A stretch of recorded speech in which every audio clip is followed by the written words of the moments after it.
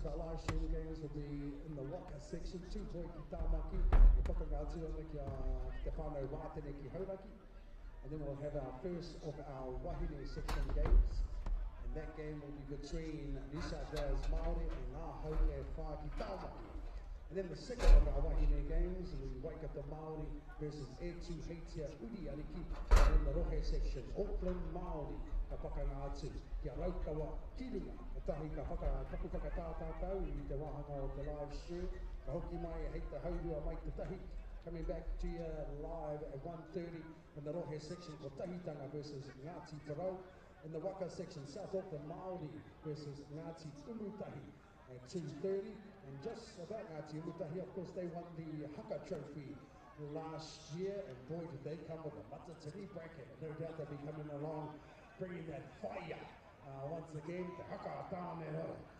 Ka kite I roto I te roa ngake o te rangi nei, so that is another trophy, prestigious trophy that will be up for grabs this year once again, the Haka Trophy. So tukuna tō koutou katoa, tukuna te wāwai, takahi, ka rūmai a papa, tukuna ka pute ngā patu, tukuna ka whētere te arero, whiua ki a rangi, whiua ki a papa, whiua ki te ao katoa. So go hard in your Haka whānau. At 3:30 we have Hokianga Storm versus Ngāti Umutahi, and that is in our wahine section. And then the roundup, our live stream action today will be in the waka section, Toka Māori Ngāti Naho versus Counties Māori Rugby League.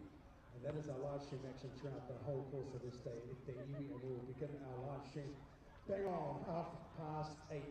And just a reminder to all our teams as well to make sure that if you are performing a haka today, that you do get to the fields at least 5 minutes prior to kickoff, and then that will ensure that our games start on time, all right? And just a reminder also, when performing your haka, you are not to cross the 40-metre line. Doing so will result in a penalty to your team and could potentially have one of your players sent off before the game is even started, all right? So make sure you stay behind that line so that our haka judges don't take any marks off you for breaking the rules, man. That's -10 points right there. Now, fine? So you make sure you get there 5 minutes prior to the game starting, Vane, so we can start our games on time. Now, fine? Atu I tēnā, takena I a papa tuanuku, nā ia koe hi koe haere ana ka ki te hirapihi, kei takoto mai ana I rungi a papa. Don't be that guy and just walk over the top of it. No, pick it up, throw it in the bin. Taki a papa. Big shout out going out to our sponsors as well, One Foundation, Above Productions as well for bringing us the live stream action. And of course, Aotearoa New Zealand Māori Rugby League. Koutou Wiri, ka mahi nei ngā mahi. Ka tūtai au te mea ngā kaupapa.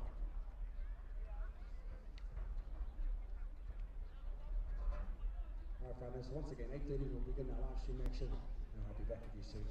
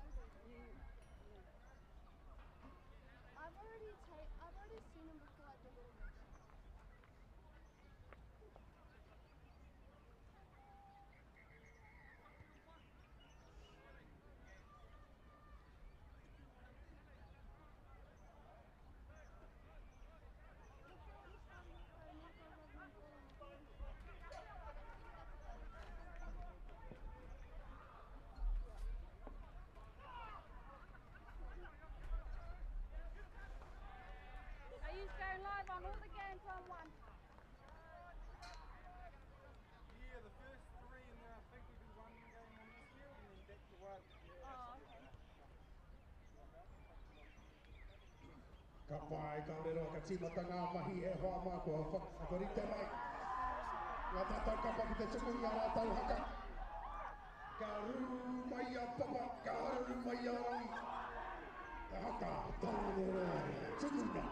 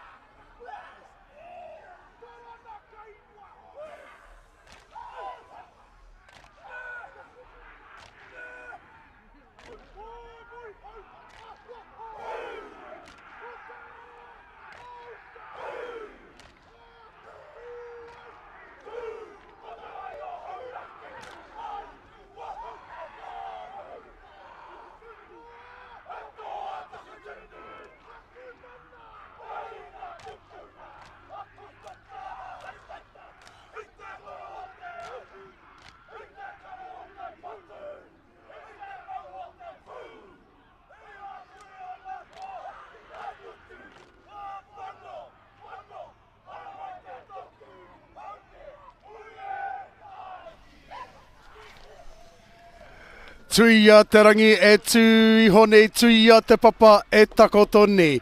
Tui a ko te taura herenga waka, te taura herenga tangata.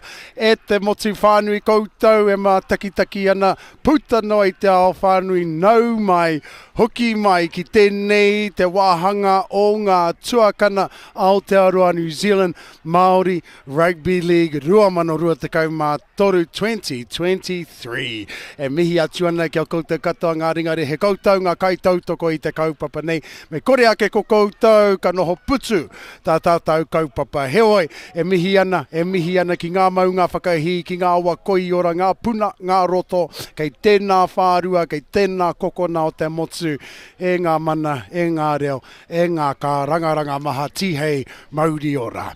O tia, ko Pātara Beramana hau, I am one half of the commentary team this morning, and joining me is the man himself, me ki he tāne pū Rotorua wātu nei, he's a bull on the field, and today joining me in commentary, Namu Puru, ngā mihi kia koe te tuakana. Morena there, Pātara. Thank you for that little introduction, my bro. More of a cat these days. But yeah, be beautiful to be here in what is the 30th year, bro, of Tuakana. Started in 1993 back in Petone, Wellington. Absolutely. Bob Daidi took, of course, the whakaaro to have a standalone Māori tournament back in 1993 to the then Board of Trustees, and the reply that he got was, well, who are we to stand in the way of such a great idea like that? And so he took it upon himself. He planted the seed, as you said, in Petone, and Te Whanganui a Tara. And from there, of course, we've seen this kaupapa flourish. We've seen and now seen the fruits of those labours of all of those who have put in the yards over the years to make sure that this is a successful tournament. 30 years on, and here we are, my friend. You spent a few times yourself as a player, now part of the commentary team. Any memories there, my friend, as we get into kickoff right now in this game? Oh, heaps of memories there, Pats, but I thought we'll get into this game. Obviously, we've got Tūhoi ki Tāmaki here. Yep. They'll be running right to left in the green, white, and blue stripe, and also got Watene ki Hauraki in the black stripe. Yes, and the Watene whānau have been long-standing members of this kaupapa, and of course the big shield comes from the Watene whānau as well, and you might know the likes of... oh, look at that! That's a big bust-up from the number 9 there. Yeah, he goes all the way! Wow, and we've got an early score early on. Tūhoi ki Tāmaki. We'll try and get a replay of that as well at the iwi. Phoenix Hunt, number 9, Phoenix Hunt there, Pats. Okay, we're going to sort out our replay there, but yes, take us through that try there, Nami. Oh man, it caught us all by surprise there, Pata. We were just sort of just getting warmed up, our voice boxes, but yep, the number 9 there from Tūhoi. Phoenix Hunt, he just gashed through up the middle and beat about 3 or 4, maybe 5 defenders to score a try on the left-hand side of the field here. All right, Tūhoi with an absolutely strong start to this game. And, of course, you know, this particular team, koia ko ngā uri o Tūhoi, o mā tātua waka kei Tāmaki e noho ana. So this is Tūhoi ki Tāmaki, who just scored right there. And to get things underway here for the Māori tournament. And, of course, we are at Puketawhero Park here at Rotorua. If you have the opportunity to come down, no mai haramai, it's a beautiful day, which is quite a contrast to some of the weather that we've had over the course of this year there, my friend Namu. There's a lot warmer than the previous tournament that we had here. Yes, the sun's definitely, Tamanui Te Rā has definitely come out early this morning. Should we just go over the team list, I think, there, Parts? Yes, absolutely. I might as well go over the Tūhoi team. Ka pai. Number 1, Arapeta Baker. 2, George Smalley, but he'll be wearing the number 30 jersey. Te Oti Ramsby, number 3. Bailey Poto, 4, Tane Tikiri Ryan, 5, Tawhio Makutu, 6, Ivan Hunt, 7, Kehua Rahiri, 8, Phoenix Hunt, the try scorer, number 9, Jamal Hunt, 10, 11, Ricky Holani, 12, Wiremu Amai, 13, James Tonga, 14, Jack Pryor, number 16, Madison Tiko, wearing the number 2 is Taiapua McLean, number 20, James Baker. 23, Nolan Rapana. 24, Matiu Amaroa. Number 25, Hoani Tahuri. Ka pai, and Watene ki Hauraki kicking off once again. Big run there. Oh, but this coughs the ball up. E no noke e haere ake nei, no noke is the Māori kupu for scrum at te iwi, and of course we've just got word, of course, that there's a new resource that's been put out by our kaumātua he mana waka, ko roa nei e mahi anei nei momo mahi te kaipapāho, I te nui o ngā kaupapa kina kina, and he's put together a resource, an app, I whakamaori tia ia, ia me tana kāhui I ngā momo neke hanga ngā tūranga katoa o te riki, te whutupōro me rā momo tuahuetanga katoa. It's called Ipurangi Papāho, or Papāho Ipurangi, and you can download that app and get all the Māori kupu.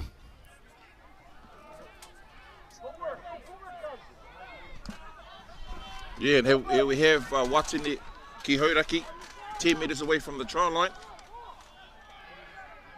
Looking to set up and middle up there. And that's Sonny Ray Hayward there. Middling up for his team.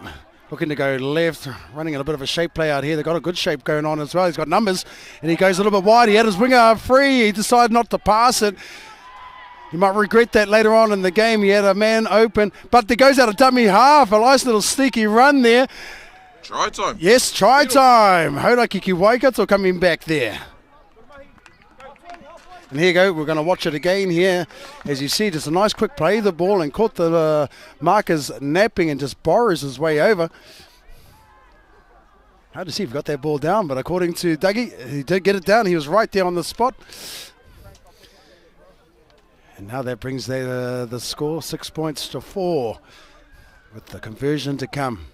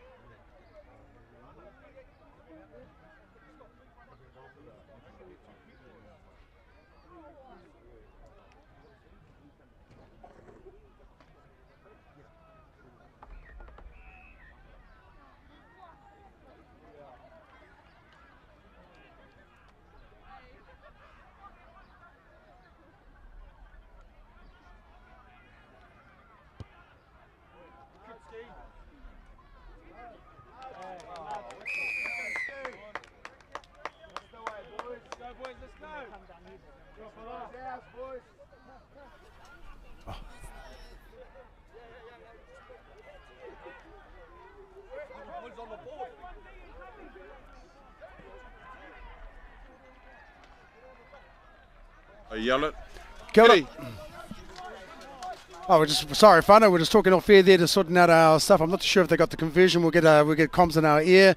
They got the 2 points, so there we go, 6 points to 6. We got a game on our hands at the iwi. He kēmu kei te haere. Tūhoi ki Waikato now putting it down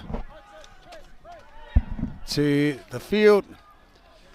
Picked up well there by Watene ki Hauraki, bringing it out of their half.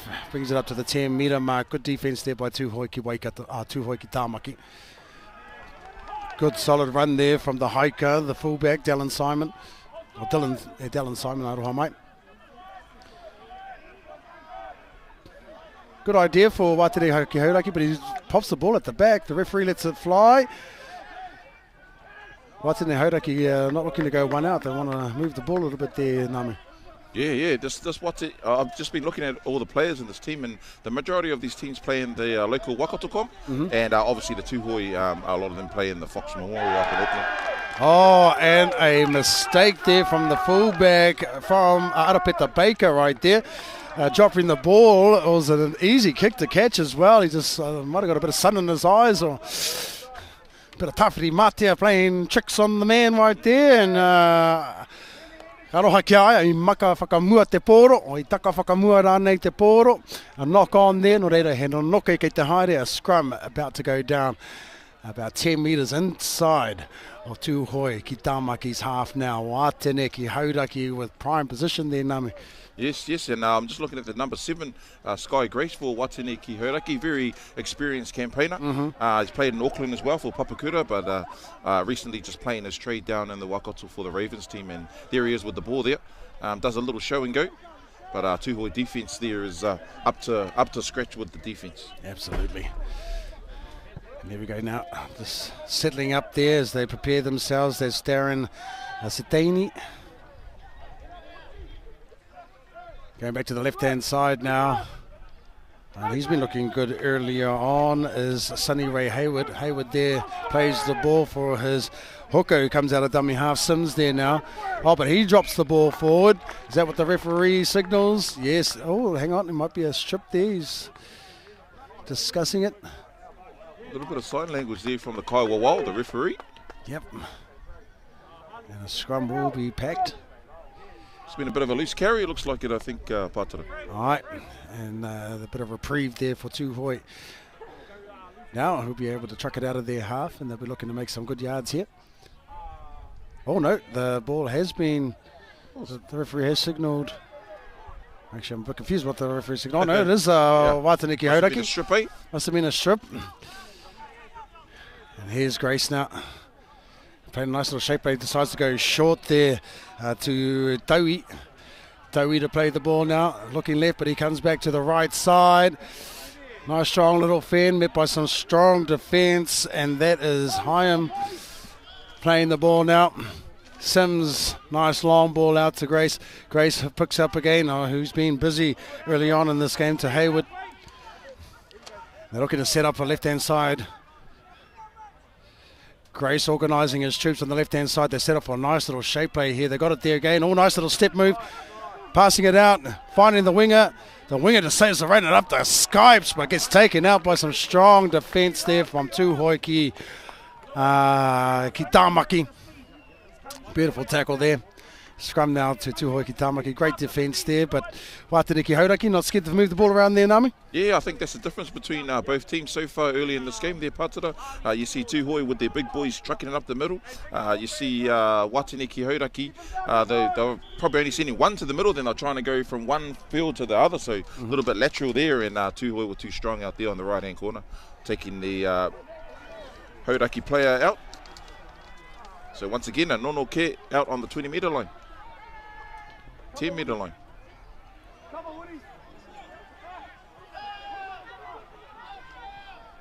There we go, there's tackle number one. Looking for a penalty was Tūhoi. Didn't come, but another big run there from Tūhoi, bringing it up to the 20-metre mark now. Oh, he does well to regather that ball and offload. Offloaded to himself and offloaded to his mate. But that was a number 4 there with the Bailey Poto. We're looking for a penalty once again. Sims there with the tackle. Oh, sorry, Hayward.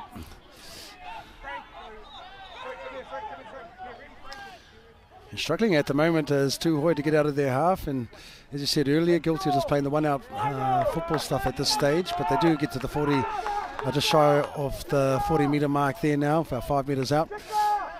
Looking to their kicker, who puts up a nice spiral kick. Beautiful. This would be a challenge. He lets it bounce, does the fullback.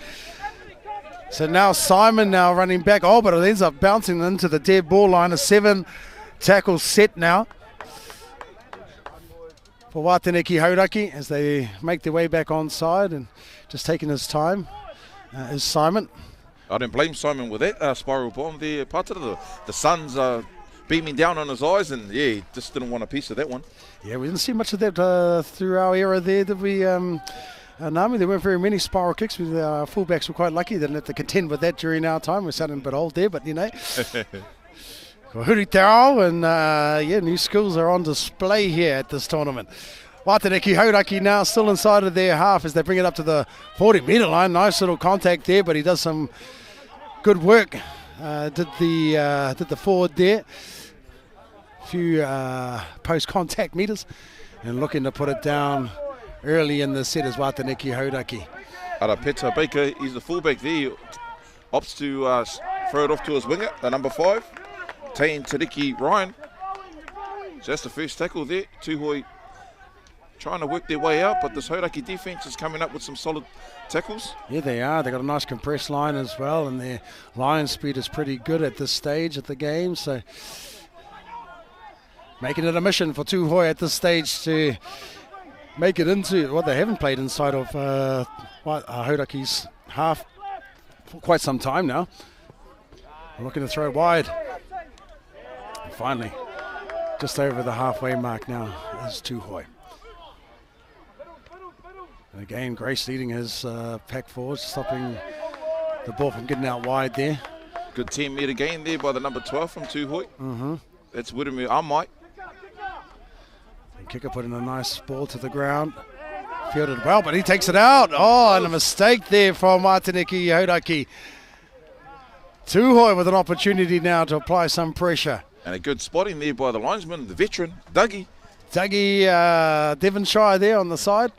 Well done there, Dougie.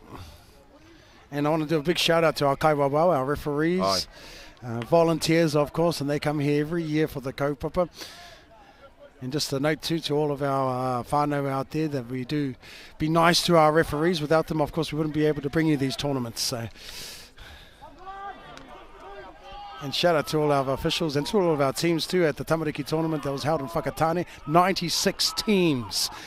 And you were a coach in that tournament there, Nami. How was that? Oh, it was bloody beautiful, mate. One word, beautiful. Seeing all of our Tamariki run around. But here's Tuakana hot on attack, 10 metres away from the try line.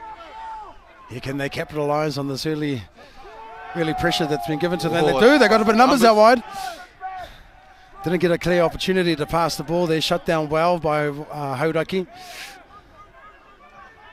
Now Hodaki having to defend their line. Oh, there's that try score again. Yeah. Hunt. Oh, look how strong he is. And he's going all the way. He could go all the way. And does he get it down? The referee shook his head. Kyle. Oh, held up. Bertha. Held up. Our other. Okay, so he'll have to bring it back 10 metres. It's the 5th and final as well. Signalled there from the referee. It's been very impressive early in this game. Phoenix Hunt, the number 9. Yeah, no doubt. The selectors will be taking note of that as well. The tournament side will be chosen from this as he puts the ball to the air. It's a beautiful weighted kick. Oh, and another mistake from the winger picked up. Try time and under the post. Tuakana hit back. We'll watch that again. Here's the kick. Beautiful. Beautiful, weighted. Too much pressure put on the winger there and he couldn't secure the ball. And the number 3, the centre, picks up the spoils and takes it under the post. Wati Ransby, yeah, he collected that ball. And I think one of the Hodaki players, the winger, can't quite see his number.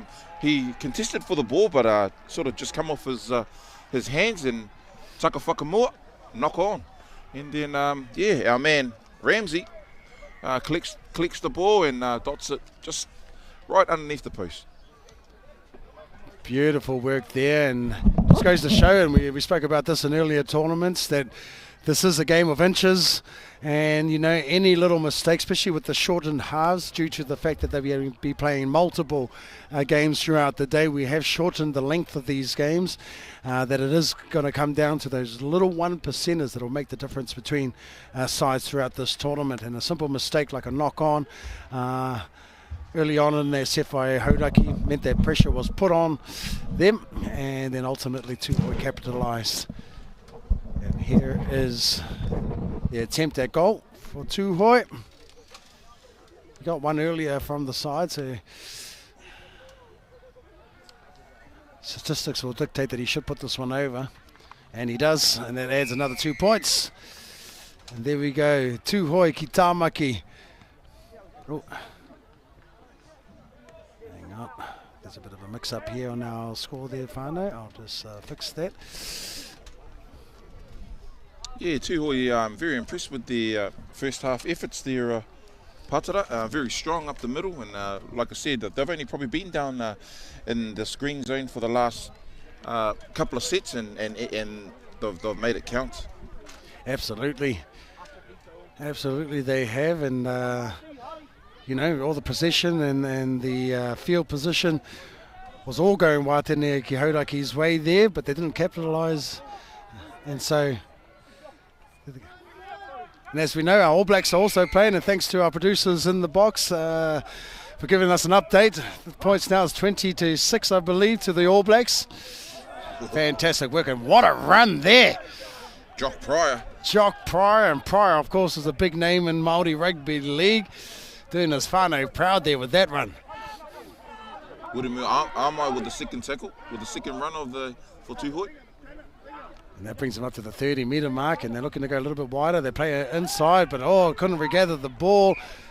Knock on both ways, says the referee, so a scrum will be packed, unfortunately. And this is what we we're talking about earlier, Namu. You know, a simple mistake can change the momentum of a game, and now Hauraki have an opportunity inside of Tuhoi's half to capitalise and put some points back on the table and answer the last try scored.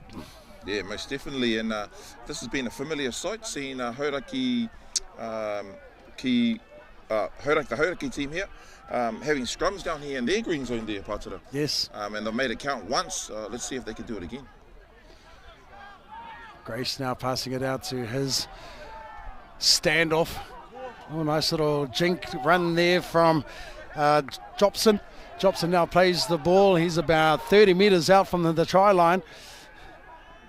And here comes the second rower, Tawera. Just shy of the 20-metre mark now. Sims from dummy half looking for Grace. Grace now with the ball. Drops it back inside to the number 5, Husband. I wonder if that's Dale Husband's boy. Of course, he's also part of the Watene whānau, Dale Husband, a commentator extraordinaire. Grace now with the ball, throws a long one out to his centre, but read well by Tuhoi, and that got shut down real quick. And that is Taui now to play the ball. Coming back to Grace, is organising his trips well.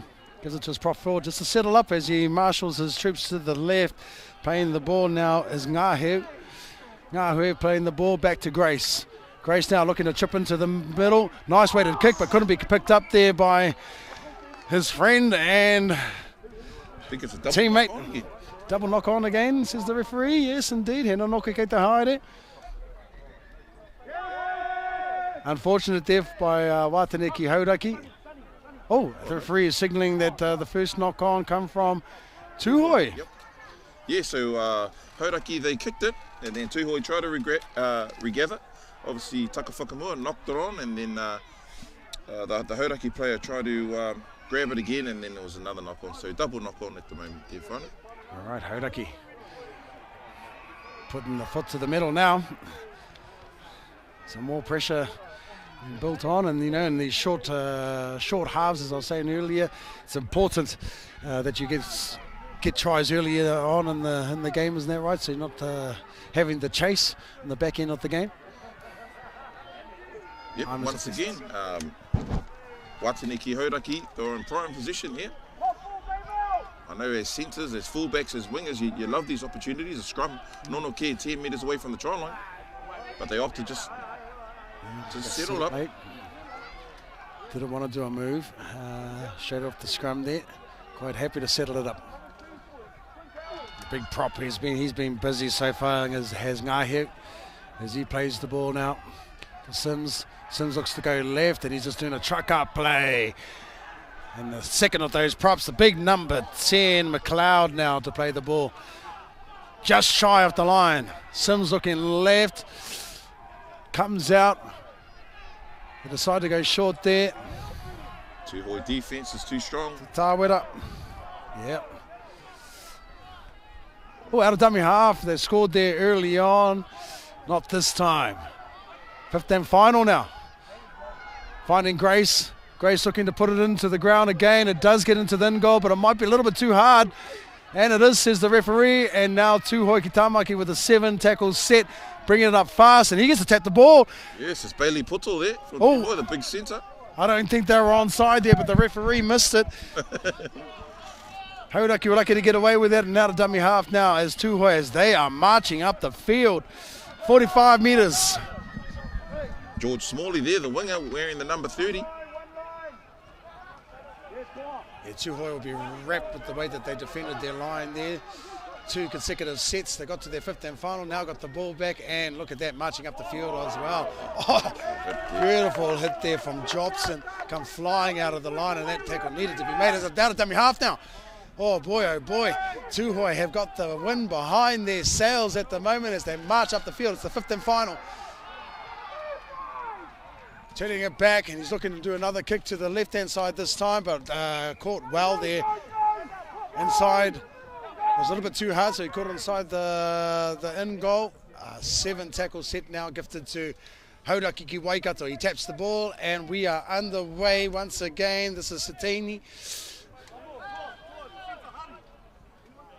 Making a good 5 metres from the 20 there. Nice little dart from dummy half.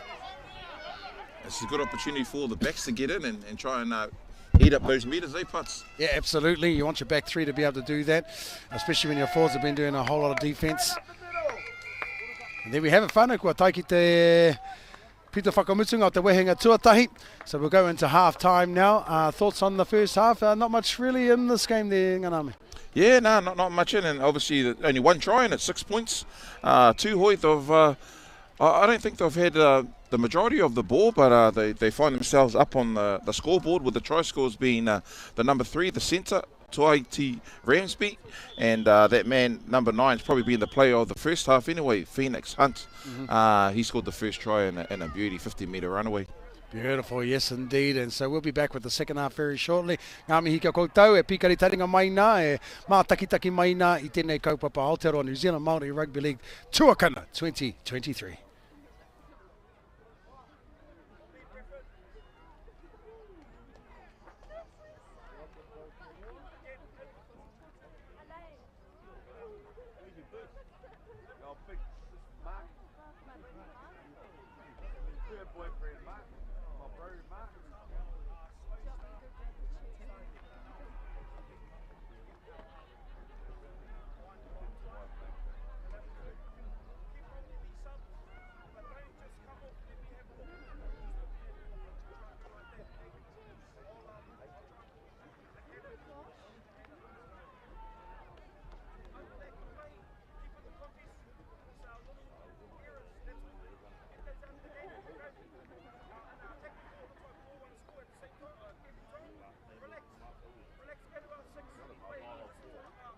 That brings us to the end of the first half, and boy oh boy, there's some awesome skills on display here today. Ngā mihi, e ngā mana e ngā reo, e ngā kārangaranga maha tēnā koutou katoa, tēnā koutou ngā kaitautoko. Don't forget also, whānau, e tikana kia mihi a tātou kaibabao, our referees. And just a reminder to all of our spectators out there, be nice, be good, and say nothing but happy things towards our referees and towards yourselves as well. That's something you can say to your father that's playing out there. Pido is the Māori word for try. If you're looking for a penalty, you say, hey, te kaua wao, hāmene. Hāmene means penalty. Ara he te hiku pukataya. Kari a te kauwai. You want to say that, run it up the stripes or run it up the guts. Tikuna tātātou reo kia haere there. We've got whānau and our media team walking around, and who knows if they can hear you talking roto I tō tātou reo, ka meha meha tō tātou reo rangatira. Tērā pia, tikuna he koha ki ako. You might be able to get a prize coming your way as well. Don't forget, take out papa tōne kua no hoki e te iwi. Ka tātou ki te taki te papa. We see the rubbish or the rāpihi on the ground. Don't be shy. Put the rugby out, that is provided throughout the park. And so your rubbish inside the rubbish bin. You better have it not thrown on the ground in the first place. Take it to the bins. Come on, Māori, Hama. Tika nā koutou rāpihi ki roto I te rupipi rāpihi. Papa? And a mihi also to our Rotorua Council, Aotearoa Hiki, whakarite mai, I ngā papa. Beautiful, beautiful conditions here today. And our fields are in immaculate condition as we're about to kick off the second half of our matches. Kaha kia toka manaonu, tātou katoa e hoa.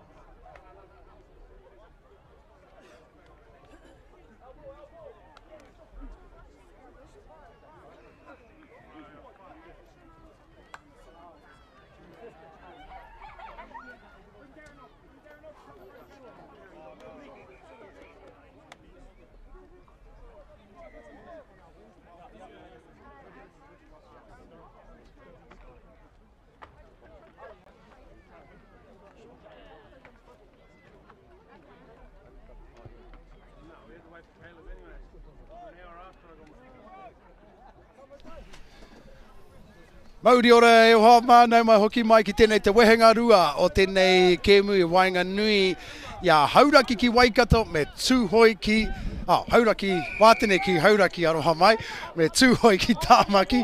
Throwing a Waikato in there for some reason, Pātara. Heoi, Pātara Berriman, Namu Puru, we are commentators this morning as we are underway in the second half of this fixture. Running left to right on your screens, tūhoi ki Tāmaki in the white and green, and Wātane ki hauraki in the black. And as you can see, whānau, tūhoi ki Tāmaki 6 points in front at this stage. As Wātane ki hauraki looking to bring themselves out of their half now, trucking it up. There's a big number, 21, and he's been busy, Jobson. He was busy in the first half, and I don't think he's been subbed yet as Grace puts it down now. Nice kick. Off the legs, goes back to the fullback now, who brings it back. I think that's the fullback. Can't see the number at this stage, but nice opening set there from Wātane ki hauraki, Namu. Yeah, yep. It was the putts. Obviously now Tūhoi with the ball now. Wātane ki hauraki started off with a bit of a hiss and a roar. Yeah, and it looks like the coaches have had a word to their team as Tūhoi in the first half were looking at trucking it up the middle, but this time they're throwing the ball around a bit more, so looking to get on those edges. Yes, I think both teams, the coaches would have had a stern word to both of the teams because both of them come out, running a bit harder. Their line speed on defence is very impressive as well. Yeah, that was a good run there from the number 3, Ramsey. 23 that is. That's Rapana. Middling up now is Tūhoi. Going to the left-hand side, I believe it's the 15th final. He puts it up. Nice. Another wobbly one. Oh, but yeah, caught well there from Simon. And he takes it, plays the ball now, coming out of dummy half, but read well by the markers, and they shut that down real quick. Tūhoi with some good early defence there. Hauraki seemed real bunched at this stage, though. Yes, they do. Everybody's just bunching up into the middle. And out of dummy half again, the back 3 doing their job, giving their forwards a little bit of a rest after all that defence that they just had to do. And back out here to Jobson, who has been absolutely... Oh, sorry, this was a Jobson. My bad. Oh, that is and the intercept there by the speedster. Oh, look at this. Score in the first half. It's number 3. As we look back on the replay there, Parts, talk us through this, please, my mate. Yeah, just guilty of trying to pop the ball out there, and it was a little bit too hard, I think, for his teammate. And then, once again, picking up the spoils to score another try, and as he did in the first half, of course, picking up that loose ball from the high kick. And so, once again, Tūhoi ki Tāmaki picking up the spoils from mistakes from Hauraki ki Wātane ki hauraki. Oh, and that's his name, the man himself, Tuakana Ramsby, showed a good set of legs there to race down the sideline there, Pātara. Yeah, Ramsey just seems to be in the right place at the right time when it counts. And of course, Ramsey is another famous name in the Aotearoa New Zealand Māori Rugby League circles. Neville Ramsey comes to mind. Played many games for Aotearoa New Zealand Māori Rugby League and for Tāmaki as well. I think he's still going now, still playing Masters, and still looking fit as a fiddle as well, for Neville Ramsey. Yeah, he momo tērā tangata, isn't he? He's just one of those ever-ready batteries that never runs out of power. Small in stature, but big in heart and big in skill as well. Te kupu Māori mō te try there, Pātara? Piro. Piro is the Māori word for try, and I believe that crosses over to many sports as well. And pahe ki te poro, basketball, piro for goal as well. So, koia and conversion is te whanatapiri, iai kia mātou o ta mātou kāinga, or, the conversion, so whanatapiri, and right in front of the post, and he doesn't make any mistakes there. Adds another 2 points to the tally, and Tūhoi ki Tāmaki with a massive lead now, 18 points to 6. Just while we're at it there, Pātara, of just looking around at all the, the H2O technicians, the runners, the coaches, and I could see a you know, a well-known face out there. Indeed. Yes, for the Watene Ki Hauraki team. It's the man himself, Darlin Watene Zalesniak. So it's good to see, our stars of today playing at NRL level and international level. Yes. Out there, giving back to the kaupapa. Absolutely, and that's the beauty of this kaupapa. Much like the Kuri Cup over in Aotearoa, we see some of the NRL stars going back and giving back to the Indigenous peoples of Australia, and the same happens here with Aotearoa New Zealand Māori Rugby League. We've had many NRL stars who have retired, who've come to play in these tournaments as well. Kevin Locke played for Auckland, Tamaki, in previous years. I'm not too sure if he's here again. Yeah, I think he is. Yep, I've seen his name down there in the Auckland team. Fantastic, so he's back and ready to go again. Tūhoe now with all the momentum going their way, but could be an early mistake here, but the referee does signal. Nolan Rapana with a strong, solid run. Yep, and the penalty there, just holding on too long, and a little push and shove in the tackle. Conceding a penalty. Harmony, of course, the Kupu Māori for penalty. And he finds the touchline, takes them deep inside of Hauraki's territory right now. So Tūhoe hot on attack. This is not what Hauraki wanted as well, especially late in the tackle count, to give away a penalty like that. So the try scorer looking to tap the ball now is Ramsey. So the ringer throws it into him. And he passes it on, and nice tackle from Sims, I think. Sims, Hooker, yep. number 9. Nice ball and all tackle. Tūhoe middling up now. They're standing nice and deep on this left-hand edge now as they start to look to go that way. And they do. Throwing a nice long ball. He's got a bit of numbers there. Oh, yes, but touched in the end by Hauraki. Almost got an intercept of his own there. Taka Whakamua. knock on. So that'll reset the tackle count as a nonoke is set to take place. About 8 or so metres away from the try line. Hauraki will have to dig deep here to keep Tūhoe out. Yes, they do. Every time Tūhoe is sort of around this area, 9 times out of 10, they'll score. Absolutely. And so comms is a big... So I think they've got a bit of a backline move here. We can just see them organising. No, they don't. Yeah, they decided to go inside there. There was a lot of players in motion. So he had options, but he decided to play the unders plate. Coming out to the try scorer, Ramsey. Oh, does a nice in and out. Footwork of the man. Tackle just short of the try line. So we're looking to settle up into the middle here. Oh no, they're looking to go wide. Nice line speed. Oh, beautiful line speed. And they were caught out with numbers too. They were. They had to do that. Oh, nice run here. Nice round the legs tackle though. I think that's tackle number 4 now for, out of dummy half. He sees them not coming up off the line, but well tackled. Beautiful set there. Now we're in the 5th and final. Hauraki holding them out thus far. Did they look to go wide? He puts the kick in. Defended well. Homai te paki. Wateneki Hauraki defended well there. They're under numerous pressure. And just good line speed there. Saved them a couple of times there, Namu. Pretty much their whole set of 6 were defending on their line. And like you said, you had to praise them for that defensive effort. Their line speed was very impressive. Absolutely. And that can make the difference, as they say. Tries score games, but defence wins championships. Of course, it is a long tournament at the iwi. You can lose the game and still find your way into the finals. It all depends on the results of previous teams or other teams inside of your pool.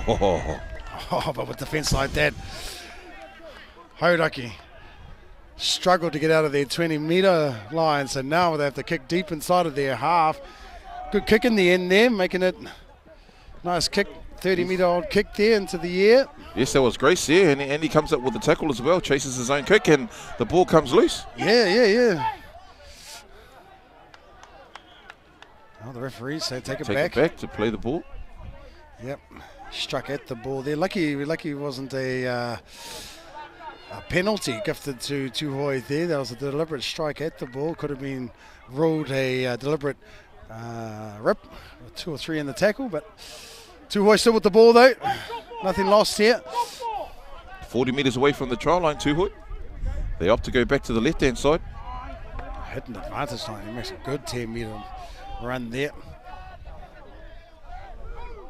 Now going to the blind side, looking to see if they can find some territory up on the left-hand edge.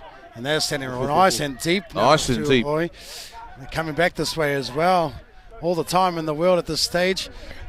Finding the try scorer. Oh, nice step again. Beating 2 defenders. Nā koia ko Tūhoi ai nei, e ngana ki te piro.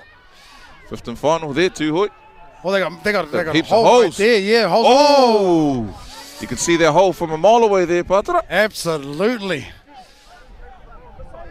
Yeah, that was a massive hole there, and I think if he had played to his played to his front runner there, they could have got a score. I'm not too sure how long Hauraki ki Watene ki Hauraki. You can hold out there. Yeah. I mean, there's still a few with hands on hope and down on the knees, and deservedly so. They've showed some strong defence in these last couple of sets. And Tika tau, Namu, there's more hope than a matatini competition, my friend. So Watene ki Hauraki, they'll be looking to try and get some good yards here, and they need it as well if they want to mount a comeback in this game. Oh, sorry, Tūhoi still with the ball. I don't know why, that's right, they're trying to go. Oh, look at that. Oh, unfortunately there, the ball was just passed a little bit too far behind the winger. He couldn't regather the ball. And so, Watene. There's a bit of a conversation happening here with our fire, Auntie Berta, and the Kaiwa Wao. Oh, I thought it was I thought it was a knock on. It's like a whakamua. But seems that Auntie Berta saw a hand in that. That's probably what propelled the ball backwards. And caused the knock on there from Tūhoi. So once again, Watene ki Hauraki on defence, defending their try line once again. Good line speed shown from them, but some good class there shown by Tūhoi. Oh, there's that man. He went on to the other side. Yeah, he's just full of energy, isn't he? And he pops an offload right there. And a try. Oh, what's the referee saying? No, the pass went forward in the end, and that was called by our Kaiwa Wao as we take a look at that again. And here we are, finding our previous try scorer. Oh, yes, he did knock it on. From our angle, we're quite a fair way away from the field there, Whane. So from our end, it looked like he tried to pop an offload, but it was just great defence there by Watene ki Hauraki in the end. And there's Ramsey, that man again, 2 tries in this game. He's popping up everywhere, isn't he? And finally, after all of that defence, Hauraki with the ball now.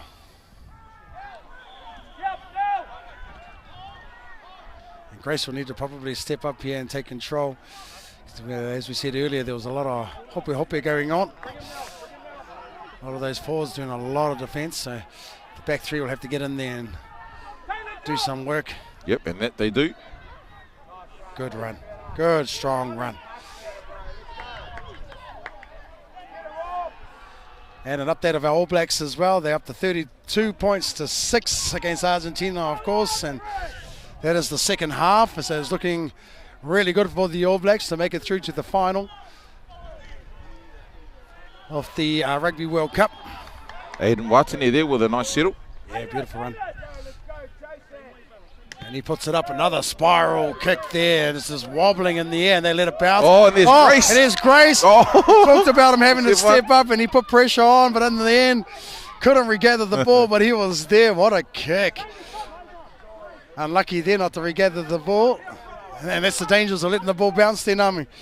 Yeah, that is. I mean, you know, that they had about, 10 chases there, but obviously the ball beat all of them. Absolutely.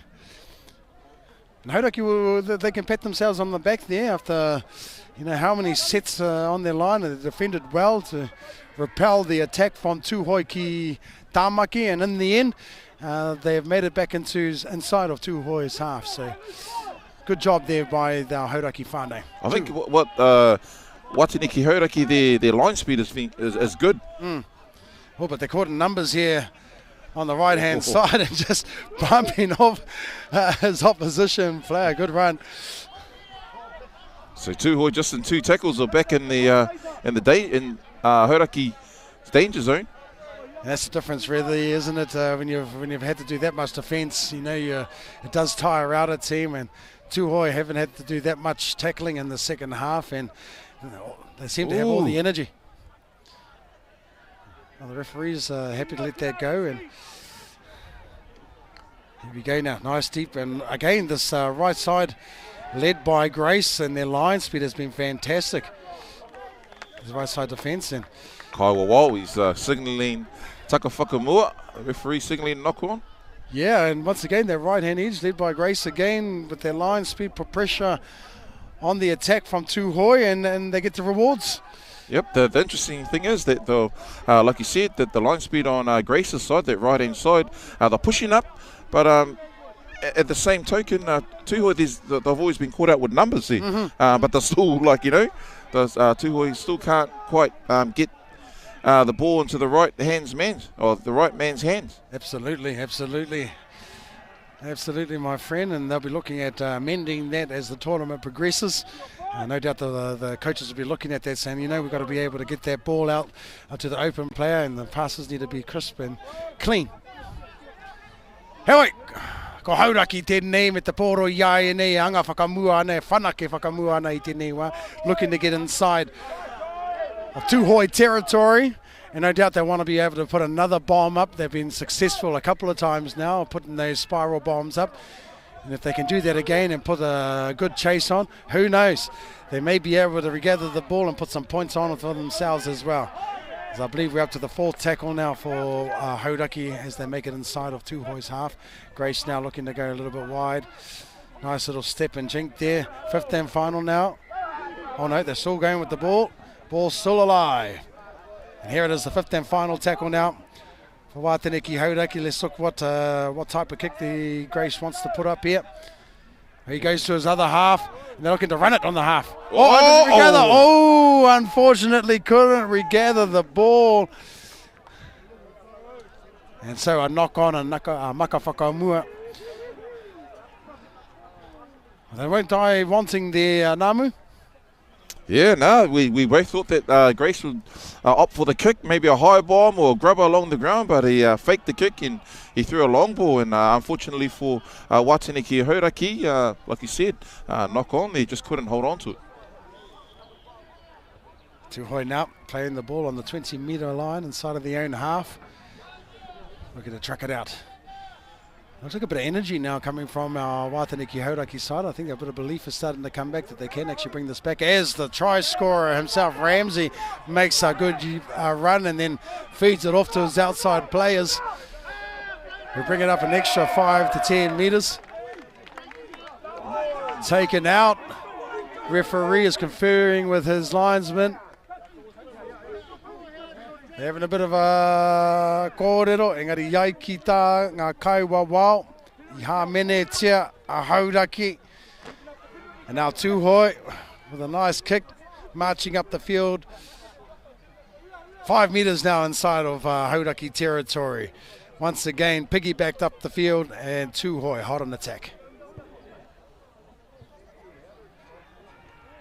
Hauraki didn't really want to do that, early on in the tackle count, give away penalties like that, and unfortunately couldn't rev up the spoils of taking the play out. Not too sure what the penalty was for, but maybe the tackle was already called and they carried on with the play. But Tuhoi now 30 metres out from the try line. Yes, definitely some strong runners here from Tuhoi, but equally the same with the defence. The line speed here is what's really helping Wātaniki Hauraki. Absolutely. And again, line speed was there, and they decided to go back inside. But he gets up again. The tackle wasn't finished. About 5 metres out now is Tuhoi. They're looking to go left. And we see that line speed come up again for... and once again, that line speed is causing problems for the attack there. There's been a lot of knock-ons in this game there, Patara, that I've sort of observed over these both halves. Absolutely, and probably a lot of these players haven't played for a month or so at the end of their respective tournaments throughout the motu, and I suppose little cobwebs there and combinations and stuff like that need to be looked at as well, as some of these players probably haven't played together. And of course being the first game of this tournament, early hours in the morning, and usually don't find their feet until the afternoon, but in a tournament like this, it really is how you start the game and also how you finish the game as well, but more so how you start the tournament can put you a leg up in this competition with multiple games being played throughout the day. Yeah, most definitely. No time to muck around. You know, obviously you only got a limited time to prepare during the day, and then like you said, this first game here is a good chance for everybody to blow out the cobwebs. Okay, now Wataniki Hauraki gifted a penalty now as they look to find touch, I believe, or they should do. Yep, the half is talking to his forward. Forward wants to play the ball. Kaz. Just wants to get onto it, he just wants to run it. That's why it's better that the halves make the decisions in this game here, whānau. And Tukuna mata whaumui. The harmony was for head high. Kupu Māori head high there, Patara? Upoko pakaru. No, I'm not sure. Something like that, eh? Something like that. And she will have to get that app onto our phones, whānau. Papaho Ipurangi is the name of the app, which will be launching very soon, thanks to Hemana Waka, and we'll have all of the Kupu Māori for all of those different infringements and plays and positions as well at your fingertips. A fantastic resource that will be gifted to Te Ao Māori. But Wataniki Hauraki now looking to shift the ball. Met well by some great defence. Now it's Tuhoi's chance to show what they can do defensively on their line. Oh, and he just makes a little error, a little mistake there up on the 5 metre line. And obviously disappointed with that as well, but Tuhoi happy. A bit of high fives going on there. They defended well. And so here we go now. Henonoke Hariakine. Not too long to go now in this second half of the first game of the tournament of our live stream. For the whānau out there, if you're wondering why these games are not 40 minutes, as I said earlier, they have multiple games throughout the day. It'd be a bit hard having 80-minute games, 3 80-minute games in one day. And so we shorten up the halves so that we have heaps of energy for these players when they play their next fixtures. So Tuhoi breaking up to the 20-metre line now. Ramsey's calling for the ball out here, the double try score, and Hunt here, the other try score, he just busts the line quite easy here. Hunt, he's very strong. A big there he goes again. Very low to the ground, making a good 40-metre run up the field. Yeah, he's had a fantastic game, and every time he runs the ball, as you said, he makes massive yards. That's a testament to a good hooker. He knows when to run, when not to run, when to pass the ball. Yes, and he another penalty there, yeah. Gets a penalty for his team for his awesome run, and he was trying to just get up and quickly play the ball, but Hauraki, they were trying to hold him down a little bit, and the Kaiwa said, no, none of that. Yeah, you got to get off the player. Yeah, I don't blame them for giving away that penalty as well. They were on the back foot, and sometimes you just need to give away a penalty so that your defensive line can sit and not have a staggered line while all the momentum's in the opposition's favour. So not too bad of a penalty there. It was in the early stages of the tackle count as well. Now they have a set defensive line, and we've seen what they can do, this defensive line when they're set. So let's see if they can continue to hold out Tuhoi. Urumu Amai with the run there, earning his team about a good 8 metres up the try line. Here's the big number 10. He's been busy as well. He's very strong, beating one, beating two, carrying another player over the try line. Piro. That's the number 10, Jamal Hunt. Ka pai, and we'll look at that again. It was just pure strength there, Nami. Yeah, just pure strength, like all good props. Runs to the halfback, puts his big fend out, pumping those legs, those wawai, right underneath the post. Piro. Try time. I suppose all of that defence that Hauraki have had to do in the second half is finally taking its toll. As we hear the hooter now, and that'll all bring us to the end of this game with the conversion to come. So Tuhoi ki tāmaki. E riro ia rātau te wikitoria i tēnei kēmu tuatahi. O tēnei rangi tuatahi, o tēnei whakataitai nui whakaharahara, ara ko ngā Tuakana o Aotearoa, New Zealand, Māori Rugby League, rua mano rua tekau mātoru. We'll stay here and look at the conversion. Now every single point counts in these types of tournaments at the iwi, because it could be that you finish off the 2 rounds or the round here today on equal points with another team, and it will be a count back, points for and against. That could make the difference between you advancing on in this competition or not. too hoi ki tāmaki in the end, too strong and probably too many mistakes from Hauraki ki Waikato. What's your thoughts there, Namu? Yeah, very much so, Pat. You hit it on the head there, Tuhoi. In this game, round one, too strong for Watene ki Hauraki. The try scores here for the Tuhoi team, where the centre, the number 3, Tuati Ramsey, he got one in each half. Then you had Hunt, I'm not too sure if they're brothers or not. Phoenix Hunt, he scored the first try of the game. And then his brother, could be his whanaunga. They're both from Aotearoa. Jamal Hunt, the prop, the number 10. But you know, Watene ki Hauraki, they can hold their head up high.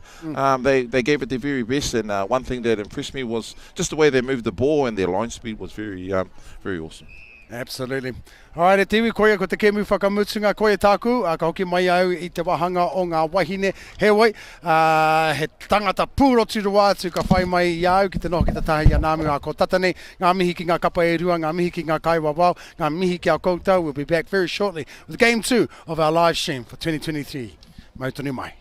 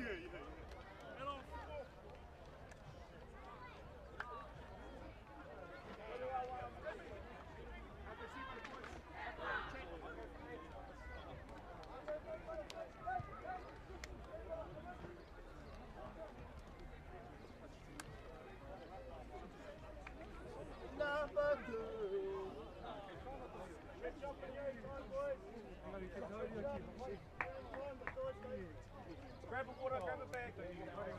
Grab a...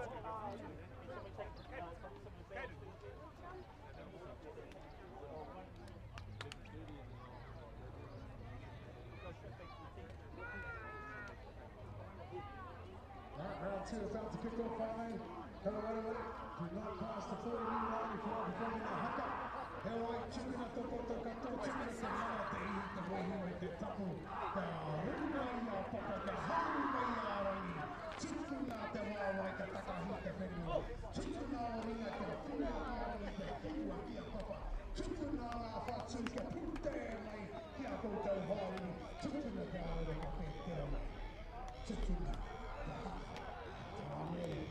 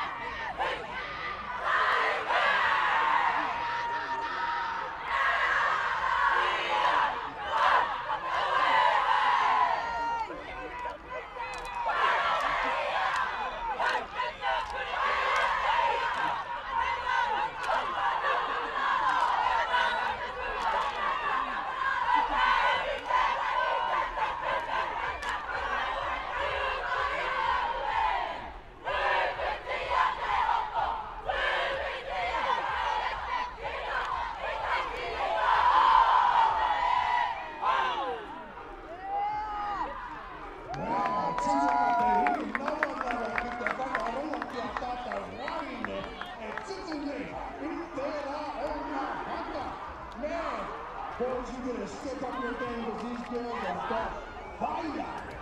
Pai wahine ana.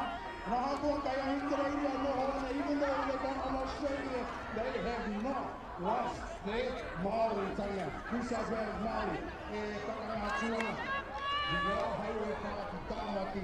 In the first of our wahine live stream games, don't forget to let your partner know they can tune on in to the live stream to check out the Aotearoa New Zealand Māori Rugby League Facebook page for the details and the links to the live stream action. Absolutely fantastic display of ihi of rehi. O te mana o te. Man, it's going to be a fantastic fixture right here, our wahine. As our referee now is calling for our ball, if we can get a quarter out there. Get up the field, huh? Get up the field, boys.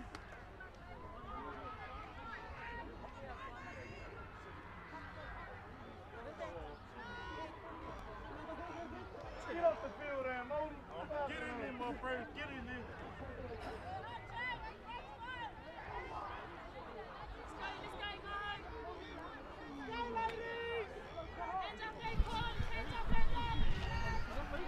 Tēnā nau mai, hoki mai te iwi, welcome back. Hey, new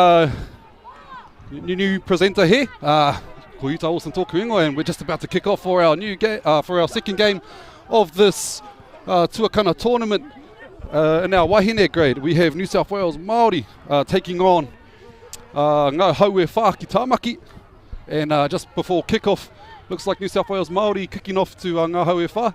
We'll just quickly go through the team list. So for New South Wales Māori, wearing number 1, Lillian White, number 2, Amber Johnstone, number 3, Crystal Weeks, number 4, Grace Lee Weeks, number 5, Hannah Kingike, number 6, Rosemary Beckett, number 7, Shekinah Edwards, wearing number 9, Jashana Hauia, number 10, Ruby Jean Kennard, 11, Rima Butler, from the Newcastle Knights, I believe, played in the NRLW. Wearing number 12, Ula Marie Time Crib. Number 13, Onisha Masi. Number 14, Jay Patu. 15, Taina Clark. 16, Tidia Anderson. 17, Rachel Simpson. Wearing 18, Sydney Lee Cherrington. 19, Anita Nelson. Number 22, Talenza Nelson. And 25, Ambrin Murphy Hoa. And that is the New South Wales Māori Rugby League team. I'm joined here with my man Nams. Nams, how's it going, my bro? Good, brother. It's obviously second round here. First round was ecstatic, and our wahine, they started the haka with a hiss and a roar, and they started this game with a hiss and a roar too. Good to see you there, Utah. I'll probably name this team up when we get a break, but thought we'll get straight into the action. Yeah, so just a little bit of a bobble there with the ball, but ngā haue whā ki Tāmaki get to the end of their first set and get their way to a kick. So a good first set for them, completion, and gets the ball out over the 30-metre line. Could have been 40-30 if we're playing those rules, but no, it doesn't look like it. So New South Wales Māori will just play the ball on the 30-metre line. And word through the comms is the All Blacks up at the moment, but we're here for our wahine.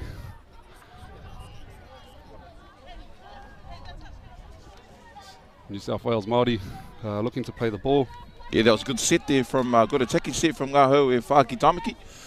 Here we go with the New South Wales Māori wahine team with their first chance to attack. So back through the middle, through the number 10 there. That's Ruby Jean Kennard. Taking it up for New South Wales Māori, about 5 metres shy of the halfway line. And back down that blind side, that right side. Nice little show of hands there, and they find a bit of space. New South Wales Māori, but the cover defence is there for ngā haue whā ki Tāmaki. Early on, you're looking at New South Wales Māori at wahine. They're looking for a quick and fast and expansive game there, Utah. Yeah, by the looks of things, and look, a good first set of D made ngā haue whā ki Tāmaki kick from inside their 40, and a bit of Taina Clark, the veteran, gets the ball over the top to the number 22 there, Talenza Nelson, actually one of the players to look out for. As we look back at that replay, ball comes out to the left and just bounce off the right foot. There was Taina Clark, and the ball over the top to Talenza Nelson to open the scoring in this fixture. New South Wales Māori going up 4 points to 0 with a kick to come. Yeah, it looked like a class act there, New South Wales Māori. That was the first attacking set of the game, and they flung the ball from right to left, and then right to left and left to right. And light to left, and, yeah. and everything in between. And, you know, you got a lot of experienced players and some, like you said, the try scorer there, one of the players to watch in this New South Māori Wahine team. But Taina Clark, she's been around for some time. Yeah, definitely. And look, finding a bit of space to that right-hand side would have pushed that Ngāhau Kitamaki defence or squeezed them into that one side, and then they shift the ball almost 2 plays later and find a bit of success in this left-hand edge. So Taina there with the try assist, and now she's looking to add the extras.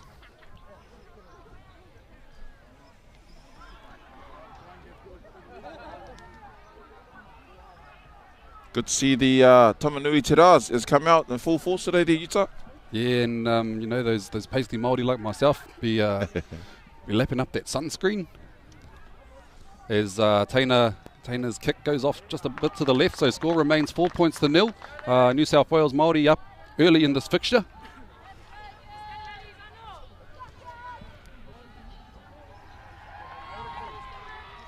So you can see the body language just on observing both teams. You got the New South Māori Wahine team, they're all jogging back into position, and you got Ngāhau Whā Kitamaki just taking their time.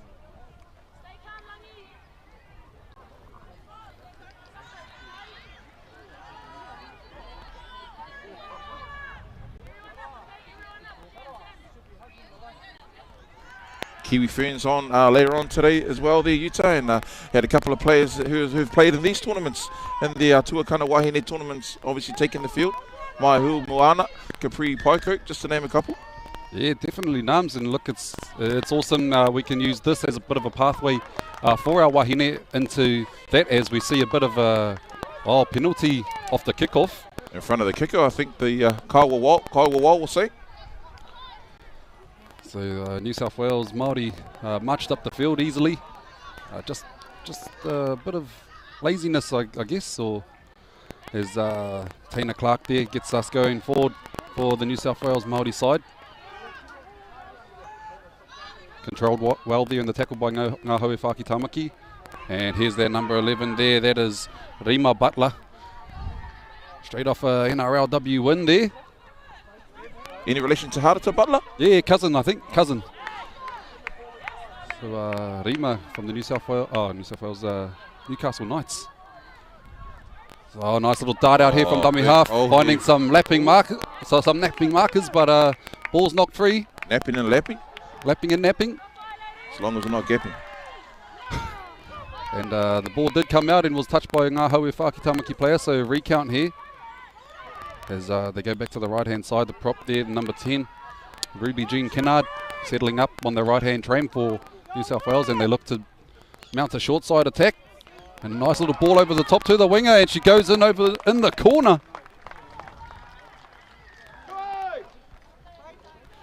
We look back at that, so... Yeah, the Kaiwa, they're just having a bit of a discussion. Yeah, we can have a bit of a look back at it. Oh, yeah. But the middle, Kaiwa said try time. He's happy with it. He must have seen your replay there, Utah. Yeah, looking back at it, I'd have to agree. Awesome skill there by the winger. You know, game of inches and able to stay in and get the ball down. So New South Wales Māori, second try, taking them up 8 points to 0 with a kick to come. Yes, this New South Wales Māori Wahine team looking very impressive, especially with their just the skill level and their speed and their fitness. 2 tries, and it's sort of been 7 minutes gone.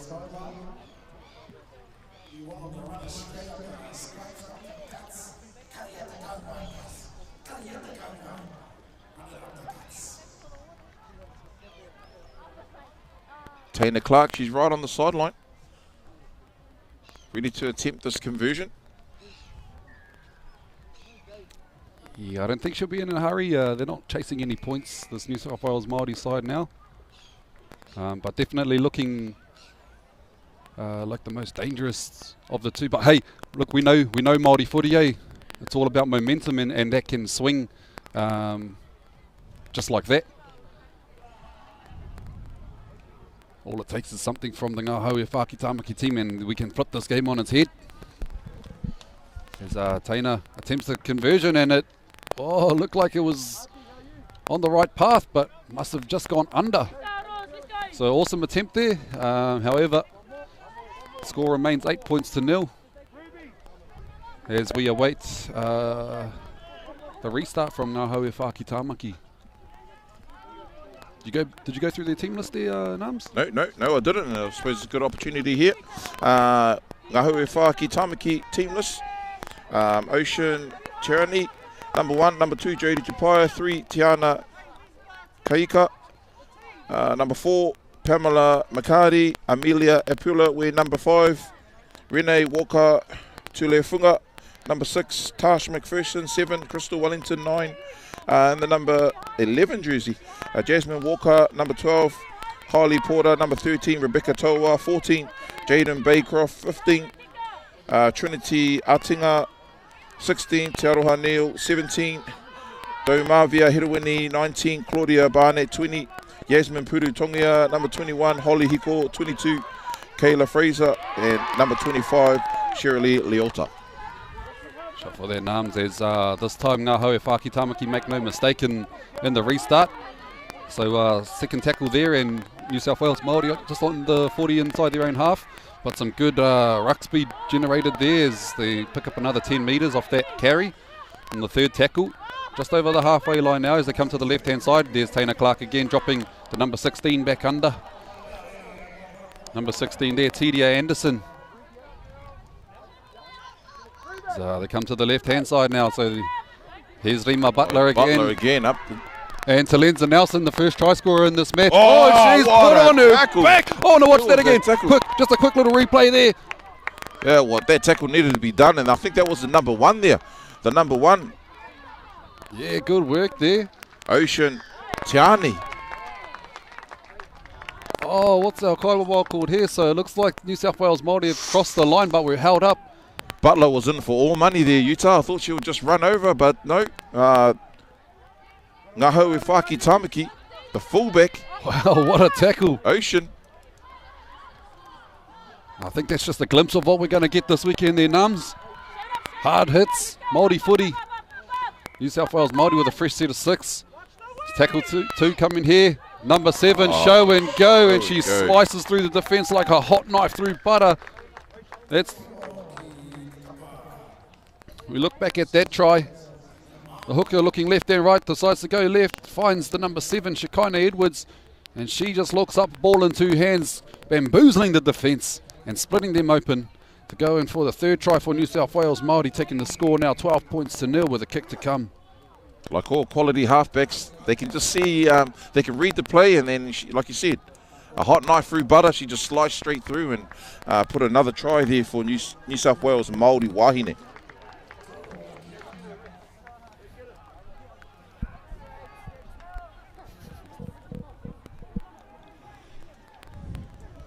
So awesome to see this New South Wales Māori team, obviously from across the ditch.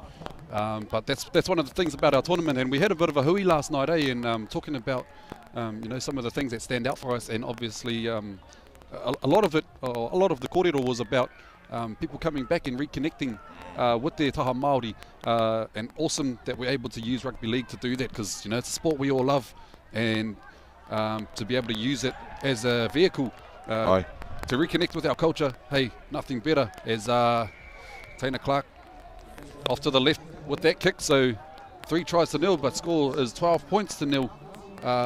New South Wales Māori up in this fixture. Yeah, most definitely, Utah, and it was a beautiful hui last night.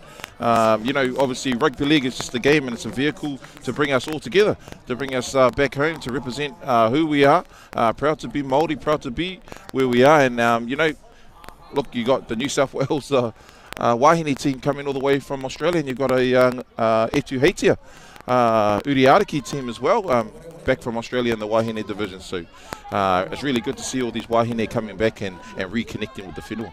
Yeah, and no doubt there's a lot of wahine, playing in other teams this weekend that have come back to represent their iwi. Yep. And man, it's awesome to see. I've seen Kotaitanga, they've got a few back from Australia as well as Ngā Haue Whāki Tamaki get us back underway, and it's a nice kick, actually, but taken well on the full there by the try scorer, and a solid hit there. This defence here shown by Ngā Haue Whāki Tamaki. That's the number 7. Tash McPherson is our first try scorer there. Talenza Nelson just settling things up back toward the middle of the field for the New South Wales Māori team.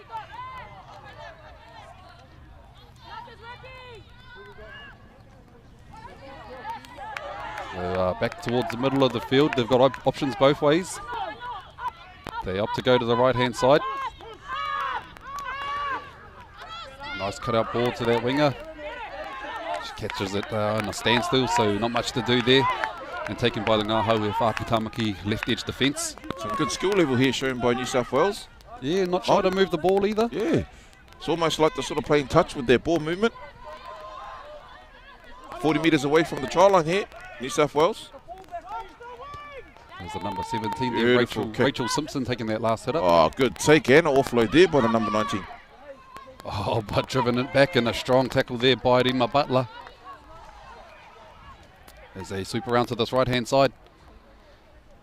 And some metres up the middle of the field. Oh, she gets an offload away. Well done. And New South Wales Māori defence had already retreated. So it picks up an extra 15 or so metres for their team. Ngā Haue Whāki Tamaki getting on the front foot now. Whoa. And some solid, we can hear that from up here in arms. That contact, man. Oh, lucky I'm not standing on their field. So they come to the right-hand side, Ngā Haue Whāki Tamaki. Nice little line there by the number 7. Tash McPherson. So well over the halfway now. So they come back toward the middle of the field. Looking to shift the ball to the left-hand side. Bit of a show and go there by the number 2, Jodie Tupaia. Orota mai o te puaha o Waikato. Catches it on a standstill. And she puts the kick up. It's a wobbly one. Yeah. Taken well there by the number 4. Yes, Grace Lee Weeks. So, hey, not a bad set there from Ngā Haue Whāki Tamaki. Worked their way up the field and now inside inside New South Wales Māori half.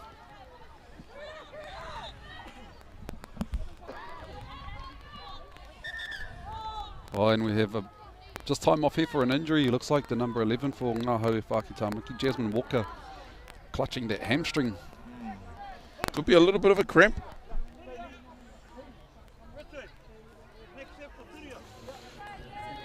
Looking to get a bit of Powerade in there because, you know, these tournaments, a lot of games and they are long days for our Kaitakaroa. Beautiful day here in Rotorua, Puketawhero Park. If you're in the area and you're watching at home on your phone or on the telly, no mai hara mai. Beautiful vibe as always down here, as well as some good kai, and no doubt you'll probably bump into your cousin. Yeah, man, come on down. It is hot. So bring your umbrella because it looks like it could be hot, it could be rainy, it could be rainy and hot. But man, have we got a display of footy on over this weekend, and it's worth it. So back underway. New South Wales Māori through the middle of the field. Come back to the left-hand side here.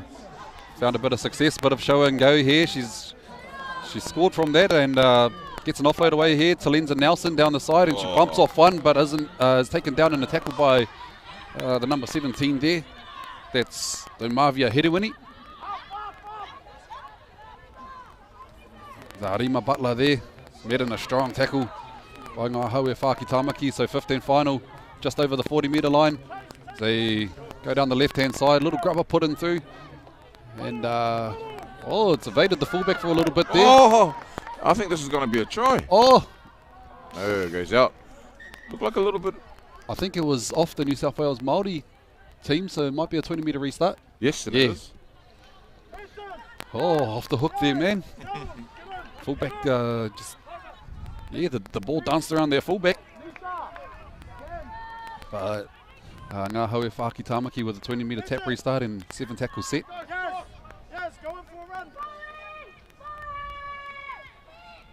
Not a bad first hit up, but running into the shoulder of Rima Butler. Probably not the best move to do. Yeah, another one. solid hit there. Shoulder. That was a number 13 with a huge hit. Onisha Masi. They bounce back straight back onto her feet. Ngāhoewhā look like they're just trying to opt for the one outs at the moment. Just trucking it up the middle. Yeah, not those kind of one outs though. As they get over the halfway line now, coming down the right hand side. Nice little scoot here from dummy half, and I think they're doing quite well at generating ruck speed. I think players just need to get up, and she's run about 20 metres in that run.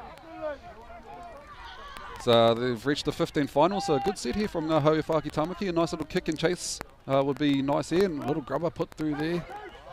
Fielded well though by the fullback, and she's found a little bit of space, dancing through players, eventually pulled down on the 20 metre line. So New South Wales Māori now with the ball. That was Lillian White there, the fullback. This is where all the back three, the wingers and the centres and your backs sort of want to come in and relieve some pressure off the forwards. For sure is a strong run there, but an equally strong tackle by the number 4 from Ngāhoewhā Tamaki. That's Pamela McCarty putting her body in front. New South Wales wahine, they're all loaded up on this left-hand corner. Yeah, a little show and go again there by the number 7. Great defence there by the opposing number 7. She's been pretty good on defence, Tash McPherson. And a nice cut out taken well there by Weeks. Work. One-on-one with the fullback. Good defence there. Yeah, I think she saw what their fullback done before. You wouldn't want to run straight at her. As they now have a nice kick across the field, and they've got the numbers out there by the looks of things. Ball's found the deck. She's evaded one, the number 17, and gets a forward pass there by the number 17. That's Rachel Simpson, who I believe she played for the Rabbitohs in the Harvey Norman competition this season. Wow, so this New South Wales team is a bit of a star-studded lineup. Yeah, quite a few girls in there, or ladies in there. So Ngāhoewhā Tamaki playing the ball about 10 metres from their own try line. Bit of a show and go to nobody.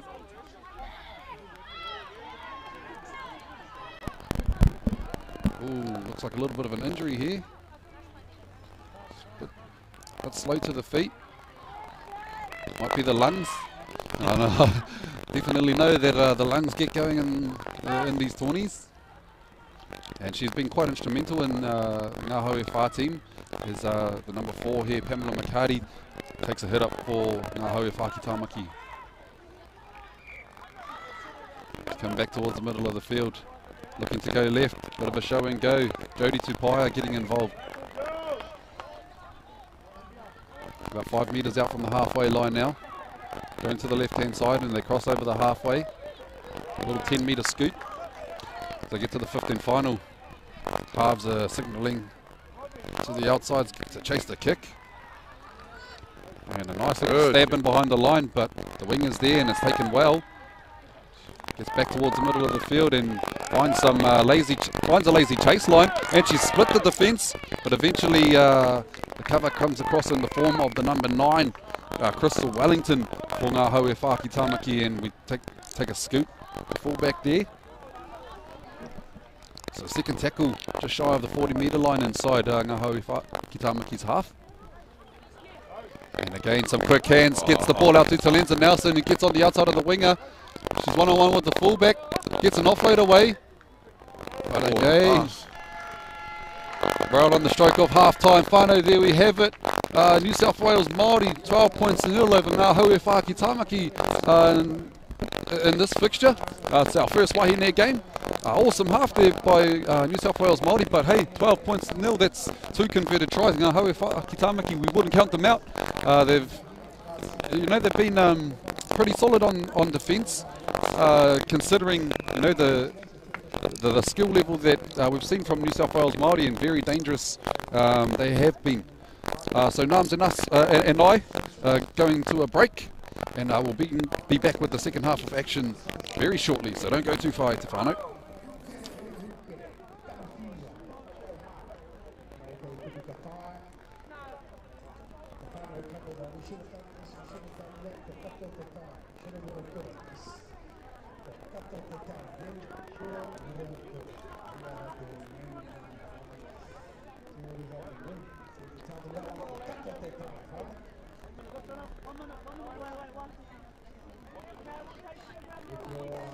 Position, and you hear your opposite moving to the left, you can say, yeah, hey, cool, be way up there. Well done.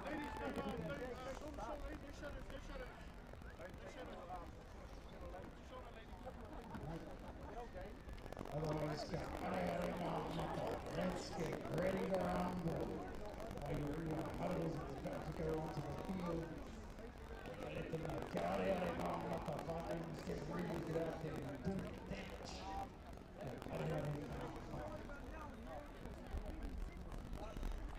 Just a reminder to all our teams that we'll be playing in round 3. We've seen some fantastic haka on display so far in our tournament. No doubt we're picking it up. We do have a haka trophy up for grabs, but we do ask that our teams get their 5 minutes prior to people performing your haka.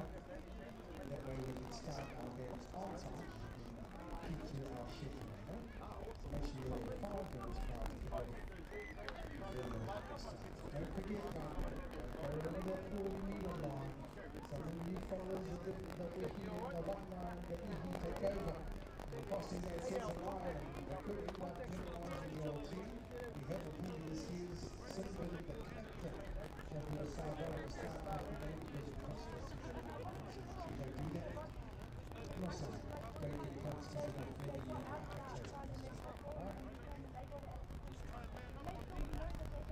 See the back of the Canada. You see heaps of people coming in to support our friend guys. They do as usual. Each of them is somebody who will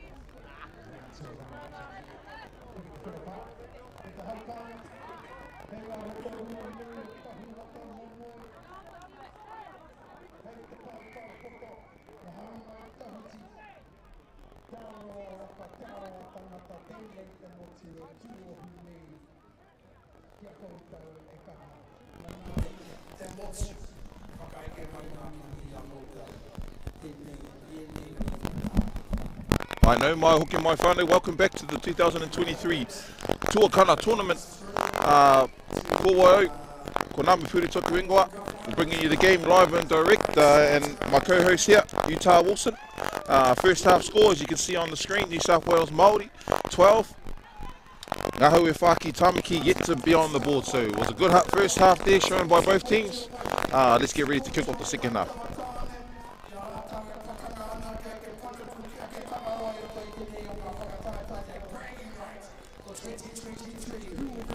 Both teams are ready to go, ready to rumble. Just waiting on our Kaiwa Wild to get us back underway. So he makes his way to the centre of the field. Ready to take charge in the second half. So we have kick-off here. Off to the left for Ngā Haue Whaki Tamaki.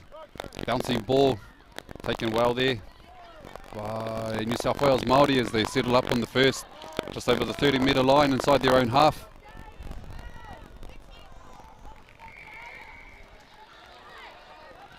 Oh, little tackle just slipped up a little bit there and she realised it and let go. Referee thought it was alright though, so we play on. And back to the middle of the field is number 16 for New South Wales Māori, Tidia Anderson. Tackled on the halfway there. And they're allowed to hold down a little bit longer in their tackle. Must have been a dominant tackle. Oh, a little show go here from one of the try scorers. Shakina Edwards finds the fullback following up on the inside, as all good fullbacks do. Lillian White with the try. Pero. We look back at their replay. Again. Show and go, slicing through. Hot knife through butter once again. Back on the inside. Good backup there by New South Wales Māori. Lillian White with the first try of the second half, which brings the score 16. New South Wales Māori. Ngāhoe Whaki Tamaki yet to score with the conversion to come. So that's the fourth try for New South Wales Māori, been unsuccessful off the boot so far. So I think in front now we could give the commentators blessing. You reckon, Arms? Are you talking about this conversion? The conversion. I'll let you take this one there, Utah. It's Rachel Simpson here, lining up to take the kick. It's like Taina Clark's just having a bit of a rest.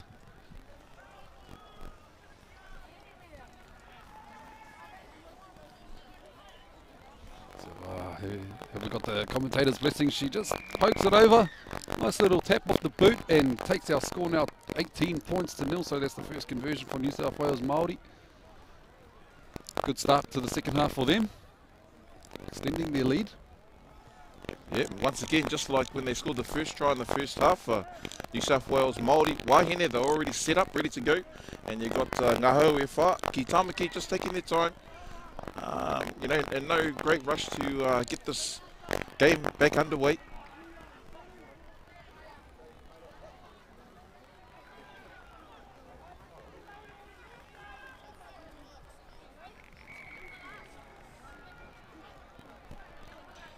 Just getting some comms through our earpieces there, Whānau. All Blacks have beaten Argentina 44 points to 6, so they'll be in the grand final next week, the Utah.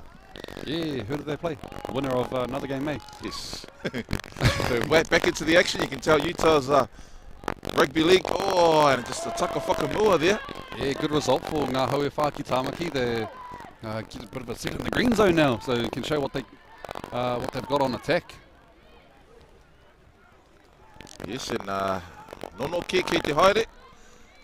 Kaiwa Wau, the referee, signalling for a scrum in favour of Ngāhoe Whaki Tamaki, 20 metres away from the try line. They look like they've got some powerful runners in this back line. So, yes, they've got the fullback sitting deep. Got the number 19 trying to do some verbal comms to her centre. The number 19 there for Ngāhoe Whā, Claudia Barnett. So the ball comes out of the scrum, taken off the back by the number 9 for Ngāhoe Whaki Tamaki, Crystal Wellington. Taken by the New South Wales defence. She's allowed to lie all over the tackle for a little bit longer there. But good ears up to the referee as the number 25 juggles the ball. Number 25 there, Sherelle Leota, I believe, played for the Howard Hornets this year. And here she goes again with the ball. Have a show and go. Oh, gets an offload away, a little flick pass. But, the New South Wales Māori defence all over it. Holding strong. Yeah, back towards the middle of the field, but nice chase out by the markers for New South Wales Māori. And she's earned her side a penalty that has the number 12. That's Kylie Porter for Ngāhoe Whā. Just holding down there, New South Wales Wahine. That was what the penalty was for. Okay, the winger, the number 2, Jodie Tupai. She drops off the. Oh, that's a nice strong run there. Yeah, and an offload away. Crystal Wellington off the right foot. goes straight into a couple of defenders. So there's a bit of space somewhere. The defence is very compressed here for the New South Wales Māori team as they go to the right hand side. Oh, Picked up off the knees. That's the number 7 once again. Let's try and get their number for you, Tefano. Yes, it is the number 7. Oh, nice scoot here from dummy half. Going past the 50. No one in front of her. Unless she hits it off the knee, she's going in. 10. And it's a jog through underneath the post for a try time there for New South Wales Māori. Yeah, we just look back at the replay. A defenders and markers just caught on the back foot there, and no, you can't afford that against the quicker players. So New South Wales Māori for their second try in the second half, taking the score 22 points to nil with a kick to come. And it was only a couple seconds earlier before this try time there, Utah. New South Wales Māori were on their try line, defending their try line. Yeah, no, looked like Ngāhoe Whākitamaki were hot on attack, and just some good line speed there by the number 7, Shikona Edwards, taking that intercept off the knees. Yep, and then that fullback Lillian White, she scored only a few minutes ago in the second half to open up the second half. She goes in for her second try, running about a good 60 metres down the middle of the field.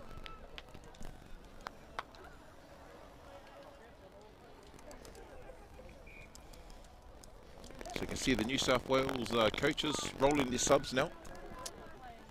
Here's that as Rachel adds the 2, so 24 points to nil.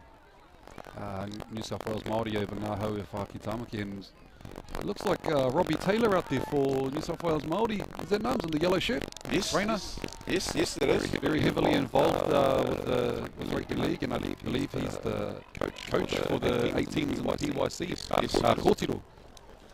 So a lot of mahi, and I believe they went to school with the New South Wales Māori team and took a bit of a training session with Tamariki at the school. So giving back, and I think it was Robbie's primary school when he lived back here in Aotearoa. So yeah, also awesome that they're able to give back to the community. And it would be good for those school kids to see a team like here that do NRLW playing in this team, and just good to see all those smiles on their faces. Getting back in Ngāhoe Whākitamaki off the left-hand side here. Oh, again.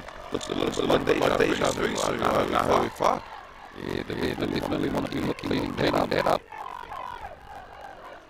Oh, we just check the lines, saying what happened there. Regardless of what happened, I believe Ngāhoe Whākitamaki will have the scrum. Yeah. Might have to stand a little bit to get close to the line as don't want to be throwing any more intercepts.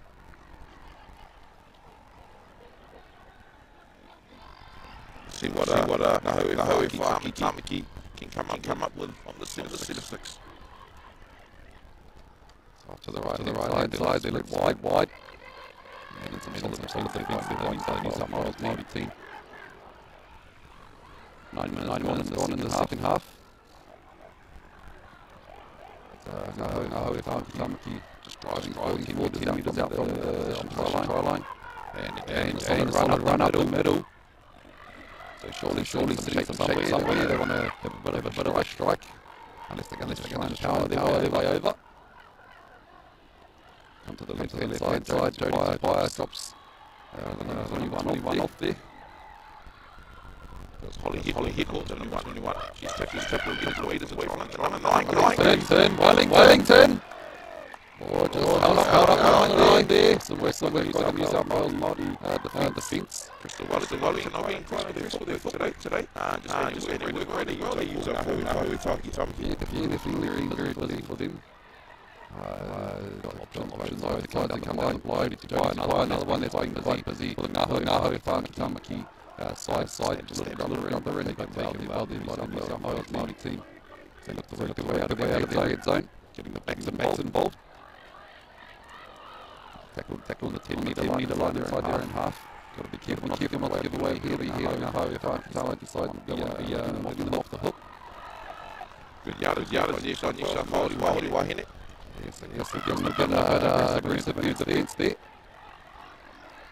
Aggressive from the marker area.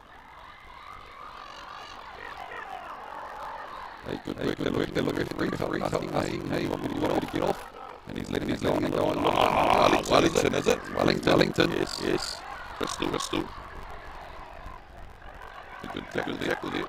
Charles, ball out there, left-hand side. Showing. There. That's number 7. Number 7. Tarsha Person. She's been very impressive as well. Yeah, I think she's come back on and Clark puts a little cover in and close to the sideline. Oh, but here's a play there. The side. Must be a little bit daunting, especially with New South Wales Māori get 100 miles an hour. Yeah, not sure what's happening. Yeah, I've seen the flag go on the sideline. That's the first time for him, so played it now if I'm side. And they'll hand the ball over. New South Wales Māori side will hand the ball over. Now on attack. And you see hair flying everywhere. Solid run, D.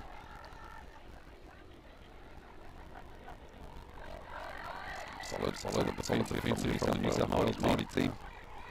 I think the arena quite easy because it's just going one moment Aotearoa, and it's just playing in New South Wales Māori hands it. Yeah, look, I don't make any meters on that run. And New South Māori identifies that being one running and they can hide enough defensive bits because Tamaki aren't spreading the ball at the moment. So it looks like it was the fourth and final. But don't play on what's happening there. So just holding on to the ball. So 15th final here. Number 19, Claudia Barnett has been the primary kicker. Find her. Steps off the left. Gets a kick in. Well positioned there. Full back. Sorry, the three Crystal Weeks. New South Māori showing go, gets the ball, and turns it over on the first, so coach killer there.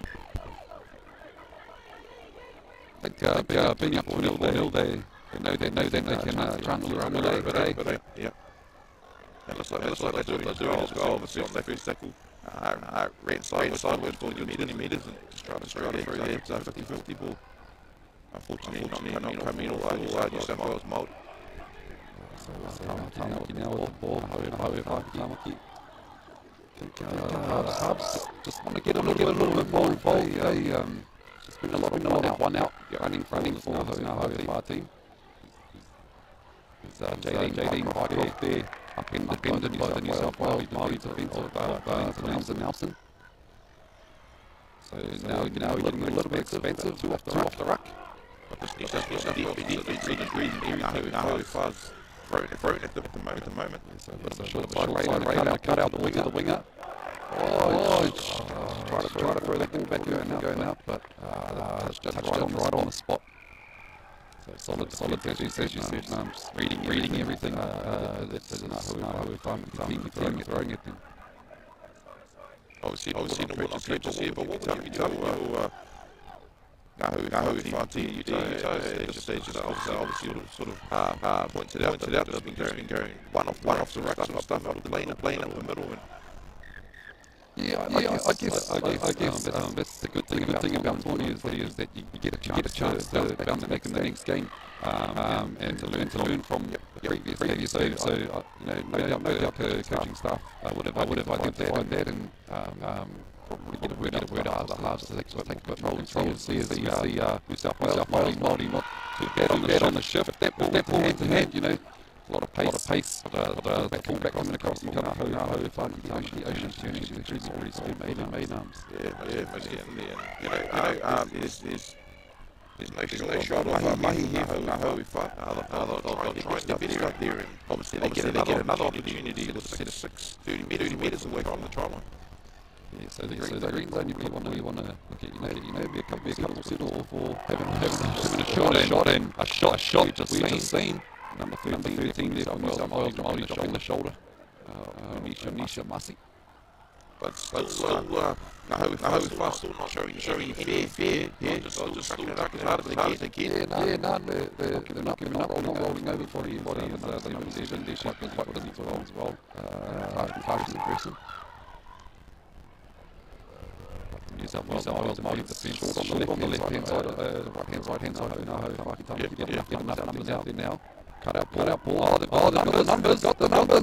They're straight and they power over. Look back at that. Numbers. Now I got the shortage of numbers out there.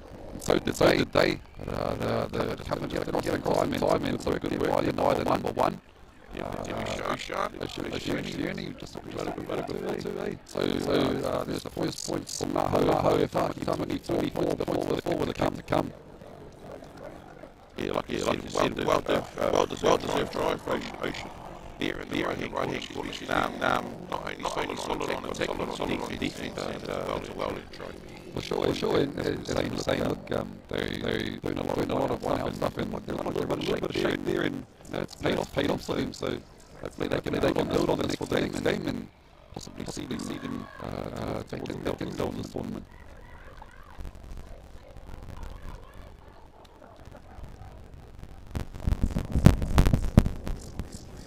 About 17 minutes gone in the second half.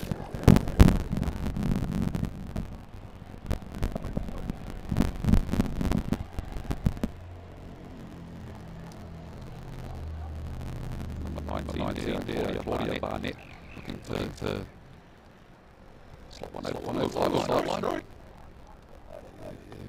Probably would have just like a little bit more wing mix this morning.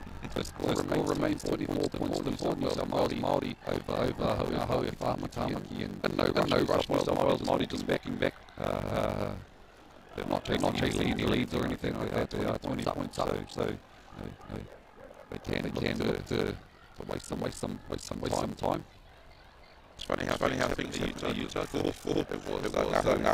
Obviously, early stages of the game, they were sort of taking their time back, but now they obviously struck a bit of confidence there after that last try, so they'll really this game back underway. Clark, that's back underway. Underway here.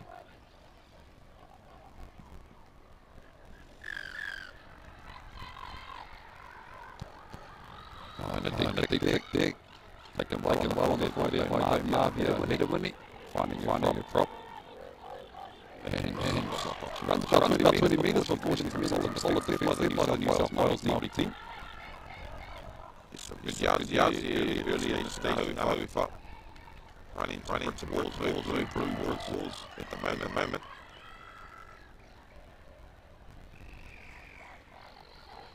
Better running there, skipping to the outside. Number 7, Target's the person. Named him. We've heard a lot actually throughout this game. Mr. Wellington, great overtime of one. Yes, Wellington heavily involved in this game. The number 9 and 7, and this lady here as well. The number 9 jersey, she'll be the organiser. Unfortunately, ball free there, and a solid tackle by Talenza Nelson. So New South Wales Māori to strike back after conceding points. And well over the halfway now.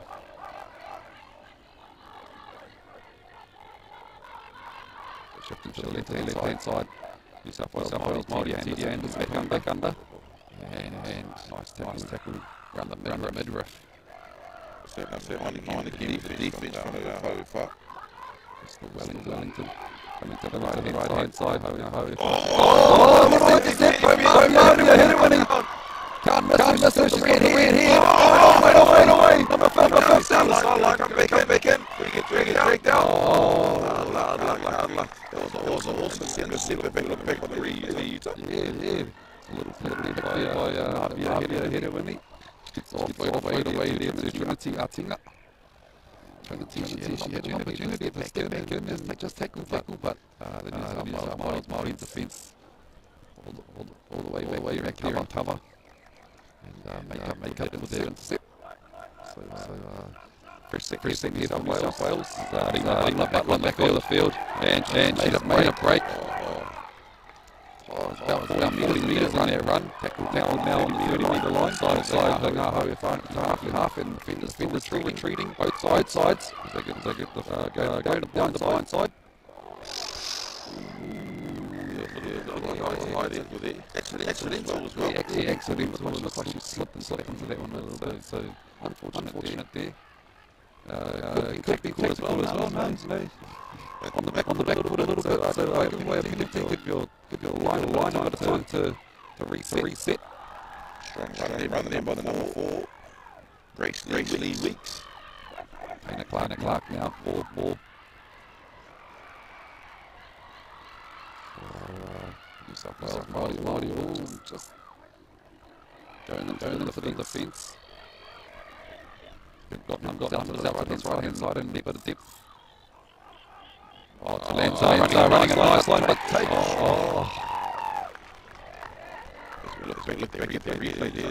they had none right the right hand side. And I thought Ngāhoe left me quite well. Shut him there. Just unable to stick on to that strong line there by Talenza Nelson going over for her second control of the match. Taking out score now 28 points to 4. Kick will come to come. Yeah, she's showing that she's just too strong. There's a little bit of space there close to the line. I think she's always going to eat up. Definitely, off the bat, we called her for being one of the players to watch. Looks like somebody have got their primary goal kicker. Taina Clark.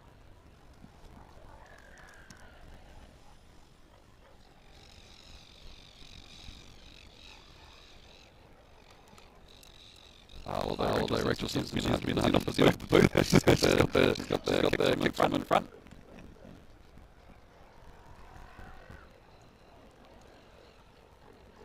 Around the kick. Look at that nudge. Just behind the post to the right hand side. So score remains 28 points to New South Wales Māori. Ngāhoe Whānui side.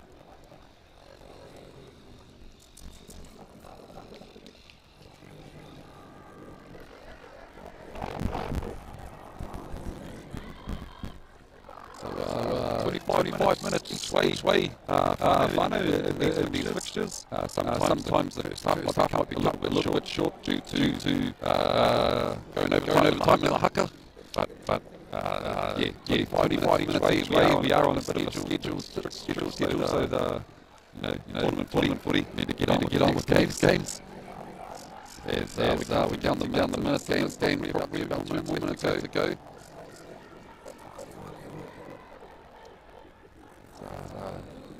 Claudia Barnett to get us back underway for Ngāhoe Tāmaki. Looking at their statement as well. It's giving them some good luck. Oh, and they'll go for the short kick-off. Taina Clark over that one.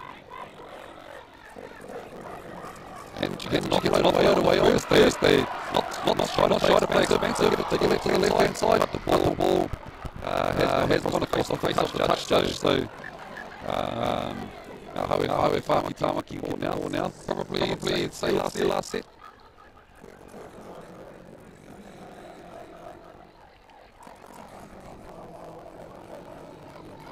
So New South Māori, about a minute to go. We'll take the first win in the tournament. Ngāhoe Tāmaki looking to take a bit of learning from this game.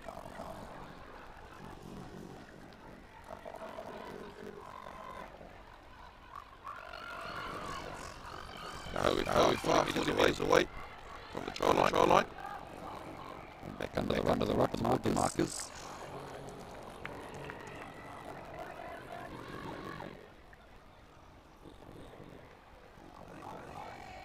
Playing a little lighter now. Ngāhoe Tāmaki going to see. Is that later? Nice little backdoor play. There's Jody Tupaia. Making some vital metres here for Ngāhoe Whā on the 5th and final. 10 metres away from the try line. Ngāhoe Whā, let's see if they opt for the kick or the run. They find her again. Oh, nice little stab through. But New South Wales Māori clean it up as we shortly in our wahine section again between, I believe, Waikato Māori and who they got? Aotearoa, Uriariki, one of the teams from Aotearoa. So, hey, don't go too far to whānau. We've got that action coming up shortly. So, yeah, kia mau tonu mai.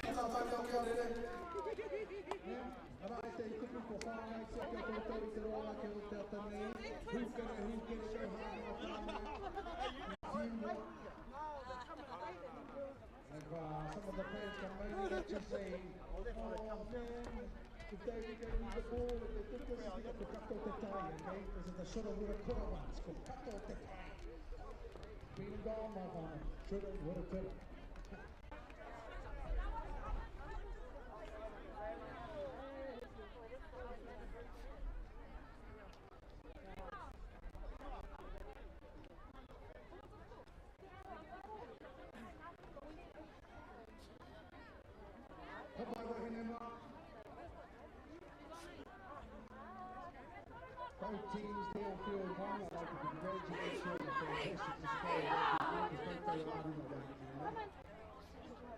Tohi te mutu kia tōtou pāti. Te pakari te mataara o tātou tau tū I te atani. Three cheers for New South Wales Māori. Heat, heat,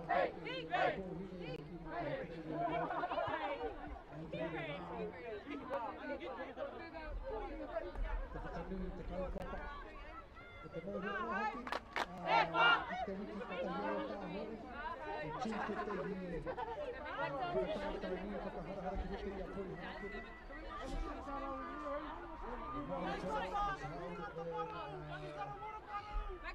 Australia, New South Wales, I'm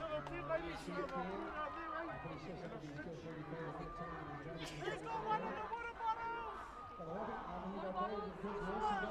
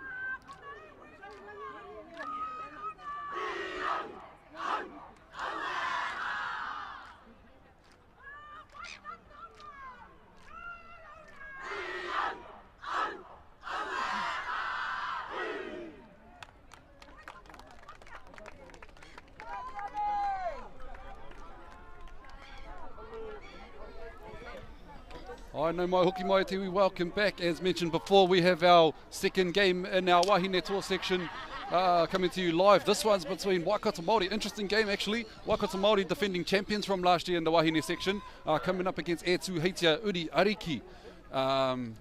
Coming across from Aotearoa. So Aotearoa Uriariki. I'm joined here by my co-host, Pātara Berryman. Pātara, tēnā koe, my bro. Tēnā koe hoa, and it's good to see our Australian whānau coming back to support the kaupapa. And we saw in the previous game, of course, the level at which these wahine are playing over there in Aotearoa.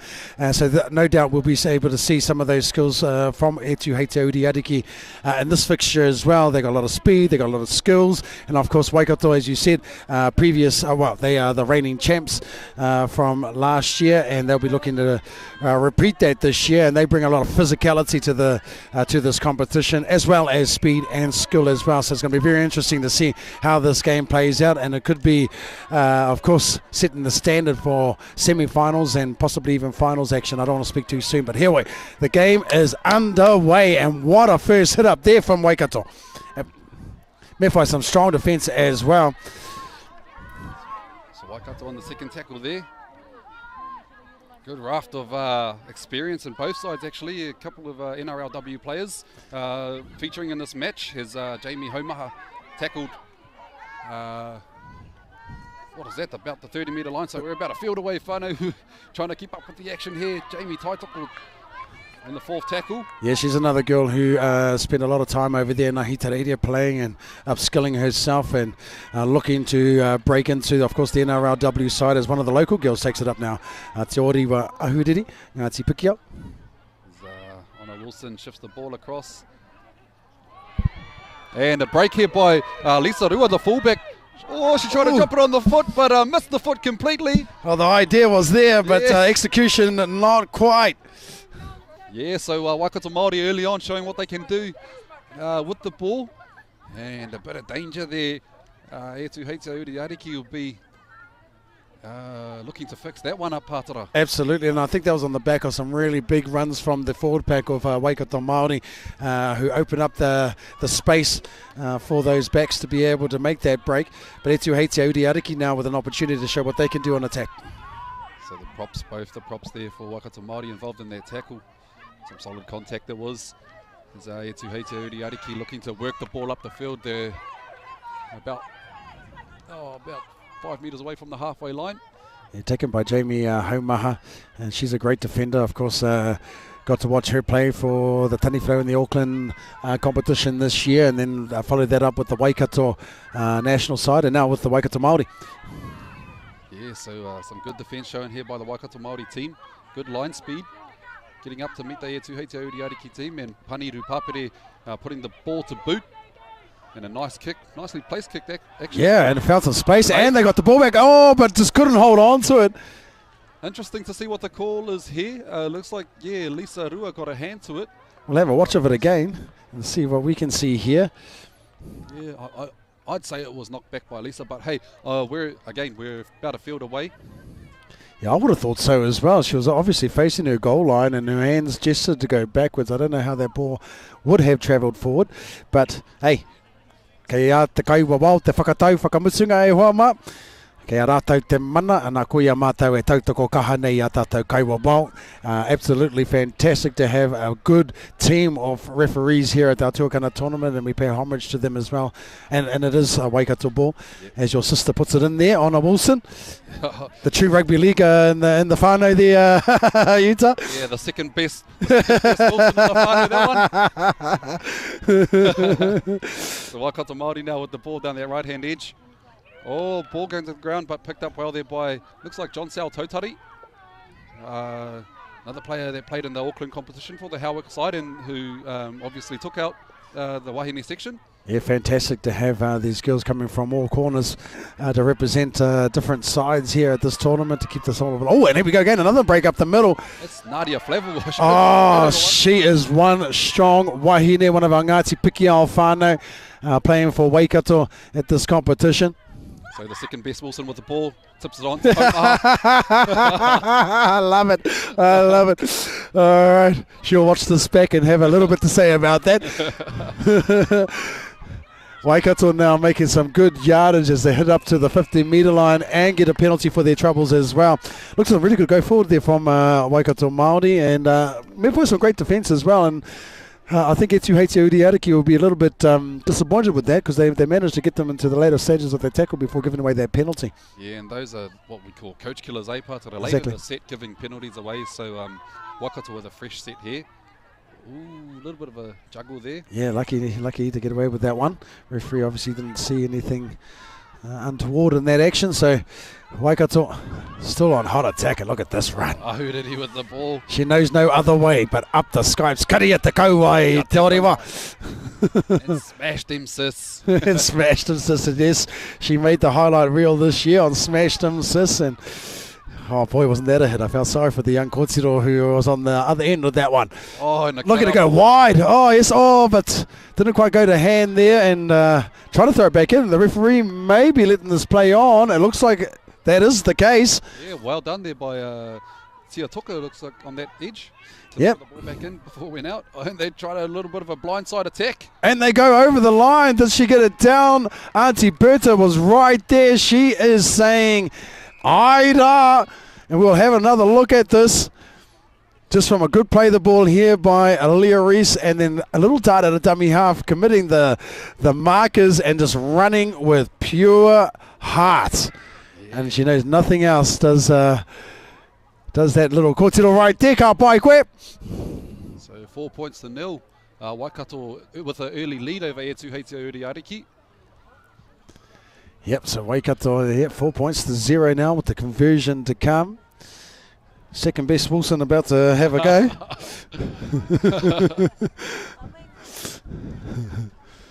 So does that make you third, or?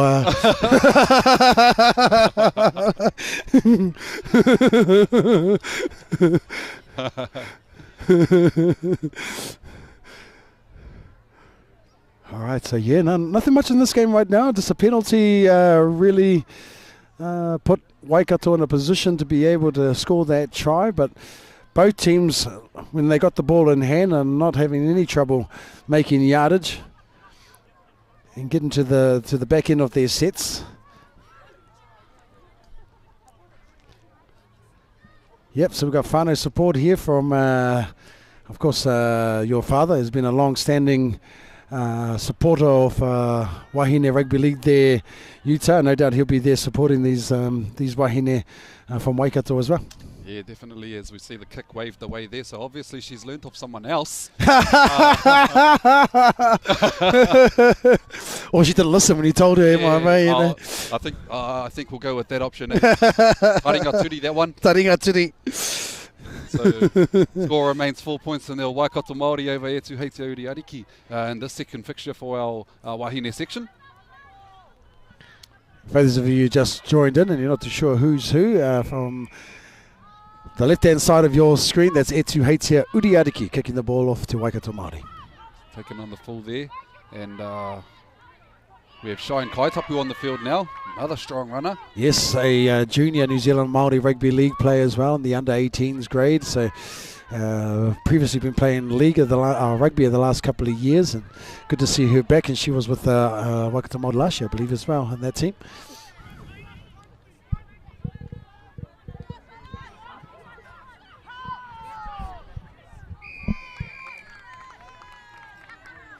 Kapai, and another penalty now to Waikato, and this could pay dearly for Etuheitia Uriariki. We've seen what can happen when we have back-to-back sets for Waikato.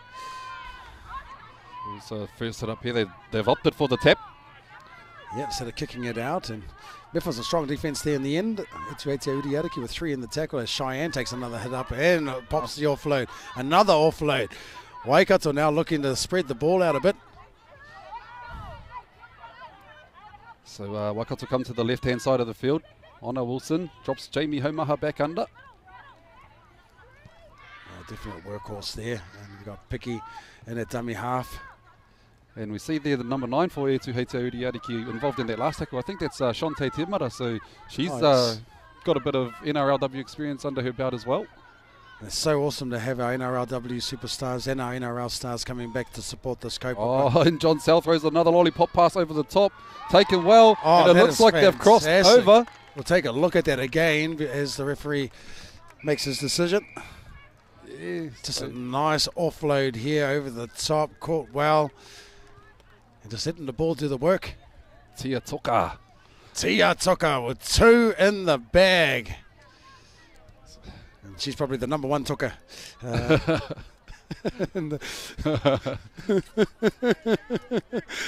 8 points to nil, Waikato Māori. Probably looks like about the same position as the first try, so we'll see if Lollylegs Wilson can redeem herself.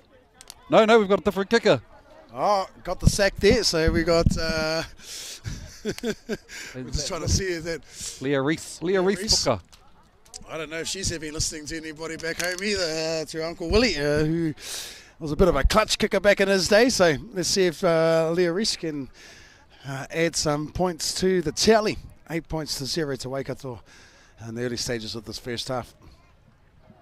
Look, it's just fantastic to see the growth in our Wahine space, both in the kōtiro, the under 16s and 18s. We had record-breaking numbers in that tournament, and we almost had two sections this year, but we've got 3 different groups, pools in the wahine space right now, and it's just getting stronger and stronger. We've seen the skill level go to another level. We've seen the physicality go to another level. It's just absolutely fantastic. Wahine mā tēnei te motu e tuahune ki a koutou. Yeah, and as mentioned before, you know, about pathways for our wahine, you know, and I think we've provided a pathway at these tournaments for a lot of these ladies to get picked up. Absolutely. And you know, as Namu I think alluded to in the last game, a couple of our wahine have gone over the ditch and you know, been able to find themselves into some awesome teams such as the Harvey Norman comp and into the NRLW comp as Etu Heitea Uriariki get us back underway. Yeah, Reese passing it on now. Nice big, straight, solid run. No fear, these wahine, no fear at all. Looking for a quick play the ball, and it looks like someone's down in the background there for Etu Heitea Uriariki is Kaitapu, I believe that is. Yep, Kaitapu. So Ona out the back. Yeah, nice. Lisa Rua. Nice shape play there.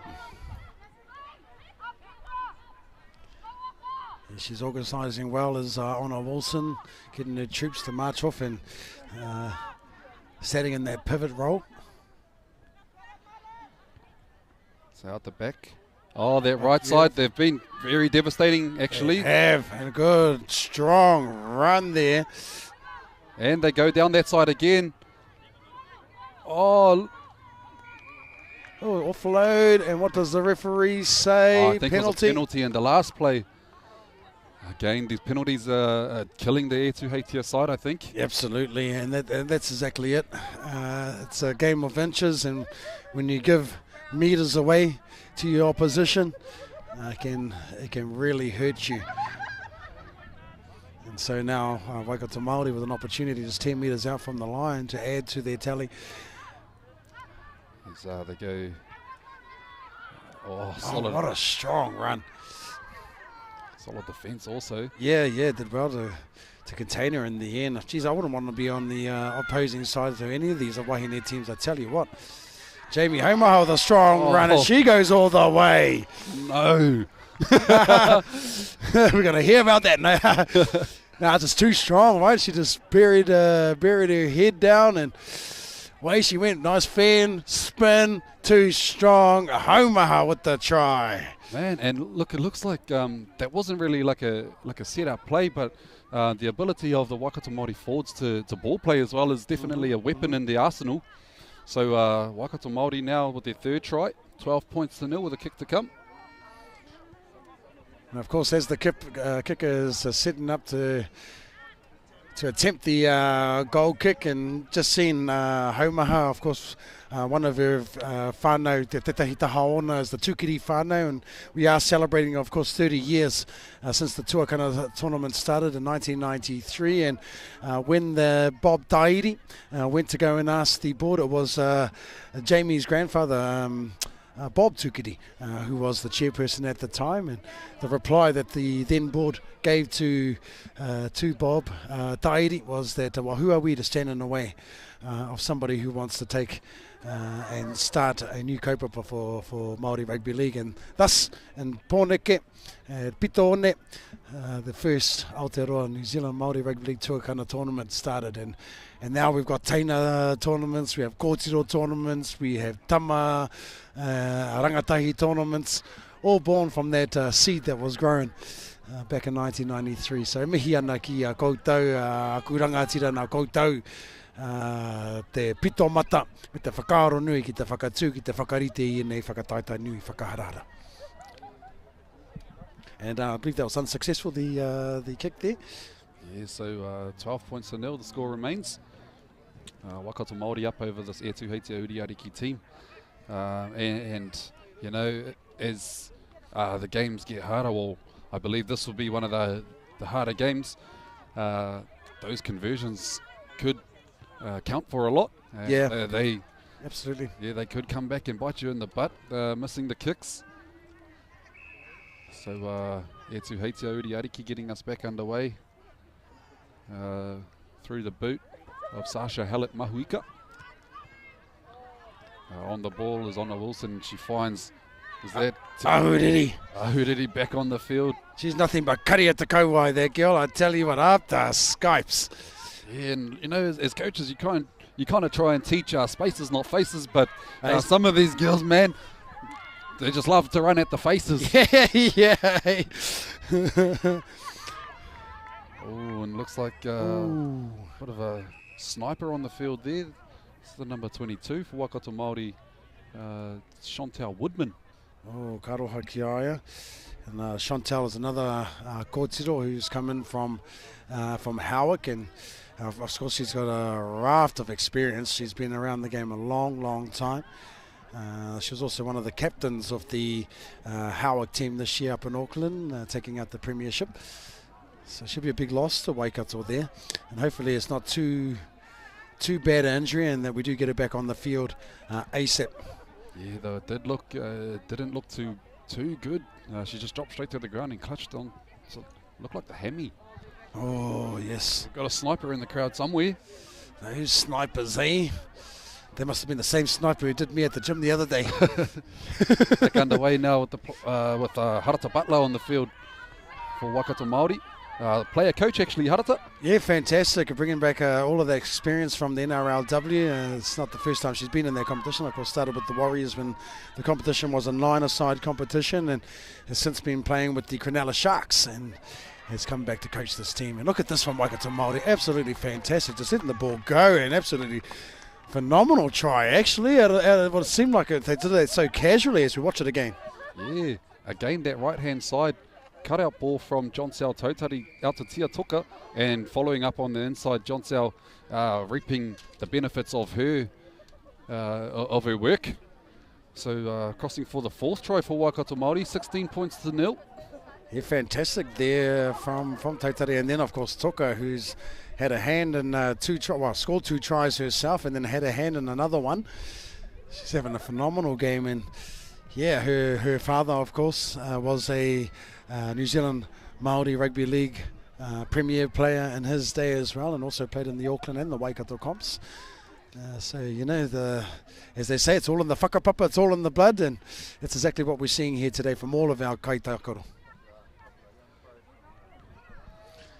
16 points to 0, about 18 minutes gone in this first half. And the beauty about rugby league, well, in most tournaments you have a half time, and in there you can get the instructions from the coaches, what they're seeing from the sideline, and get a chance to rectify things and going into the second half. So no doubt there'll be a few tips coming in from the Aotearoa Uriariki camp, but also from the Waikato Māori side. You know, there's always chance to improve. Yes. You don't want to let a game slip as well. So, you know, sometimes when you're up, you can take the foot off the pedal, and they can come back and bite you as well. So they'll be looking to maintain that momentum going into the second half. But the conversion unsuccessful there by Leoris Tuka.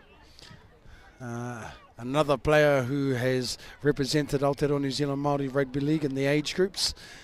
And yes, she's a fantastic player, and hopefully Aotearoa and the New Zealand Warriors do come up with the side. Otherwise, we're going to see a lot more of our kōtiro from all of our teams here making that move over to the ditch, and we'll lose more players to Ahitereiria. So let's hope not, eh? Let's hope not. So again, Hetuheitia Uriariki getting us back underway. Say about 5 minutes left in this first half. Ka pai.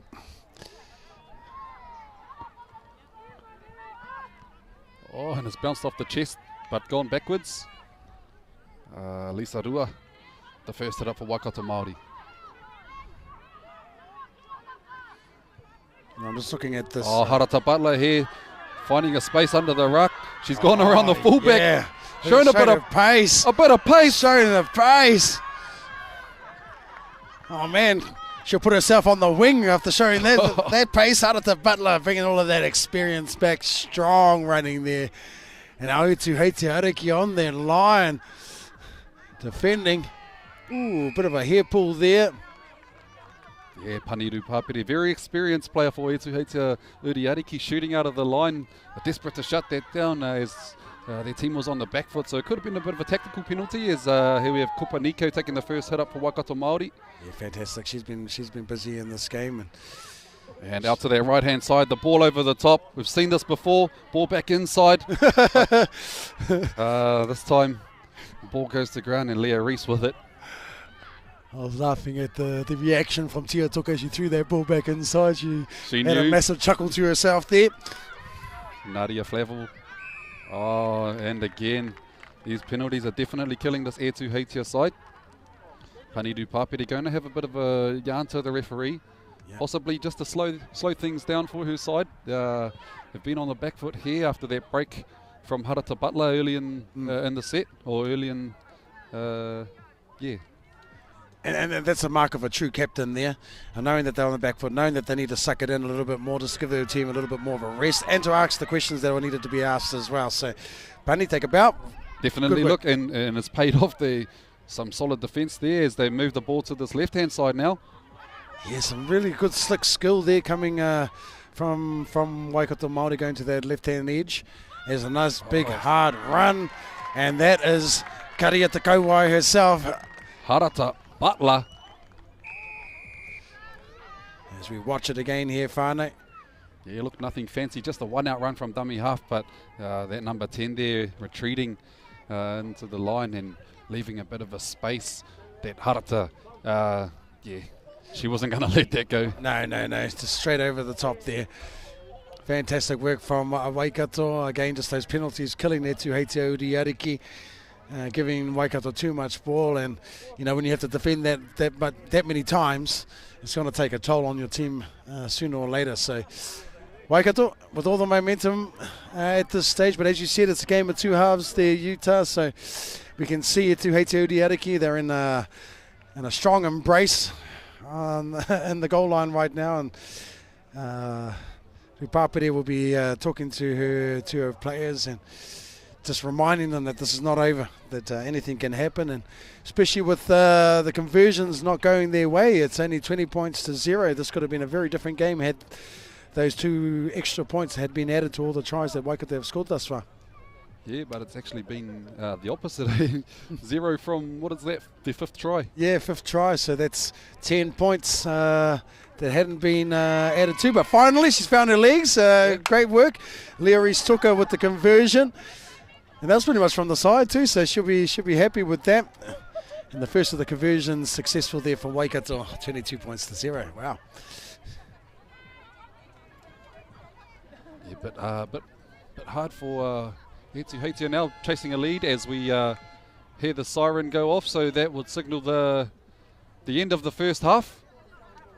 But yeah, we're on the referee's time, so yes, until the referee's whistle goes. And there was a few stoppages in play there, so yeah, obviously they're in there. It's possibly the last play, or definitely the last set. Yep, off this half, and so Heitea will have to wait a little bit longer to get back into the side there to find some reprieve from this first half. And I heard it straight in hard. Man, I met in some solid defence there. Man, you have to be very brave to put yourself in front of that. Exactly. And 4-5-4 on that tackle, and they still couldn't put it to the ground.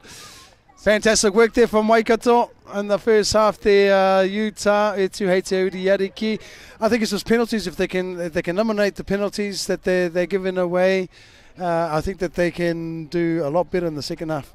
Definitely, and look, the experience that we spoke about of Panidu Papere and that team, no doubt she'll have a few words to say to her team, and the coaching staff will have a bit of kōrero or a bit of tips to add to that kōrero. So, hey, look, don't count them out soon. Heitea Uriariki, no doubt, be back stronger in the second half, looking to rectify some of the things that weren't going too well for them in the first half. So with that, Te whānau, don't go too far. Half time's not that long, so we'll be back shortly. Kia mau tonu mai.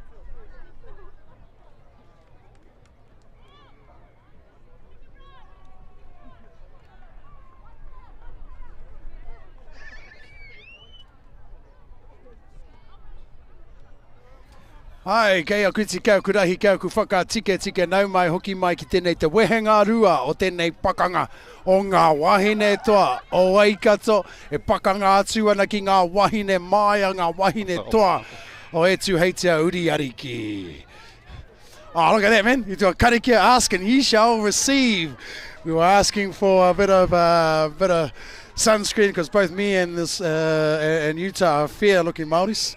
We're a bit on the white side, so we needed a bit of sunscreen to help our noses not glow for the rest of the day. Thank you so much, Ehine. Sweet, as we have kick-off underway in the second half of this game between Waikato Māori and Etu Heitea Uriariki. Waikato Māori giving away an early penalty, and that was one of the things that made the first half a bit difficult for the Etu Heitea side. So let's see if they can capitalise on the back of the penalty given by Waikato Māori here as they look to shift the ball to the right-hand side. Hey, and not shy to throw it around, but that ball's found the ground and has been deemed to have been knocked on. So bit of a risky play there in their own 20. Yeah, obviously. I don't think the coach said to do that either. I think they just took it on their own. Well, I doubt that the coach would have told them to throw the ball around in their own 10-metre line, but they took a risk, and sometimes, you know, you can take a high risk for a high reward, or this time it didn't go their way, so after receiving an early penalty and an early start, they've turned the ball over, and so now Waikato, and we see what they can do when they're at this end of the field. They go to the right-hand side and a bit of speed there. Oh, and they get beautiful. on the outside, Lisa Rua.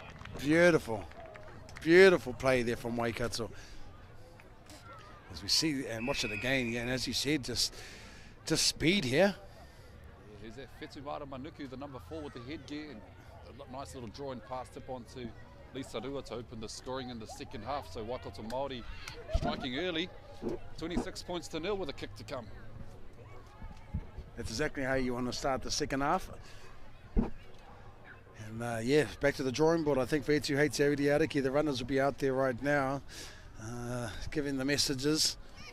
It looks like we've got some interchanges on there too, and a bit of a switch up of the kickers. Hope Paratakingi now taking over the kicking duties. Oh man, we're getting spoilt up here in the commentary box now, as not only got handed sunscreen, but now an umbrella. Booyah, thanks to Bunnings. So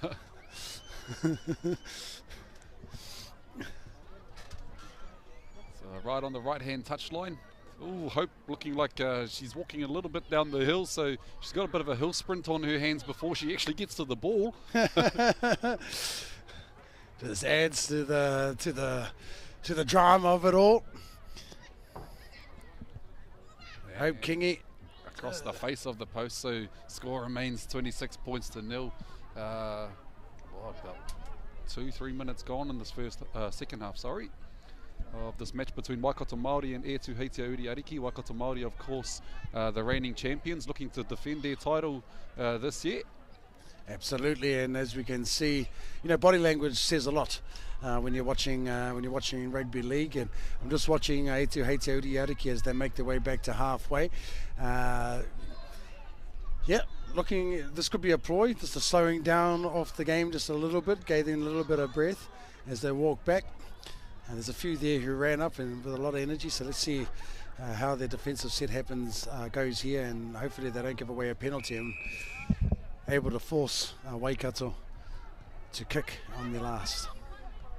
Oh, but right away off the kickoff, a bit of miscommunication there from a couple of players there, Utah, and a knock on, and so Aotearoa, their prayers have been answered, and now they have the ball inside of Waikato territory with an onoke. A scrum about to go down. Yeah, as you mentioned before, a bit of miscommunication there between Hope and, it looks like Lakeisha Tipini, the second rower on that edge. And Aotearoa now in the green zone. See what kind of attack they can muster up here. Absolutely.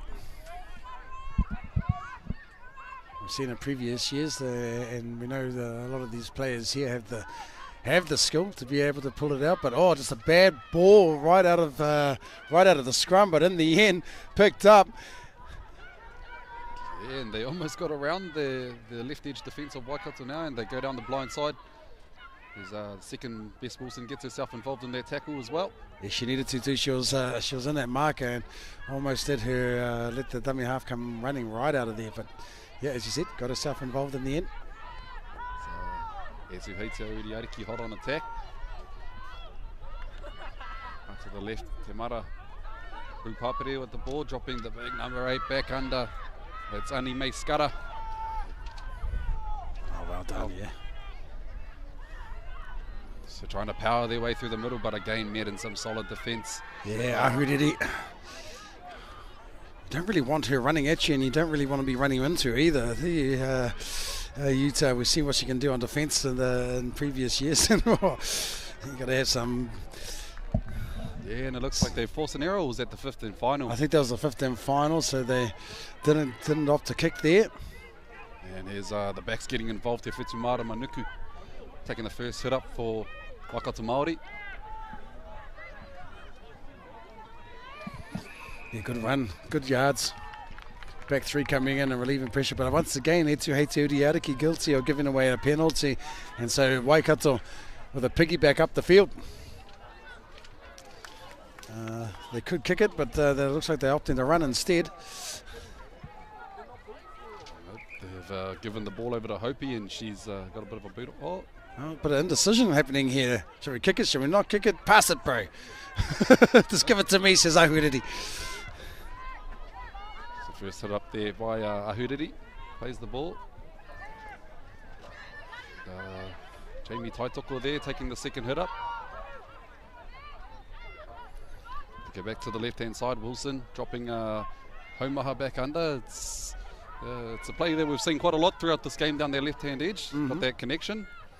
There's Kahu Cassidy now with the ball, of course the MVP from last year's tournament. Yes, she was, and also played in the Aotearoa Māori All-Stars game at the beginning of this year against our Indigenous whānau of Ngāhi Te Reiria. So good to see her back here and representing Waikato Māori once again.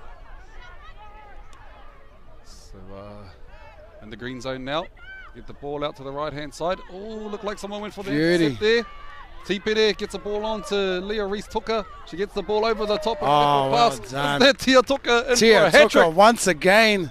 The number 1 Tuka back on the right-hand side of the field. We watch it again here. Just some really good stick skills here to be able to, icing that pass.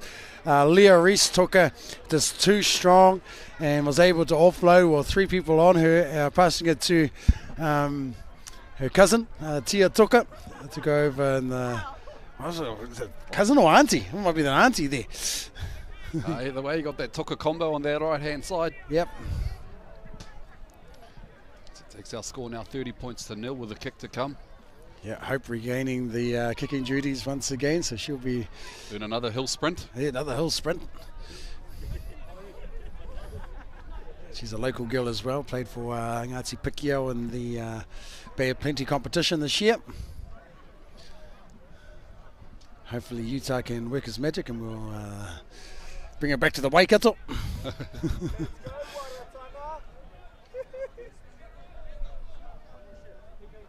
Yeah, and again, as we said, just those penalties gifted Waikato their field position, and every time they get down this side of the field, Waikato have managed to capitalise on their field position. So Etu Heite Uriariki looking to eliminate those early penalties. Yeah, and a big healthy lead there for the defending champions, Waikato Māori. 30-point buffer. 10 minutes gone in this, about 9 or 10 minutes gone in the second half. So not long to go, about 15 minutes left in this game. We only have 25-minute halves at Te Whānau with a 5-minute half time.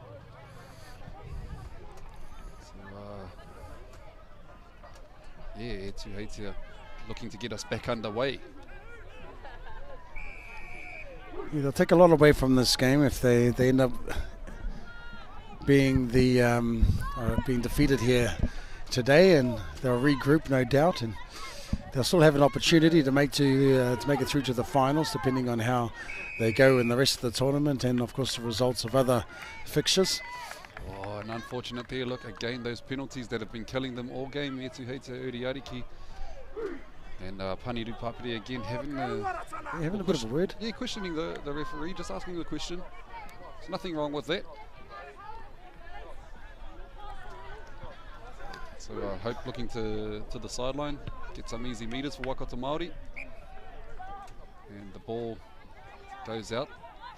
Yep, all the way over to field 1 now. Yeah. So what's that, about 50 metres away? And that's definitely a skill set for you young kōtero out there, mātakitaki mai ana, kicking. And so it's an integral part of the game, and that's something that I think that you should also concentrate on when you're doing your pre-season trainings and upskilling yourself, not only just the catch and pass, which is the fundamentals, but also your kicking game as well. You get that underway, it'll just put you in a whole other league at the Iwi. So yeah, work on those kicking abilities as well. Don't listen to Utah or Pātara. Go to some real kickers and find out how to kick the ball. And there's some good little how can I say, our YouTube pages and TikTok pages as well that offer some stuff. Some of them from All Blacks, like Dan Carter and stuff as well, who do tips. So look at towards those and then apply them to your training schedules at the Evie. So we're back underway now. Got the ball back from field 1. Leah Reese took her on the second tackle there, just playing the ball. Kaitapu back on the field, running straight into Shantae Temara, straight around the legs. Yeah, that's how you tackle Kaitapu. Anna Wilson out the back. Yeah, beautiful pass to Flavel. Flavel storming onto the ball. Pulled down just shy of the try line there. Hopefully not give away a penalty the Etuhatia side as Kopaniko ends up with the ball. Yeah, that tackle needed to be made as well. Well done there from the defence. Final. Cassidy finds Rua on the back and slicing them. Beautiful. Just like work. a hot knife through butter. Yeah, just a nice front door, back door play there to finish it off. And you can see where Rua comes from. She comes from the blind side there, and nice front door running there from Kaitapu. Committing the defence to her, and rightly so. A big body like that, they needed to get two Wahine to nullify that if she had gotten the ball, and Rua just sneaks it around the back and finds the gap, and Piro. So this one from right in front. I'm surprised Ono didn't put her hand up for this one. She's a bit of a sneaky one like that. Yeah, likes the front in the front of the post ones, doesn't she? It's almost guaranteed, but when she's kicking, I don't think so. So 34 points to 0 with the kick to come. Hope again retaining the kicking duties. I don't want to put the tapu on it, so remain quiet until kick's been made. Well done, well done. Flags go up, 36 points to 0, Waikato Māori. She'll thank you for that later there, Utah. Yeah. And of course, Hope, and she was also a rugby player as well, who's jumps between the codes, and we've seen that as a bit of a trend now, especially with the expansion of the NRLW, and with the Warriors putting in the bid for 2025, which has now have been confirmed. So the pathways to get into the NRLW are starting to really open up for our kōtero, and we're seeing more and more of our rugby wahine switching codes.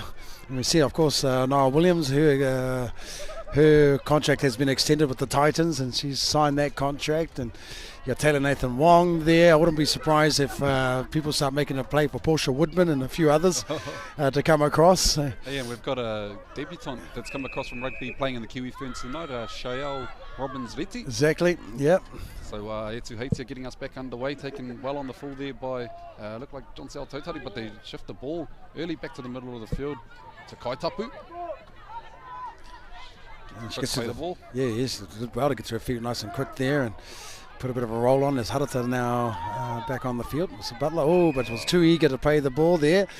But the referee, what does he say? Oh, I think, I thought there was just a bit, she was just a bit too fast on that. She's trying a bit too fast. Yeah.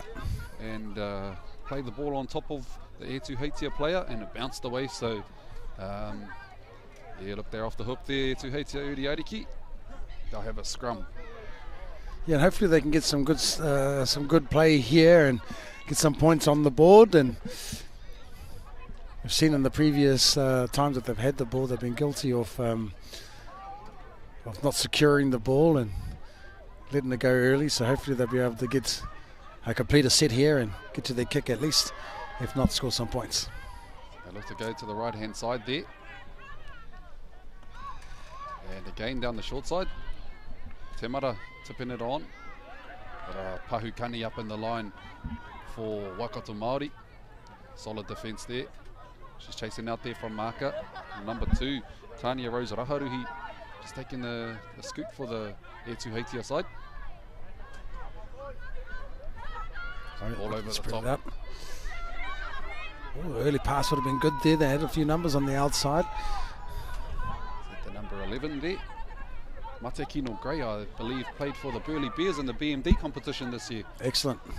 So, yeah, look, the level of players in our tournament here, they've definitely played in some good teams.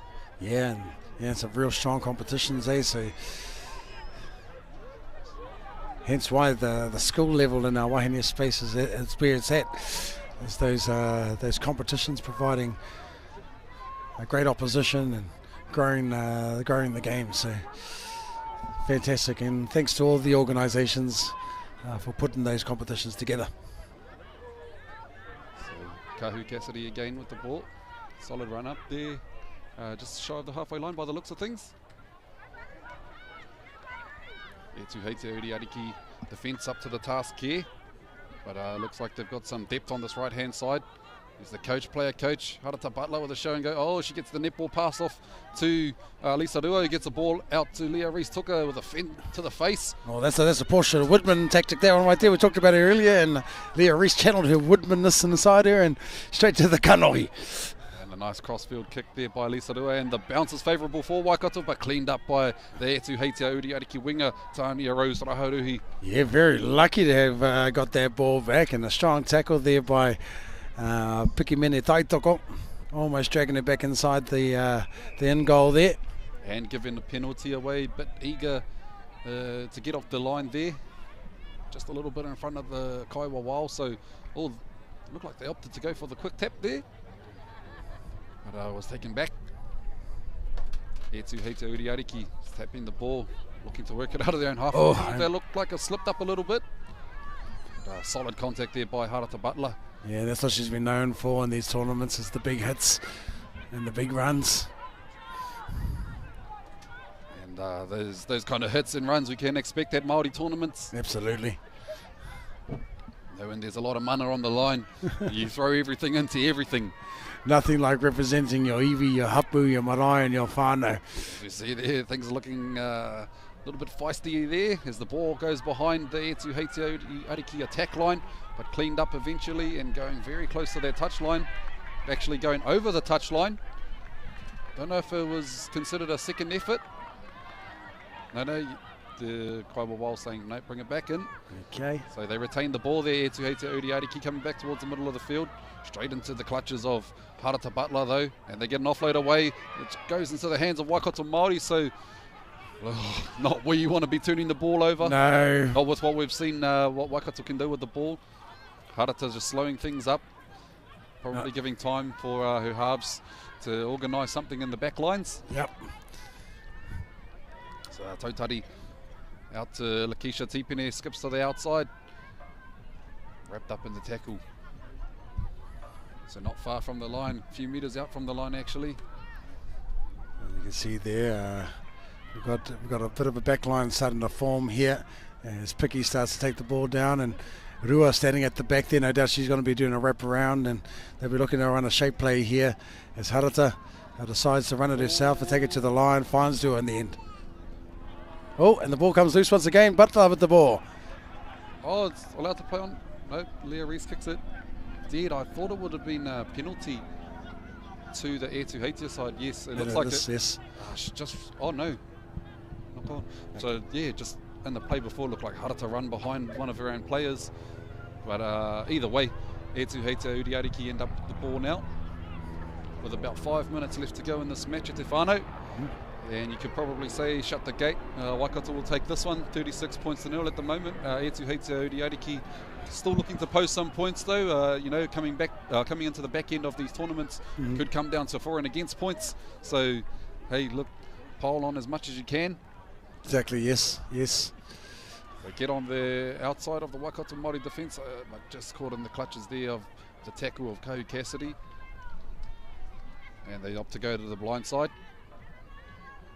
Again, that defence down the left-hand edge, very solid. Nadia Flavel and Pahukani there, working together.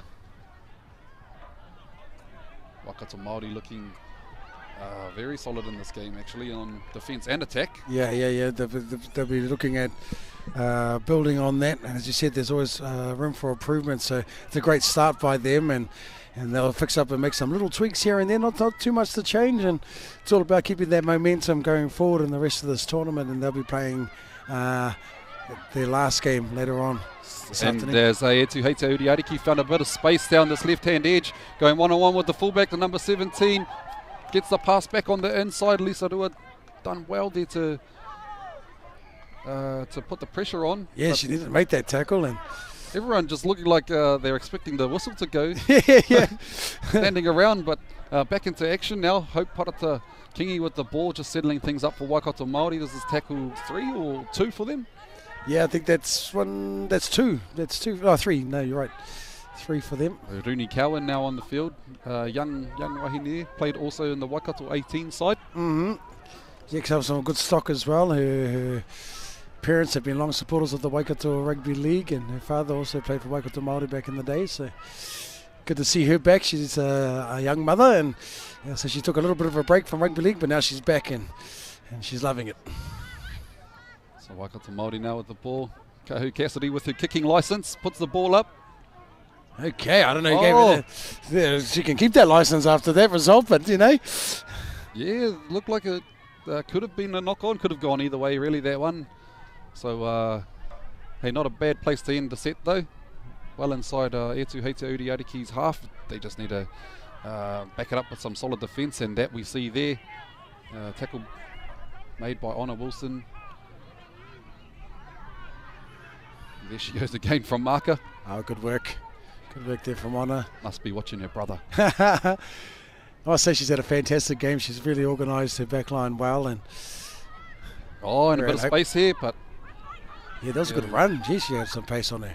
Yeah, it's the number 10 for Etuhetia, Kendra Reynolds. Ooh, and what's the referee calling here? Off the back of that, Waikato's retreating defence, giving away a penalty. Just looking for the action. Offside or strip? Oh, okay. So Rupapiri will be looking for the line. No. Oh, tap and go. Off for the tap.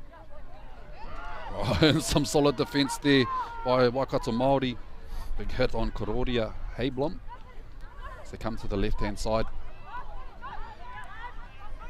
Yeah, great run there.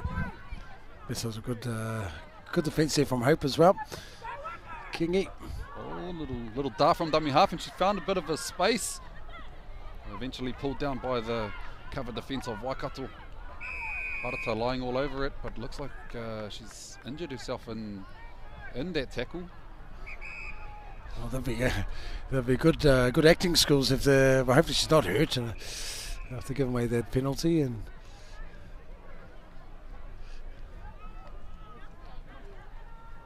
I was going to say, after giving away that penalty, she should try to say that, you know, I'm actually injured. I didn't hold it down, ref. And the good old water on the back trick. Yep.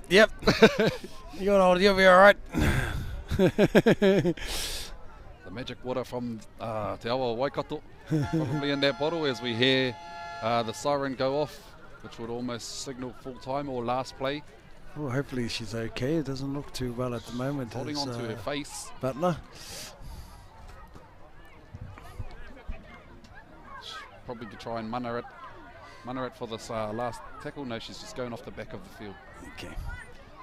Yep, game's over. Going to have a sit down and rest up for the next game there, Harata. You'll be much needed for the rest of this tournament. So, Puketawhero ki runga ki a koe.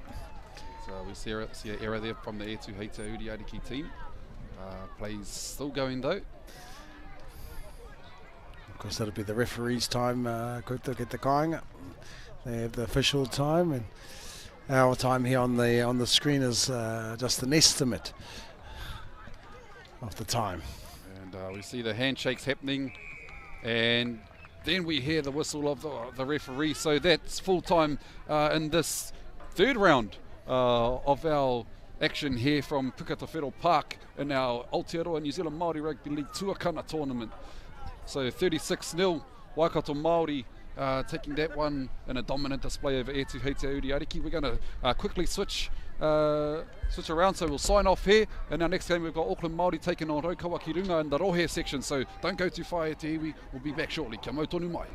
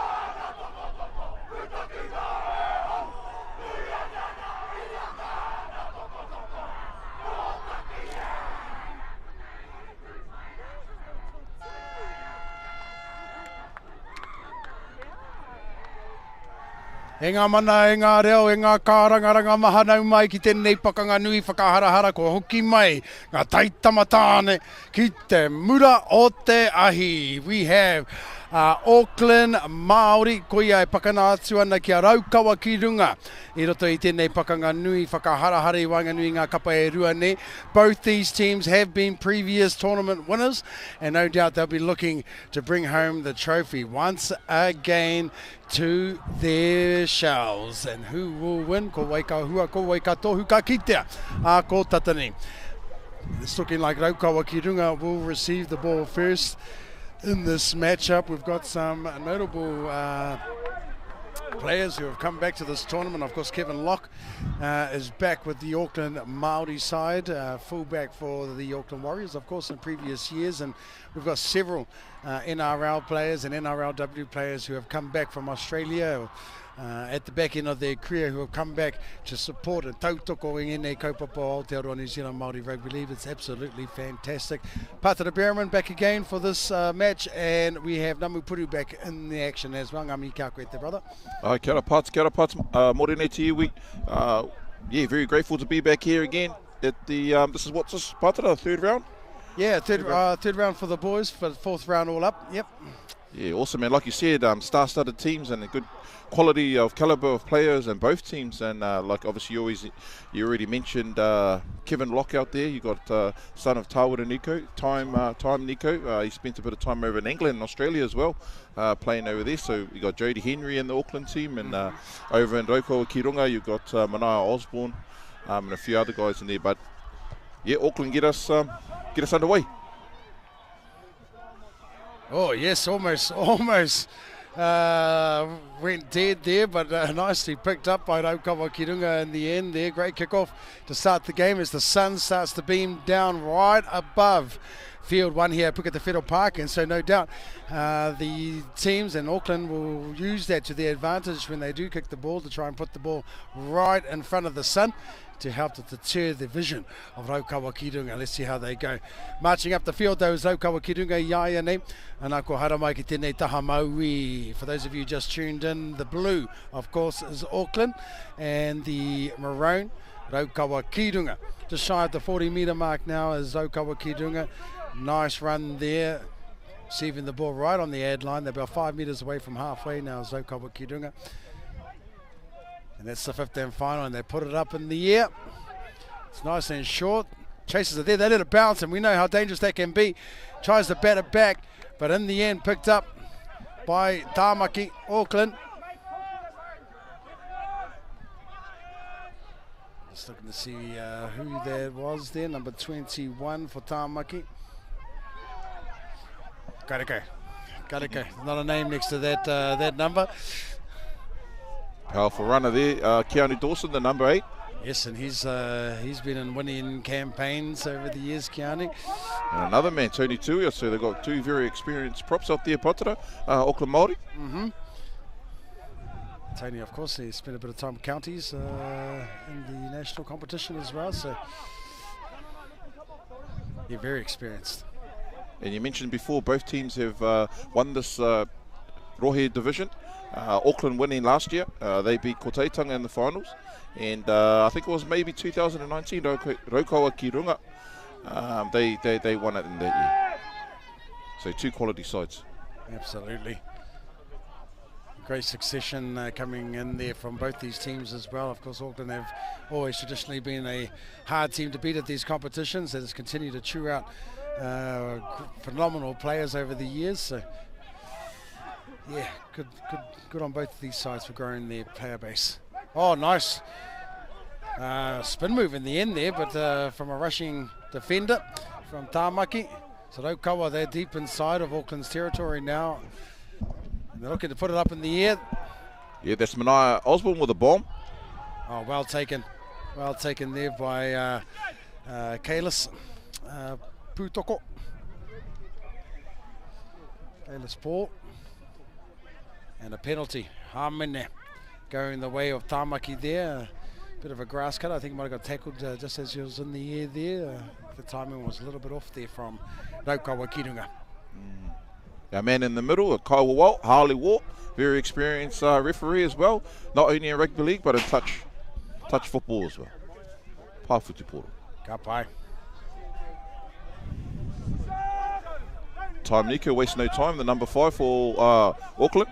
Yeah, and he makes a good 11-12 metres there from that tap as well as they're over halfway.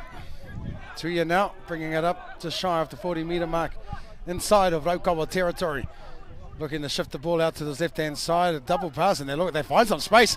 They find some space out here, hidden up to the winger, but well defended in the end there by Raukawa.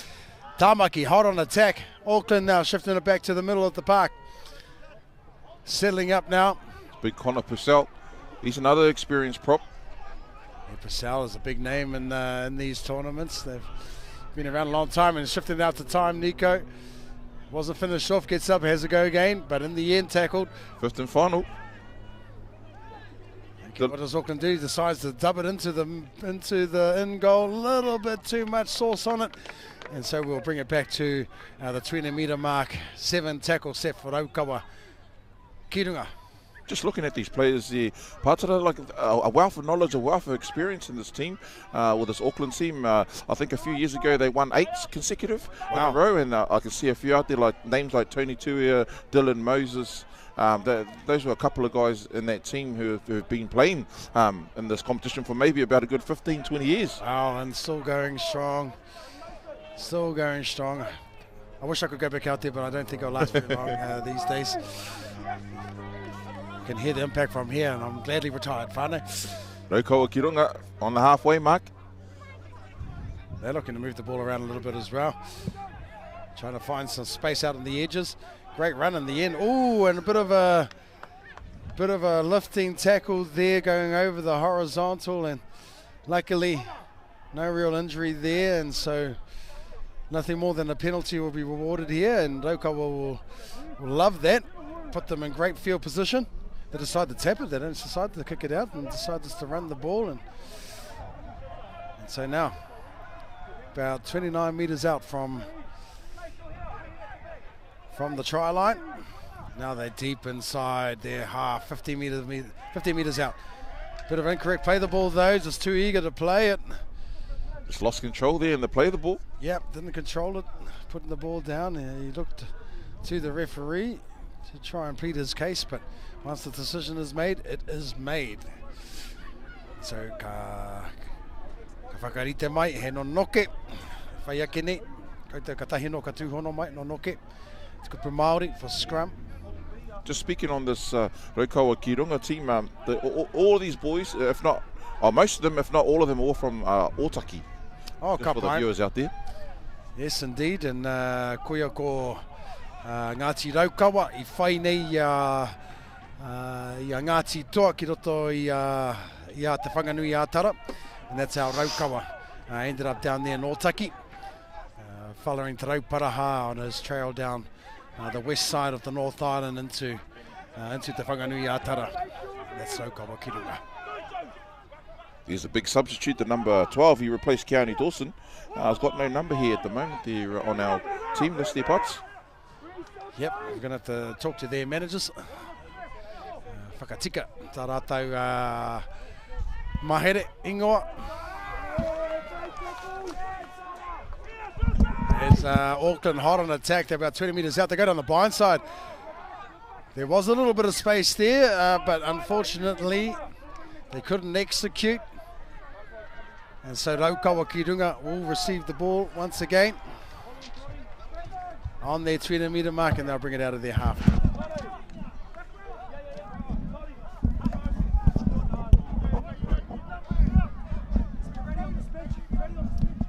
All right, so it's just a straight hand over there as that was on the 5th and final. And here we go, Rotorua straight out of dummy half.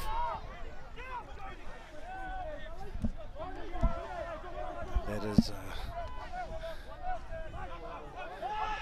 another great run there, and now they're 35 metres out from their own goal line as Rotorua past the 40 metre mark now.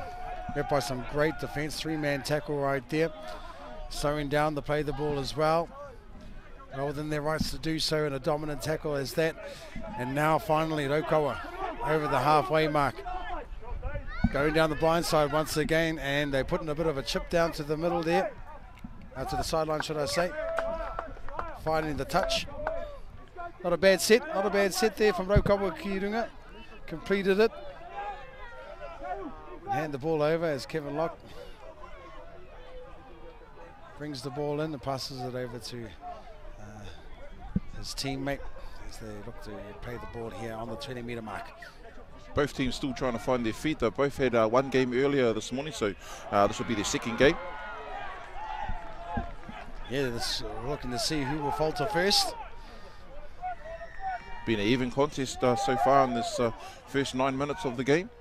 A testament to past winners of this competition. They know what both teams can produce, and so they're playing it safe and they're playing it hard nonetheless. But yeah, it's right in the pocket at the moment. In the arm wrestle, whānau. Kevin Lockett, dummy half, he's looking around left and right. He opts to go right over to the veteran, Dylan Moses, wearing the number 19 jersey. 18 in fact. Oh, what an awesome kick there. About a half a metre away from the try line there, Patara. Yeah. And if it held up just a little bit more, they possibly could have, because they had a good chase there as well, they possibly could have put some pressure on. But yeah, no, it was a good kick in the end, going out just before the try line there. So there will be a 6 tackle set, not a 7 tackle set, and they'll have to start on their 10 metre mark as Rotorua. But nice little footwork there to find some open space. The blind side here guilty of not moving up with the rest of their line, and thus giving away almost 20 metres. Yes, powerful run. Position. The referee still not doesn't blow his whistle. Time got away with a bit extra sauce on their tackle. Solid run there by Tyler, the number 1.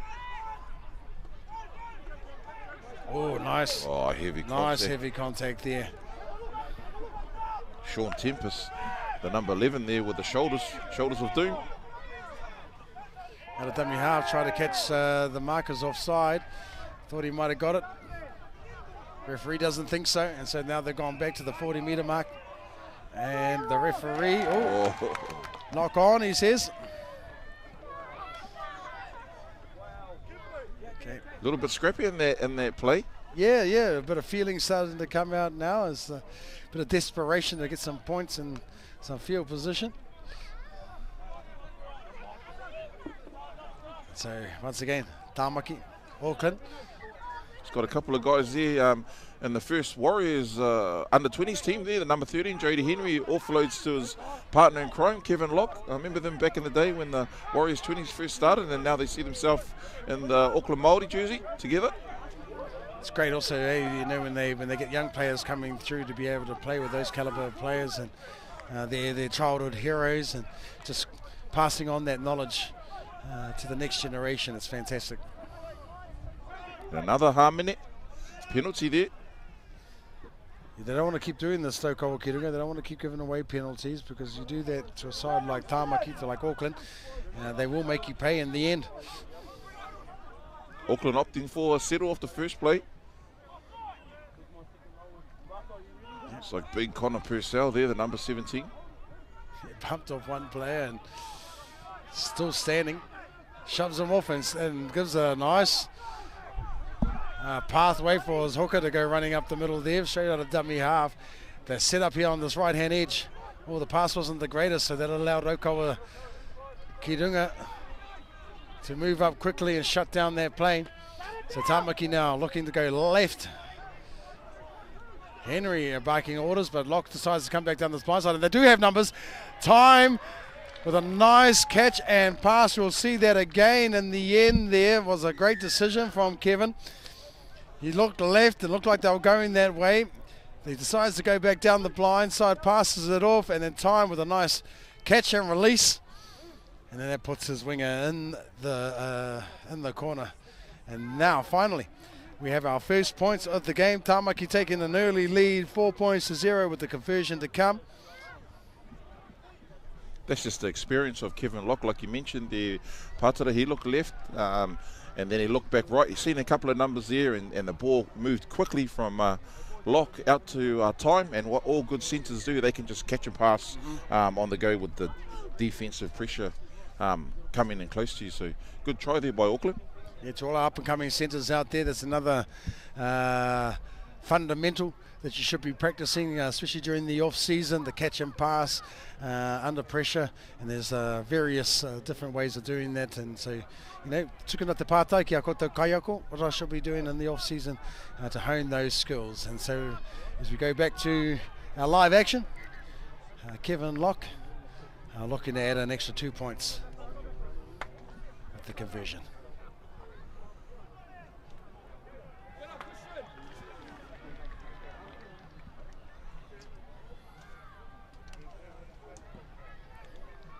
Unfortunately, goes across the face of the goalpost, so the points remain 4-0. Tāmaki take first blood in this game. Yep, and that try score there, Patara, the right-hand winger, Kailis Paul Putoko. And that name Paul, of course, we've had a couple other Māoris who played in the previous years, Henry and Robbie Paul. Rokau Kirunga. Not much in this game, to be fair. Just a couple of penalties and a couple of early mistakes from Raukawa allowed Tāmaki, allowed Auckland to be able to apply some pressure inside of their own Raukawa's territory, and which resulted in points. But this game is very, very even, and the score reflects that as well, as we're just over halfway off this first half. Top-notch physicality, top-notch speed, just top-notch both teams just bringing quality to this first half there, Patara. Absolutely. Absolutely. We expect nothing less. Here's the big Tony too, very experienced campaigner. And you know there's nothing else but up the Skypes, up the guts, kari te kauai. Another, so there are two props, Auckland. Keanu with the second settle on the about 25 metre gain. Oh, some big contact there. Loco was doing well here to shut down the meters made by Tāmaki. We're making it close to the 4th or 5th tackle now. And he was inside his 40. Beautiful kick down there by Jody Henry. Yeah, beautiful kick. It sits up just inside the in goal there, forces Roko to make a play at it. And he brings it up 15 metres out from his goal line. So Roko Kirunga now. You can see a lot of their players, they're slowly making their way back, so the back three will have to get in here and relieve the workload from the big prop forwards, and they do so. Making another good 10 metres up the field now is Raukawa, just over the 30 metre mark. Coming back to the left-hand side now, drops it back inside to his forwards who have now got back onside and ready to do their part in the set. And look at put down a nice early kick, nice deep one. Kevin read that well, yeah. Definitely an open space, he's pretty dangerous.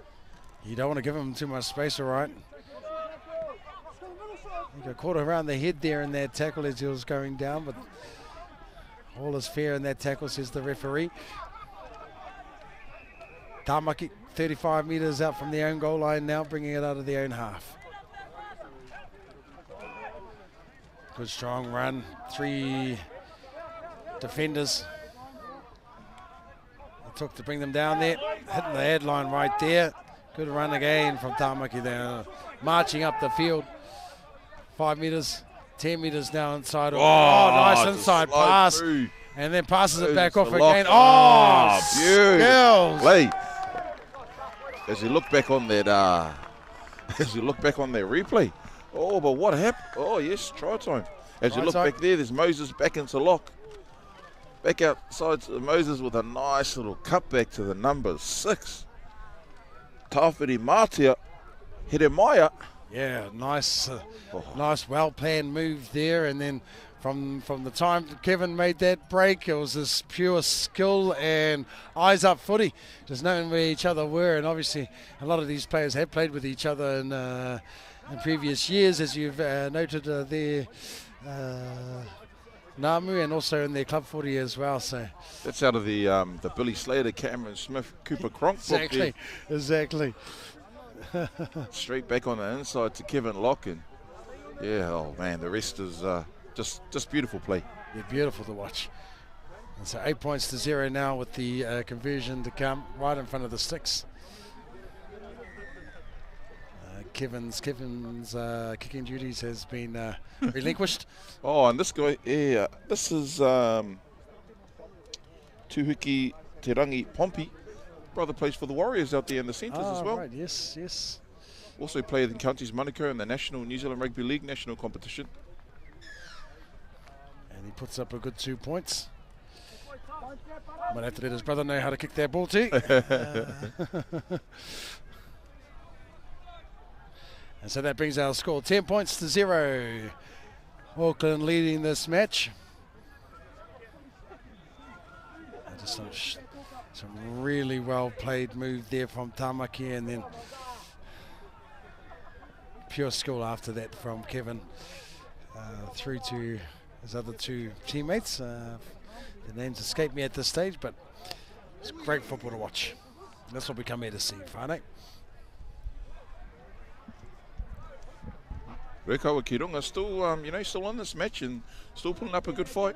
Absolutely. 10 points to 0. It's still anybody's game. Yes. It's only first half as well, and this is a game of 2 halves at the Evie, so it'll be interesting to see how they've decided to go for a quick, short one, and they might have been successful in that. No.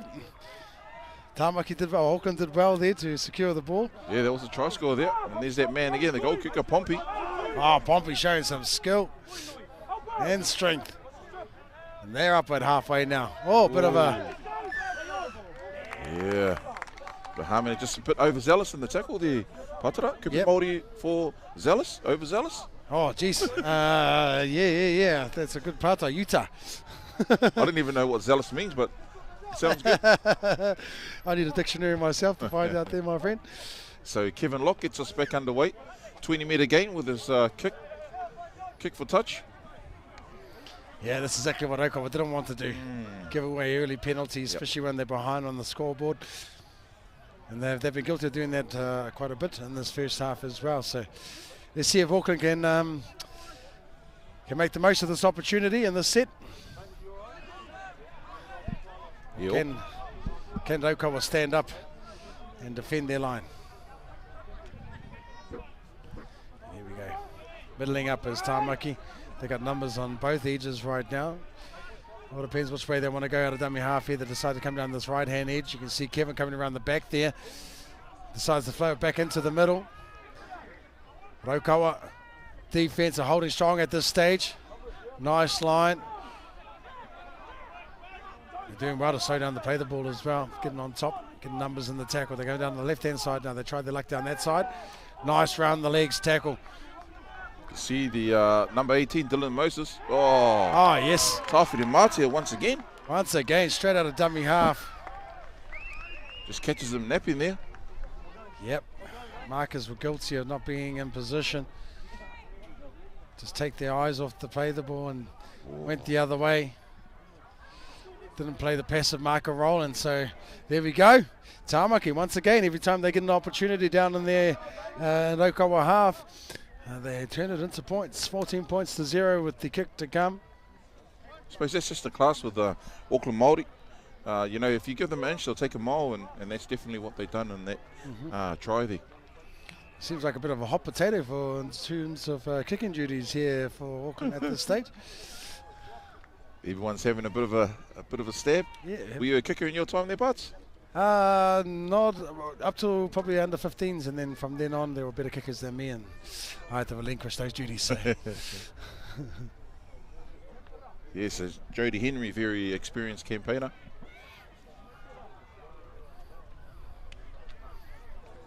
Yeah, and there we go, and an extra 2 points to the mix. And he does, he's successful. 16 points now to 0. Auckland starting to run away a little bit with this game. So here we go now. Okowa bringing the ball back up.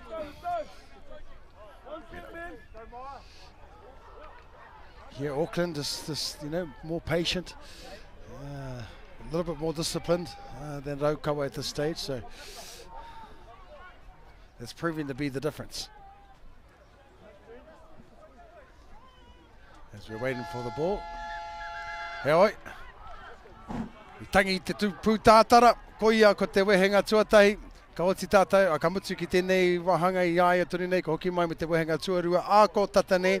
Tāmaki Makoto leading the way there. Any surprises there for you there, Utah? Namu, sorry. No, nothing here there, John. But yeah, no, Auckland just showing their class. Obviously, the score reflects that, 16-0 to Auckland Māori. You know, just a class of Kevin Locke out there at the moment, and their big forwards are leading that platform. But you know, I still think Rotorua, Ki Runga, they're still in it. Even though 16 down, they've got good calibre of players in there as well. Tautoko ngā kōrero e hoa. Let's see what the second half brings us, whānau. We'll be back. Ako tatanei mautoni mai. Well, te wehenga tuarua. Just one thing, bro, is that we can't afford to have the runners with everyone else who stands behind it. Let's fucking hold our shape, okay? They know we only have 1 hour runners. All good? Suit gets up tip on, but we need to go forward first. Mace, we get in there early, eh? Have one off the ruck instead of going from the double up. Suit, in defence, first up tackles, eh? We started, well, that's because we're doing too much work. Okay? Alright. We'll just complete the thing. Ready, let's go fucking win the second half. Let's go. We haven't even had a shot down there, you know? Let's go.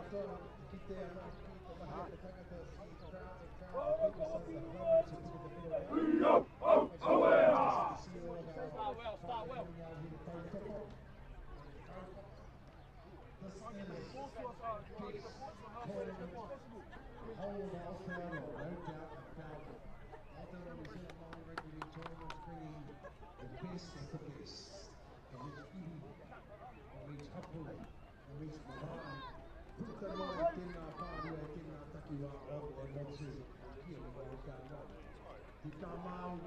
phone number. O tia, o tātou whānau ki e Rugby o Moana. O roa mai nei ki te wā kāinga. Tēnei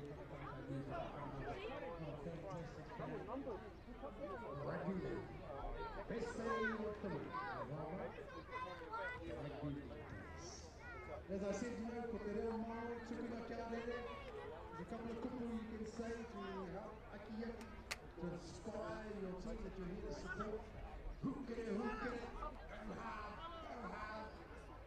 You want somebody to open up the guts, skari at the goal right, the tukani at the goal right. The guts.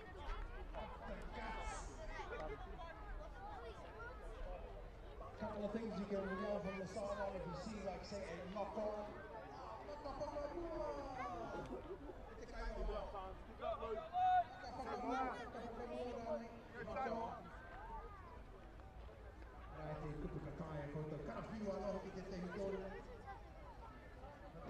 Boys, you're going to do one job out there. We want to win out, whether we're on a set or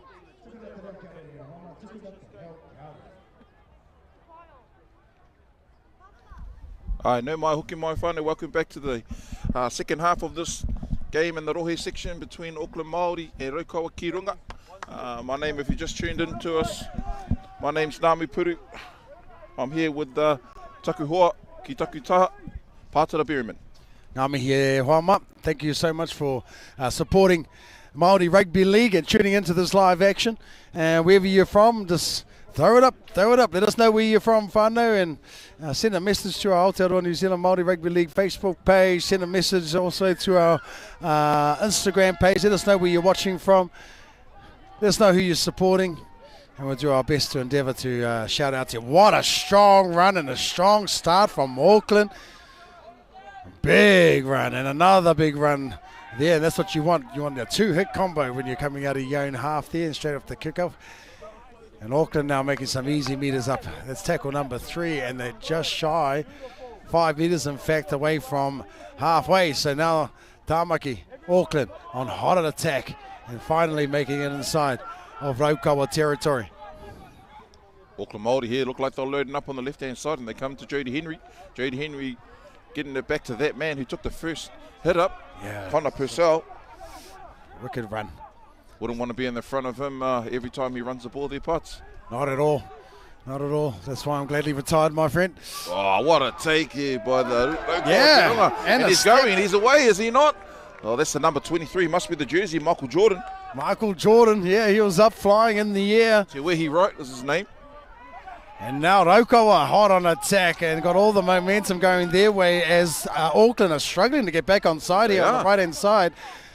If the halves can see that, they might want to spin it back out this way. Raukawa now with an opportunity deep inside Auckland's half. 10 metres away from the try line. They're coming back to the middle. And there we go. Number 6 decided just to take the ball, settle down the play just a little bit as they got a couple more tackles up their sleeve. Coming back to this right-hand side now, bit of a shape play, decides to pop it up, and what a kick, and what a regather, and Raukawa ki Runga with first blood in the second half. We'll watch it again, just nice and easy, and there was a little bit, for those of you who didn't see it on the screen, the try score was actually indicating to him to kick the ball right there. And luckily he was there to pick up the spoils as well. Raukawa ki Runga hitting back. First to score in this half, and now 4 points added to the tally to Raukawa ki Runga. We got a ball game on our hands, whānau. 16 points to 4, the conversion to come. Houston Holloway was the try scorer, the number 10, number Tiko. And there you go, that's what Auckland will be saying right now. Houston, we have a problem. Yeah, and you picked it too a couple of plays before there, Pātara. You could see the tiring Auckland defenders on this right-hand side, just slow to get back. Yeah. And Raukawa ki Runga, that's the way they hit, and obviously got their first points on the board. All right, so there you go. Manai Osborne with the extras, taking our score up to 16. Auckland Māori, Raukawa ki Runga, ono. Just a reminder to those whānau, I believe that we have said it earlier, we do have, of course, the Universities game coming to Puketawhero Park tomorrow, I believe it is. So that game will also be here. So if you're up to nothing, why not come along, check out all our Aotearoa Māori Rugby League games, and then come and watch the New Zealand Universities taking on the Australian Universities side. So fantastic weekend of rugby league action here at Rotorua. Yeah, most definitely their parts, and I think it's their second game tomorrow. They played one on Thursday night, and their next one's Sunday here at Puketawhero, which is tomorrow, and then they got their third match on Wednesday. So all the best to Coach Marin Hagee and the boys. Absolutely. Well, they found a bit of a spring in their step now, Raukawa Ki Runga. They have. That's the number 20 with a nice solid run there. Yeah, met by some strong defence as well, but he just got straight back up. And as you said, bit of a spring in the old step for Raukawa Ki Runga right now. And they're marching up. That's tackle 2, just shy of the 30-metre line. Decides to run it at a dummy half there. Oh, and yeah, no, we've seen some real strong tackles now.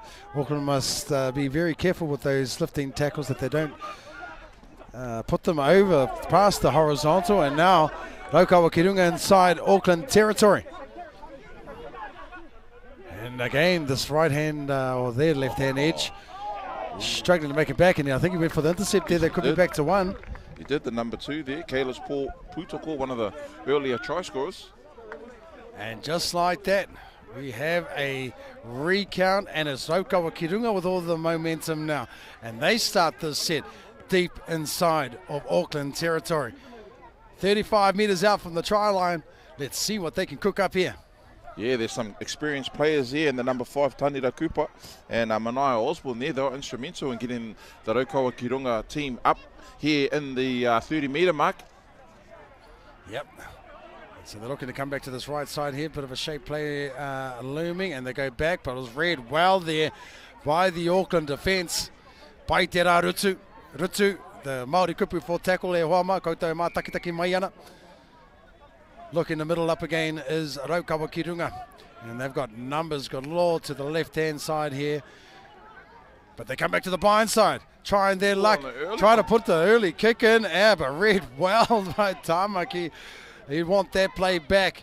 Well, the fullback for Raukawa Ki Runga, and he makes up for it by a strong tackle right there. Big Tony Tuia there with the settle. The big prop, very experienced player. As you said, been playing in this tournament for many years. His love for his game and his body hasn't wavered one bit. Raukawa Ki Runga, their defences, their line speed is, you know, they'll, like I said before, spring in their step on attack, and they've got a spring in their step on defence as well. Yep, looking like a try to get the blood pumping. Just a little simple error there by Auckland. Yeah, Raukawa, as you said, that spring in the set that they got right now, good defensive set.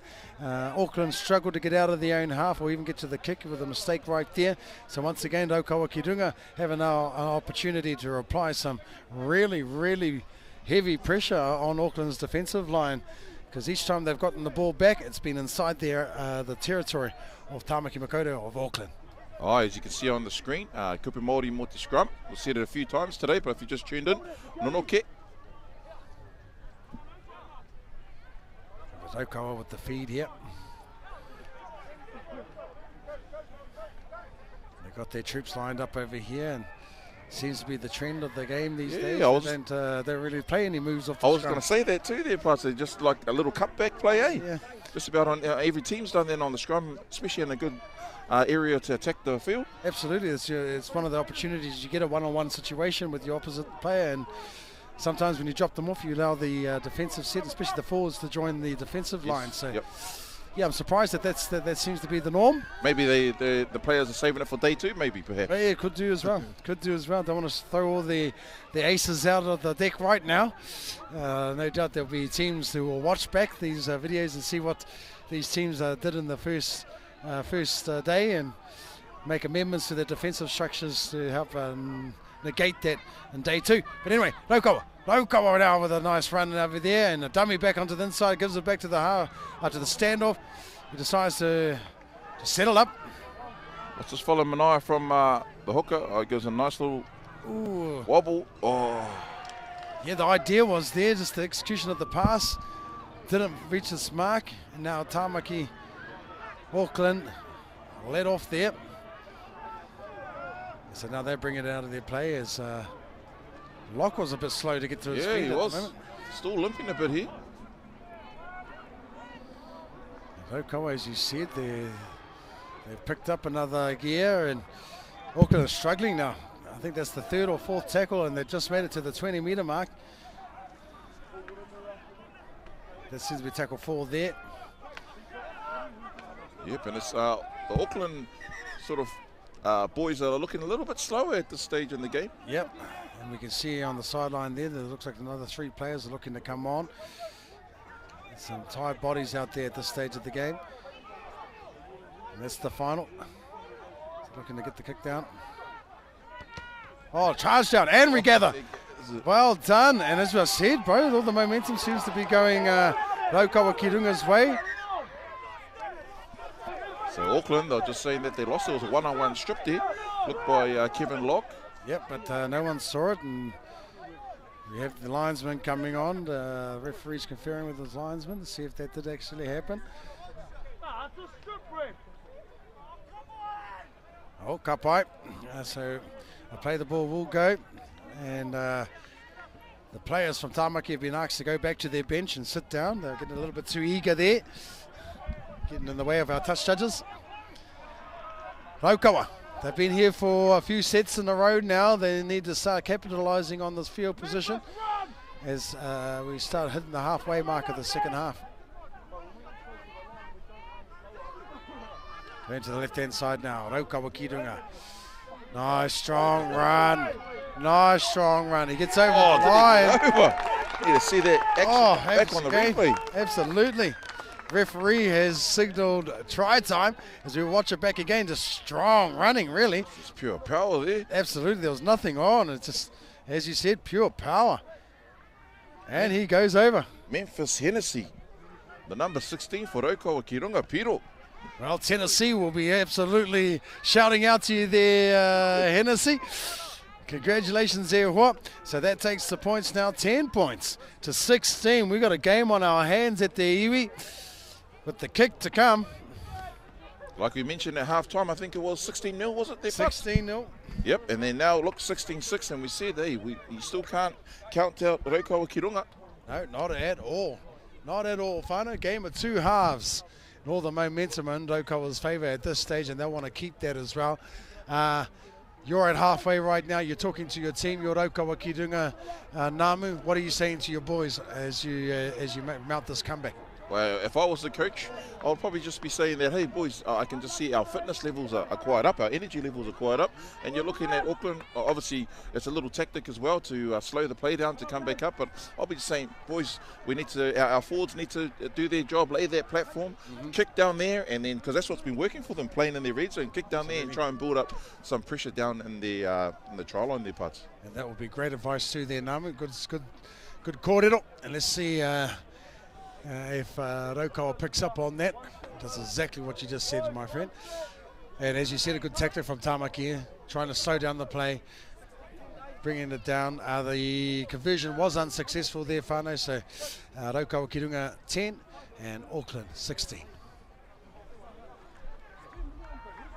Yeah, like we spoke about before, the Patara, even though Auckland's are looking at like some tired bodies out there, man, they've still got that experience to close out any game. Absolutely. This is a game of inches. One mistake, one penalty can change everything. And so ball retention will definitely be at the top of the mind for Rotorua Kirunga. They want to keep the ball in hand and get to their kick. In Auckland, they'll be looking to mount on a good defensive line here and slow down the play as they did when they walked up. They want to be able to control the tempo of the game. Oh, nice in and out. Decided to pass and regathered and back inside again. Rotorua doing well here to move the ball around. Yeah, they are. Just on the 40-metre mark there. Using a bit of footwork. Ooh, and that was a bit high there, and a penalty gifted to Rotorua Kirunga. Once again, they get to restart the set inside of Auckland territory. Nā koe nei mea moro iti nei. Kuia te rerekētanga. Mena katoa koe kaore rānei, I roto I nei momo tuahutanga, I roto I nei momo whakataitai ne. It all comes down to those little 1%ers, and sometimes a penalty Yeah, that was a good kick gain there by Rokawa Kirunga there, Patara. Absolutely. Gaining a good 25-30 metres. So here they go. They'll back up in attacking territory. They're set up out here on this right-hand side. Everyone's in their positions. They know exactly where they need to be and situated. They play a backdoor play. They've got numbers out there as well. Oh, Great shot down tackle. Yeah, that was a great tackle. Time Nico there from Auckland, the left-hand centre. Read that well and come flying out of the line and shut it down. Heavy contact. Yeah. 8 metres away from the try line. Now they're looking to go back to the left-hand side here. They had success there early on. Looking to play their forward game again. And somebody's lying on the ground there. Looks like he got tackled late. Referee didn't see it though. Manai Osborne with the ball. Threads the needle through. Yeah, just then he can kick it back. Referee signaled it went dead, so they'll bring it back to the 20-metre mark. Pompey here with the tap.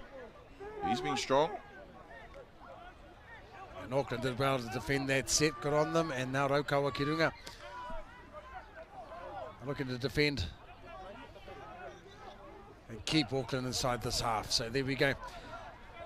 Auckland now 35 metres out from their own goal line. Still a bit of time left in this game there, Patara. Absolutely. Absolutely there is for both teams, and time plays it over the 40-metre mark, and now a good strong run right there. Look at that. Big Purcell there. And that's exactly what was needed for Auckland. They needed somebody to step up and run like that, and he did, and he delivered. And now, all of a sudden, Auckland are deep inside Rokawa Kirunga's half. And what a chase that was, and what a tackle. And they force an in-goal dropout. Just like that, the momentum shifts there. From a good run from Purcell there, made all the difference. As we look at it again, just great chase. The kick is only as good as the chasers, isn't that right there, Nums? Oh, man, it shows the experience of Auckland. When you think they're up here limping, taking it slow, you know, it's all tactics and it's all that experience. And then when they get up there, a little kick, and then bang, they're back to Usain Bolt style. Absolutely. Absolutely. Strike the lightning. We'll try up for a short kick, and it almost worked for them. Almost worked for them, yeah. Was it that man, Kevin Locke there? I wouldn't be surprised if we'll see a lot of that in this grade over the weekend there, Nami. And of course, that's been the fixture of, that's been the tactics of the NRL as well. No longer is a dropout guaranteed your ball anymore. Yeah, that is. And especially with the kickers and the way the players are kicking in today's game, oh man, they can thread it on a needle. Absolutely. Auckland now hot on attack, and talking about threading the needle, he tried to put one in himself there. But Okawa defended well, and they needed to do that as well. They didn't want Auckland to score there and push out the score to 10 points. So 6 points the difference. Okawa Kirunga bringing it out of their own half and over the 20-metre mark now. He's still going, so good post-contact meters here. He's still going, making it up to the 30-metre mark now. Great run there. Ooh, bit of push and shove going on there. Nothing more than a Fitney Chemakas. So now we're on the 40-metre mark as Okawa Kirunga. Did well to get out of the deeper end of their half there. Ooh, the referee let that go. Thought that might have gone forward. So did Auckland, but no, these offloads are stuck. Oh, big and thick, yes. Here's the big man. Big man going down the field. Look at that, and he makes it all the way. Oh, hard luck. The time brings it up now. He's looking to pass the ball. No. That's the beauty about Māori football, man. There's no care in the world. Just throw that ball around. Hey, that's skill, yes. Absolutely. Just like that, we're back on the 40-metre mark, and Auckland's got the ball. Rugby League at its finest. This is the premier competition across all of Aotearoa. Nothing beats a Māori Rugby League tournament. Ai tika to kōrero Pātara. Going back, a bit of a move going on here up the middle of the park. They come right back to the centre of the field. Yep, some good defence here too, shown by Rokawa Kirunga. Manai Osborne right in the thick of it. Now they look to go down to the blind side with their kick. Picked up well. Probably would have been better to go a little bit deeper, I would have thought, but doesn't matter. It's been and done now. Kato te tai, shoulda, woulda, couldas. And now Rokawa Kirunga are up to the 40-metre mark inside their own half. Here we go, up to halfway. I believe that's tackle 2.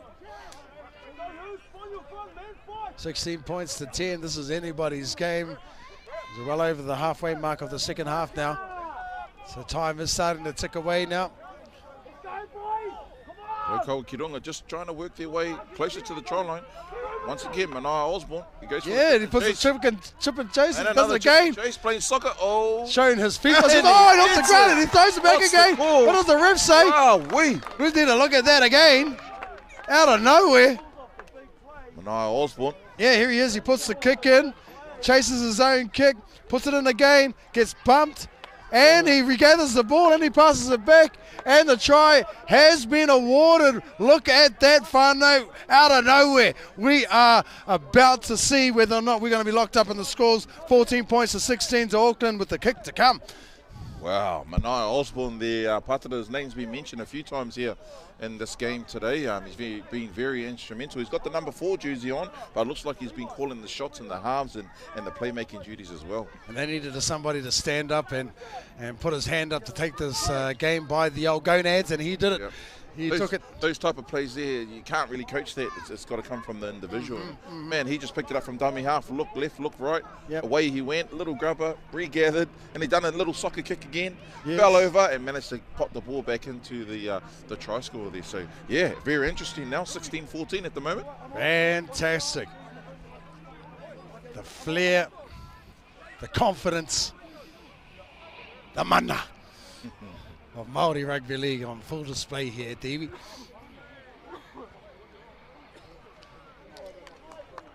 $16-0, I think the score was at half-time. Yes, so all the points have been coming from Raukawa Kirunga in the second half, and now it's only 2 points the difference. They're having a bit of a problem with their kicking tee at the moment. It looks like got the old school tee. They don't sit, the ball doesn't sit like that on those kicking tees, the Kazi. You have to stand it upright. Not like back in the day there, Patara, when you just grab the ankle of your boot and dig the hole in the ground, make a little bit of a hill and chuck the ball on top of that sucker. That's exactly how it was, my whānau. For those of you who don't know, the struggle was real.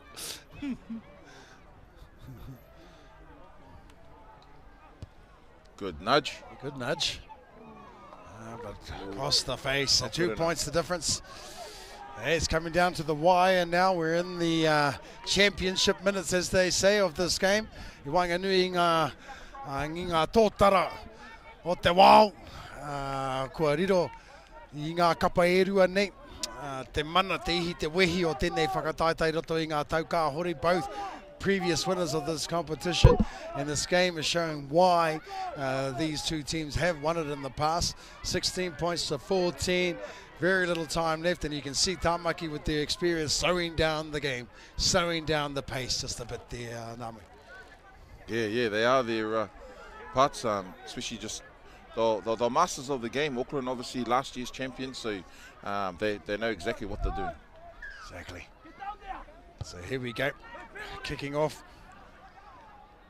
into the left-hand side of the pocket, and now Raukawa Kirunga. Whoa! This big Connor Purcell, he ran hard and look at their hit. So he's fired back up. Yeah, have a look at it again. Oh, and another one. And another one. Just a bit overzealous. It was Keanu Dawson trying to match it. Might have been a bit too much in that tackle there.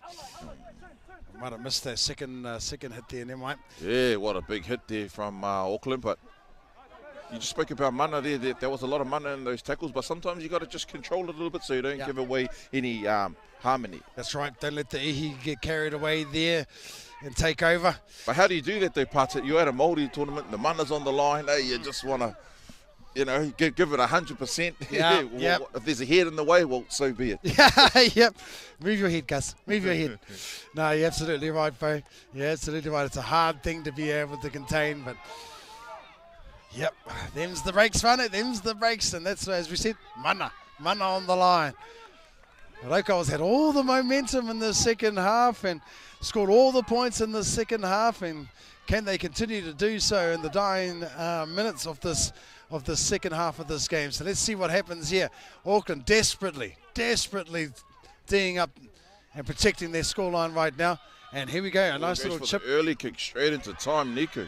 Nico read that perfectly. perfectly read there by time, and so he'll play the ball. Oh, And now banger. Okawa want to come in and put some hits on as well, but unfortunately didn't make it the 10 metres, and so now a penalty. He's feeling it too. Yeah. Maya Sands is his name, but that was a big shot. That's a big shot. Huge shot. Look, and he's still feeling it here. Might have just got a little bit winded. Small man on big man, 9 times out of 10. You're always going to feel it. That's it, body on the line stuff, and look at that, you know, aha koa. Te ihi te wehi te tapu, me te waroha ki tō kapa anō, even though your oppositions, you know, your opponents and your hoariri in these games, ko te āhuatanga o te Māori, te manaaki, a tetehi ki tetehi, and that's shown right there, some great sportsmanship shown by our experienced players there, looking towards the player safety of his opposite player, giving him a bit of a paki and a pat on the old back. So, kei te pai, kas. Kei te pai. Kei te ora tonu koe.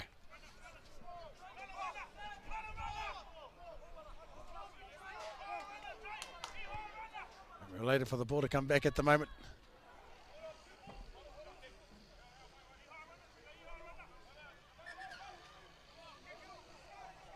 Looks like we've got 2 balls on the field, so yep, time has been stopped and play on. Big Tony Tua with the crash, finds his front. Yep, he didn't bother about fighting the tackle there. He just wanted to get to his fronts and quick play the ball. Backed up by another man who's been running hard all day. Yeah, big Purcell, big Connor Purcell. That's all he knows is to run it straight. Yep. And back to Tony again. He decides, I want another one. Give me back the ball. And that's the mana talking. Okay, so Auckland now, though, just looking like they just want to settle it up, eh? Yep, just And running that's the what clock they'll do. down. We're on, of course, the referee's time. And ko ia e te iwi, ko tai ki te pita whakamutunga o tēnā o ngā pakanga nui whakaharahara. I wainga nui a Raukawa ki runga me tāmaki, Auckland. Ko ia ko te kauma ono ki te kauma whā. Great comeback there by Raukawa ki runga Namu. But as they say, when you're chasing, sometimes it's too little, too late. Yes, most definitely. And like you said, it was all Auckland in the first half. And then Raukawa ki runga, they came back in the second half with an awesome comeback. 2 points into this game. Yeah, beautiful game there, Pats. Whānau, just we're going to take a break here, a lunch break. We'll be back with the live stream back at 1:30. Kai's on whānau, so we'll be back. Ko tata nei mautore mai e te iwi. Ka hoki mai a te haurua mai te tahi. Ka Utonu mai.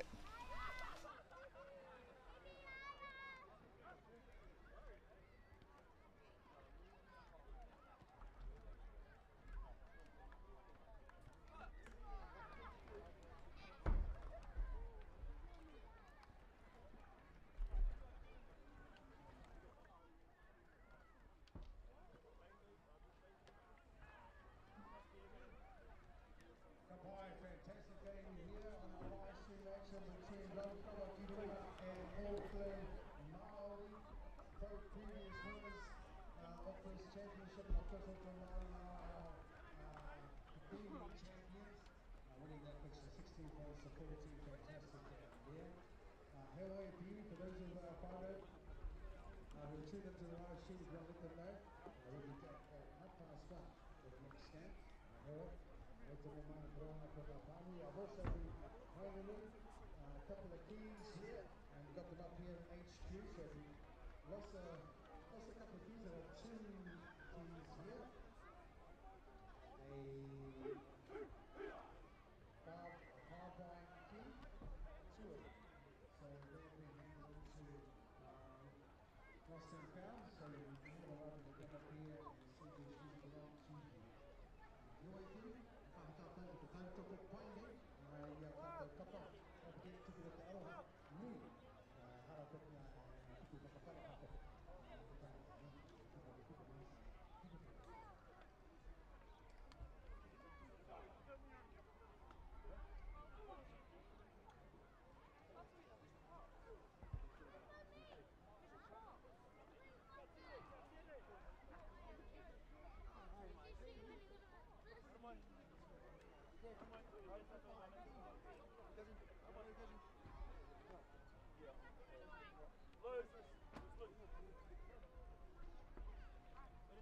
We've got some stuff here, lost and found, whānau, and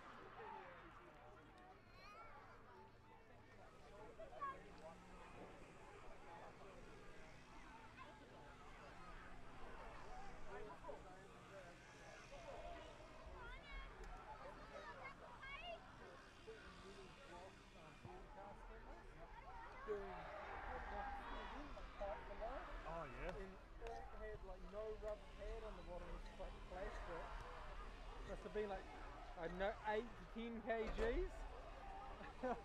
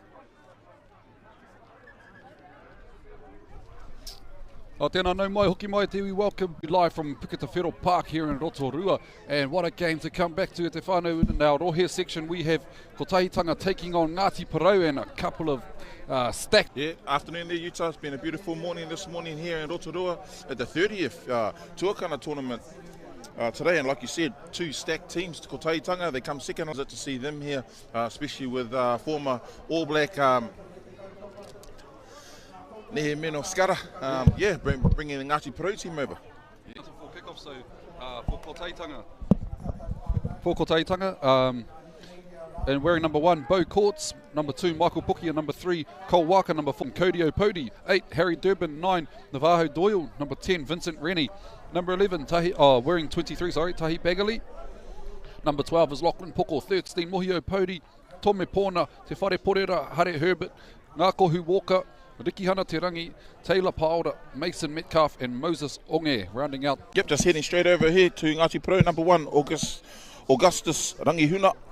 Number 2, Hamiora Tamati. Number 3, Te Rangi Fraser. 4, Apirana Pewharangi. Number 7, Nehe Milna Skara. 8, Noira Ngahui. Number 9, Brown. Number 11, Kahul Johnson. Hone Harawera, number 12. Bully Gudgeon at the back of the scrum, and number 13, number 14, Kaitiaki Rangihuna, 17, Carlos Kemp, 18, Manu Herawini, number 19, Cleveland Fraser Haig, 20, Daniel Buchanan, number 22, Delaney Puata, 23, Tamati Samuels, 24, Rana Dennis, and number 25, the man himself, Sami Rapira.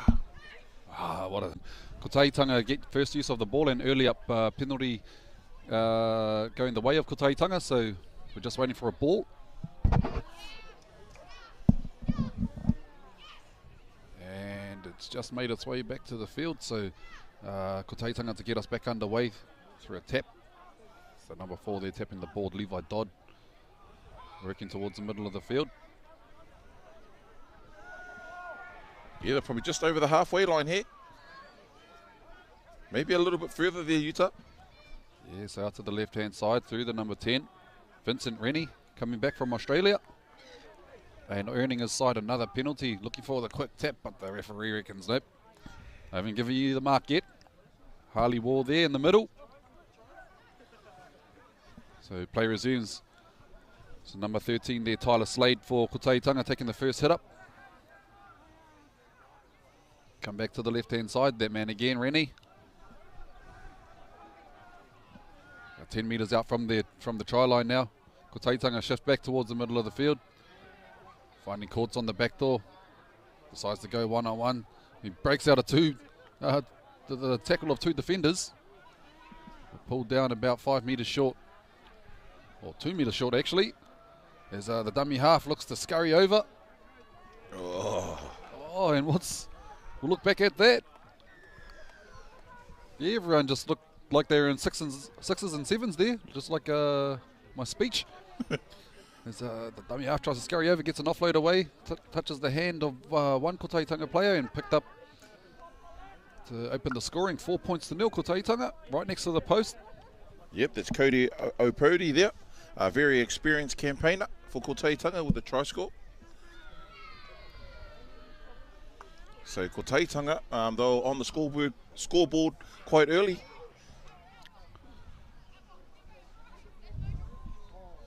So he's looking to convert his own tries, Opodi.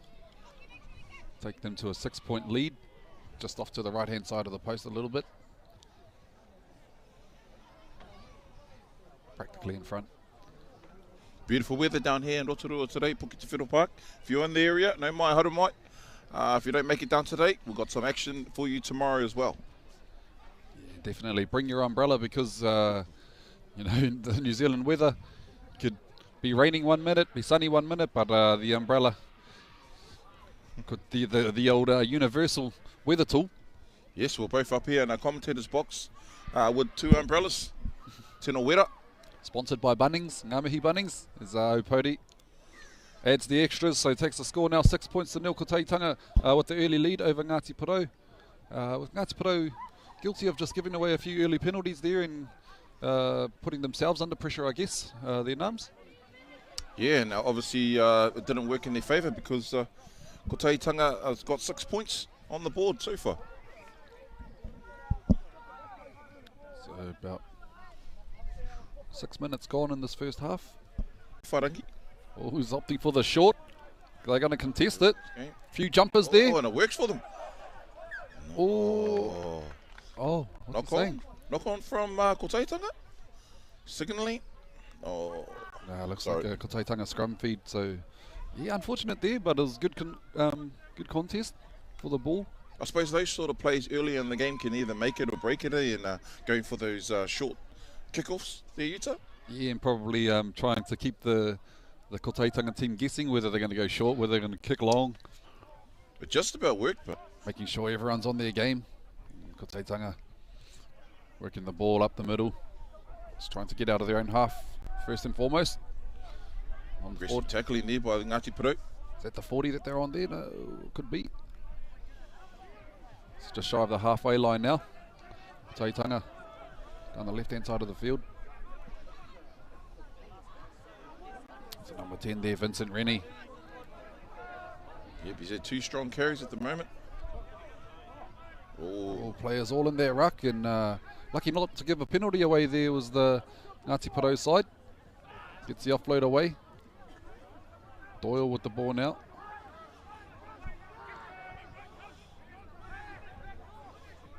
$40 metres away from the trial line here, Kotaitanga. Slow to his feet.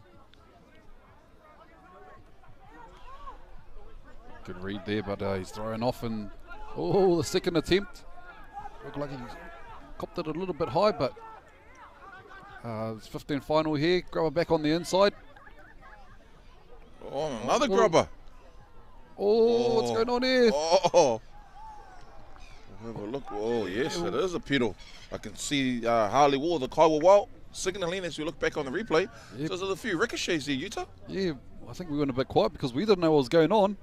An attempt to scoop it back up, and it ends up in the hands of the number 6, Cassius Tia, for Kotaitanga. So both the halves opening the scoring in this match for Kotaitanga. Some great soccer skills there shown by Kotaitanga as well to score that try. Yeah, and Ngāti Porou just guilty of not cleaning that ball up. The back three just out of position, I guess. But you got to give credit where it's due to the Kotaitanga attack. Yeah, they're looking pretty sharp in the first 7 minutes of the first half. Kotaitanga, and we've just got to remember too, these teams here probably maybe their second or third game there of the day there, Utah. Yeah, definitely tournament footy takes its toll on the body. So, man, the way they're holding themselves at the moment, got to commend that. Cody Opodi. He sets up for the conversion. Probably about 2 metres to the right of the right upright. The right of the upright. Twisting our tongues here. So, looking to add the extras there as Opodi. And he creeps towards the ball. Makes no mistake of it, adding the extra 2 points, taking the score now 12 points to nil. Kotaitanga over Ngāti Porou.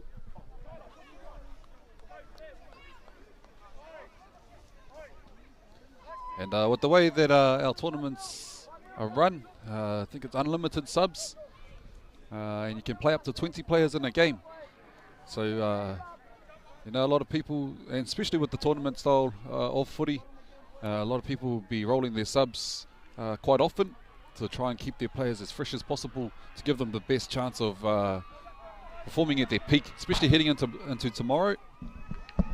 And by the way that Kotaitanga are performing at the moment, yeah, no doubt that they'll be appearing in tomorrow's fixture as Ngāti Porou opt for the short kickoff again.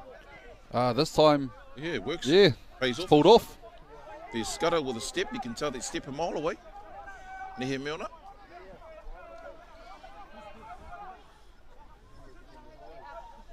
So Ngāti Porou here with a good chance and some good attacking position. 30 metres away from the try line. They opt to go left to right. Oh, what a hit. Whoa. What a hit. Tempted to push replay button the Utah, but Yeah, better yeah. carry on with the game here. It looked like the touching's flag went out. I'm not sure if he was just parading the hit or if there was something in terms of foul play seen there. But Ngāti Porou come to the left-hand side.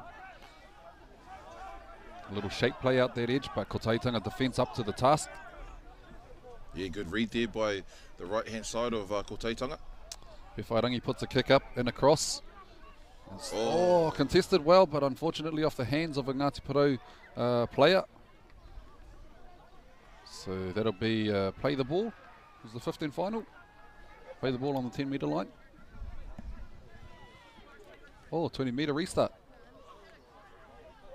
What was the rule there? Was it obviously a takawhakamua knock on? Yeah, must have been in goal, knock on goal. So here we go, Rikiana Te Rangi, one of the players of the tournament team last year in the Rohe section. Yes. And he's from here, Ngāti Puketawhero. Plays his football locally. Very solid runner. As Kotaitanga out to the left-hand side, nice cut-out ball, finds winger in some space. But pulled down by the covering defence of Ngāti Porou. That's Chauncey Edwardson on that edge. They're looking to go coast to coast. Rikiana getting the ball at a standstill and, as usual, just going straight up the guts. Only way he knows how. And his partner actually featured in one of the games this morning, Aotearoa for Waikato Māori, as a little scoot out of dummy half. He was quick out of dummy half, but pulled down a metre short of the line. Now we've got time off here for an injury by the looks of things. Is it Doyle, the runner? Yeah, you look like he got twisted and turned all sorts of ways like a pretzel, but he's back to his feet and Like jogging back into the line. Looks like he's jogging off at the moment, so he's looks like he's being replaced here. So Ngāti Porou with the ball now, just looking to work it out of their own 10. And a good first up run there, evading a few defenders. Good chance for the backs to get involved in this one, the Utah. Definitely relieve the forwards who have been busy on defence. So third tackle coming here, back to toward the middle of the field.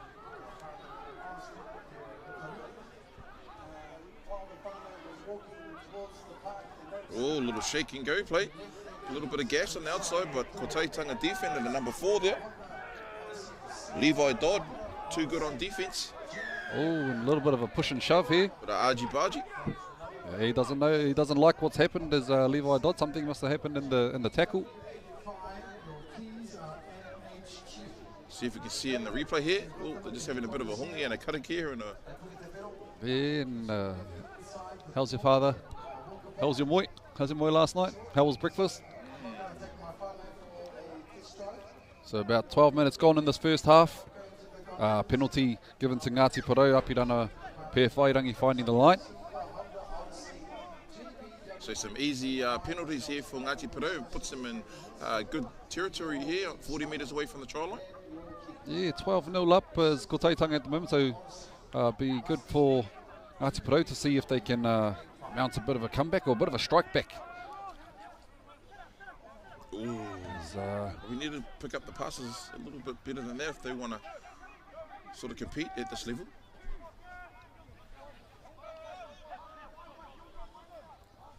Looks like a props in going into dummy half there and a solid run. Going straight through 2 defenders. Eventually pulled down.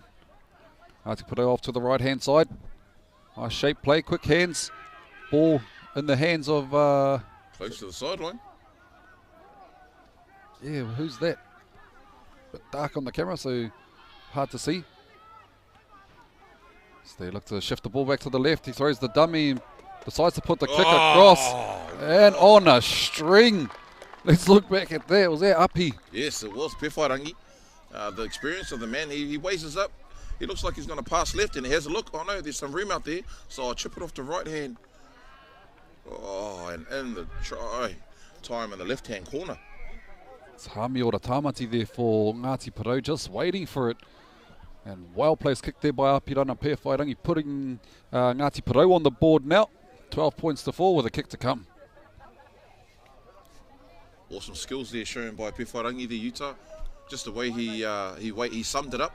Obviously, he looked like he was going to spread it, but then in the corner of his eye, he's seen a little bit of room out there on the left-hand side, and just a nice, clever kick there for his winger to score for Ngāti Porou to put them on the board.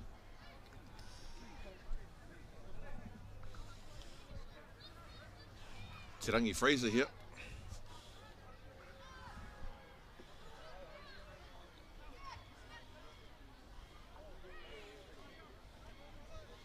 Everyone's got their own technique of kicking style.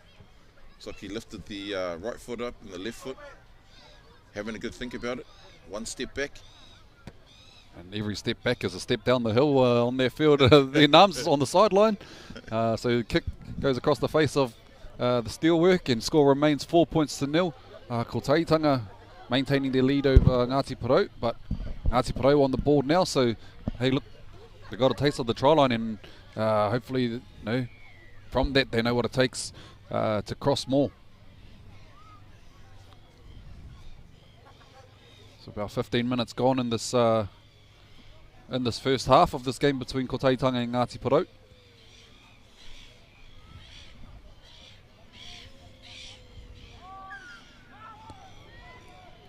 Back underway. They up for a deep kickoff. Oh, and the long ball off the kickoff. Not shy to throw it around.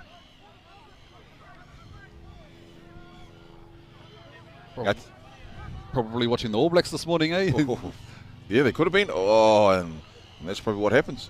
Oh. So Cole Walker, he's another experienced campaigner as well. Out there in the left-hand centre, wearing the number 3 jersey.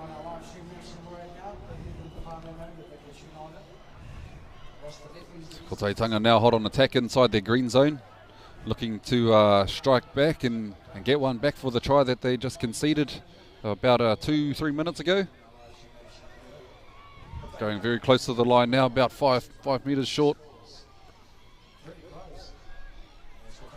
It's Josiah Afu on the field now in number 14 for Ko Taitanga. Ngāti Porou back on their line, defending their line. Out to the left-hand side, a nice cut-out ball to the winger, but the defence of Ngāti Porou on their right edge read it very well.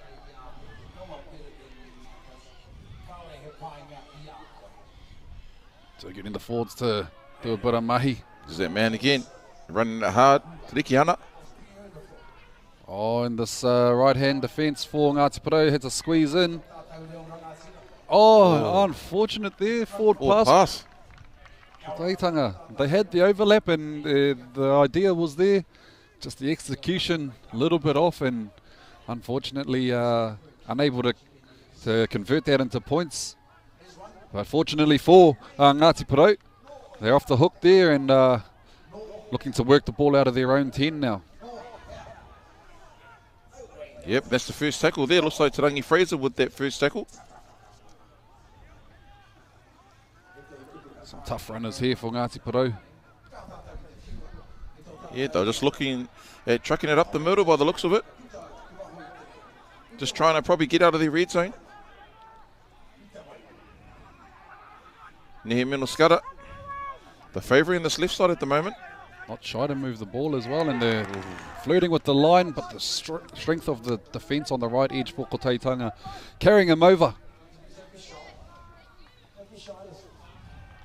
So again, Ngāti Porou be on the back foot a little bit. Ko Taitanga flexing their muscle there. There's nowhere to go up the middle, and then Ngāti Porou try to go around, but like you said, their right-hand side, their right-hand edge, forcing the try score for Ngāti Porou over the sideline. Yeah, and I like what Ko Taitanga did there. They used the sideline as another defender. They gave the illusion that there was space on the outside, but they knew that they had the speed to get out and cover that and take him over the line. So Ko Taitanga inside their green zone now.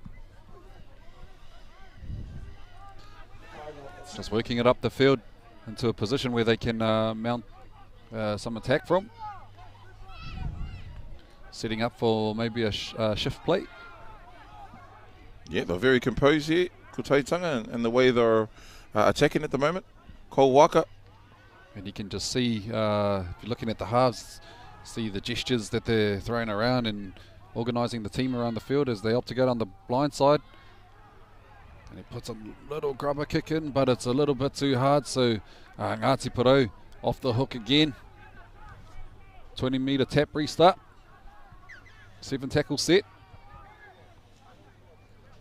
There's tackle 0 here, and it's a strong carry, 10 metres.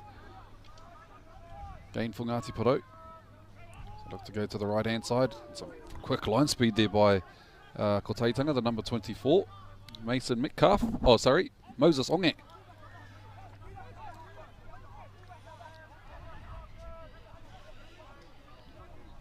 Yes, ko Taitanga defence holding firm at the moment. Yeah, and I think Ngāti Porou, just to get to a complete here would be a good start for them, because a lot of this footy's been played down in their own half, so they can get out of there and just play some territorial footy for a little while. I think that'll go a long way for them. Yes, most definitely the Utah. You cracked it on the head. They've been playing in the Ngāti Porou half for the last 10 or so minutes. Got to a kick, and it's a little chip over the top. Oh! Looking to show a bit of flair, but cleaned up at the back there by ko Taitanga.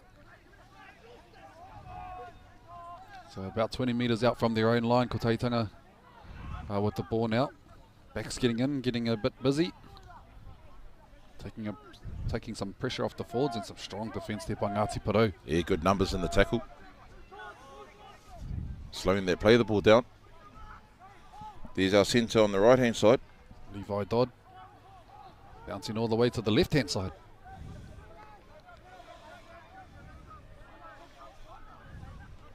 So back toward the middle of the field. Afu with a massive boot downfield. Beautiful. No one back there. And if that goes into touch, good. Oh no, that's not going into touch. It's going dead. What a kick. Oh, he's holds made up. a play at it. Yeah, quite lucky just to stay in there. He's flirting with the sideline once again. Well done there by the Ngāti Porou fullback to get back and get into the field of play and stay in the field of play. Well drilled, this ko Taitanga side. I mean, you know, they kick down, the chase is good, and there's defence, and you can sort of see what they're trying to do, you know. They're trying to smother them in and suffocate them in their own half. Yeah, and they're doing a good job. That's tackle 3, and I think Ngāti Porou have just got onto the 10-metre line, so going to make them kick from deep in their own half. It's tackle 4 there. There's Ngāti Porou come to the left-hand side. Oh, he's through the dummy for the long ball. Sneaks the offload through the line. Get to the 15 final.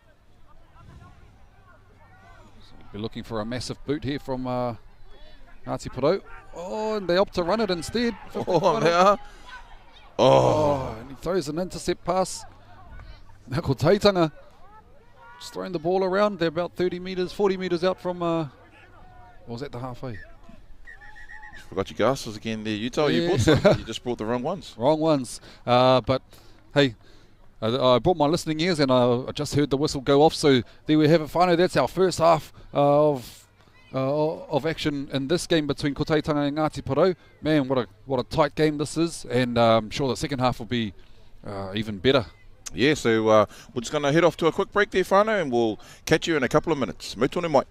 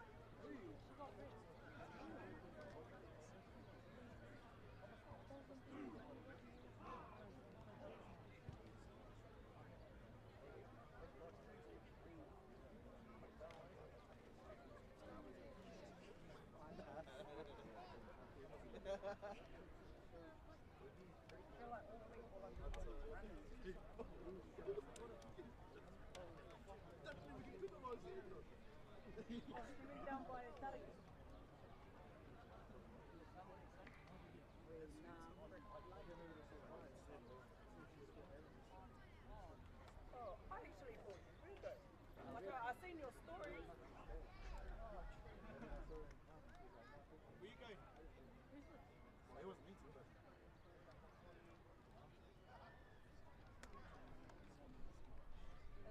Does they come and go? Oh, does she go up?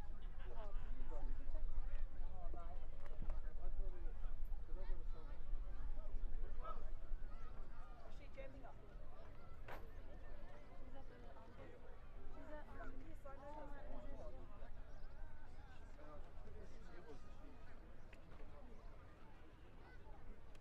Hey, no ears.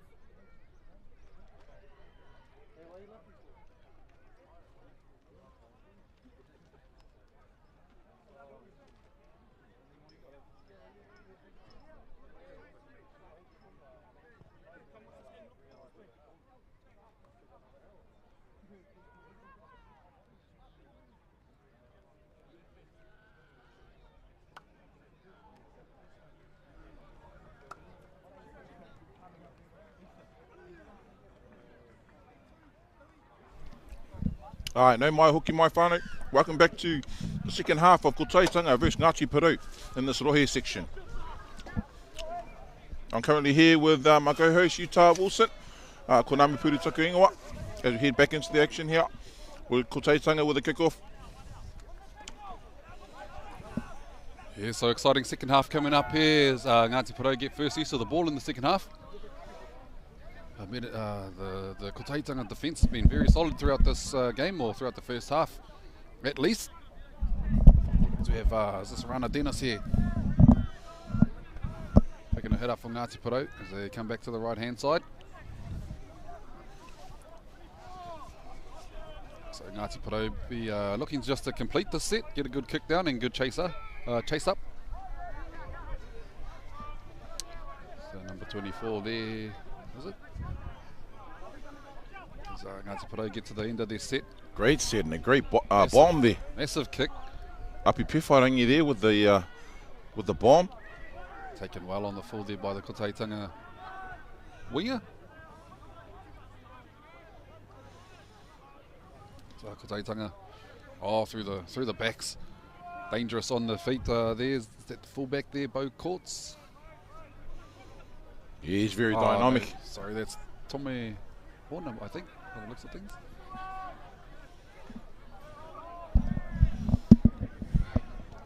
Ngāti Porou will be wanting to hopefully keep Kotaitanga down in the half. Yeah, and the referee's letting them go on a little bit with the tackle, but a quick little dart out of dummy half. Asking the question if the markers were square. Square enough for the referee, and that's all that matters. So they get to the end of their set. As Kotaitanga put the kick across, challenging the winger. He takes the ball without any error. So Ngāti Porou getting their backs involved now. Looking for some fleet-footed Nehe Milner Scudder magic maybe somewhere. Ngāti Porou. Keep rolling to their left-hand side. Just a lot of one-off runs here for Ngāti Porou. And the Kotaitanga defence very strong, keeping them down in their own half. So we're approaching the 5th and final here, I think. See the hand of the referee going up. So be that man again, is it? Apirana Pewhairangi. Oh, he throws the cutout ball to the centre. But picked up. Oh, knocked on by Kotaitanga. So a good result there for Ngāti Porou. Get another set of 6. Taka Whakamua, a knock on. The chief playmaker off to the sideline, off for a bit of a breather. Someone else replacing him in the halves coming on. Yeah, that's number 17 there for Ngāti Porou. Carlos Kemp.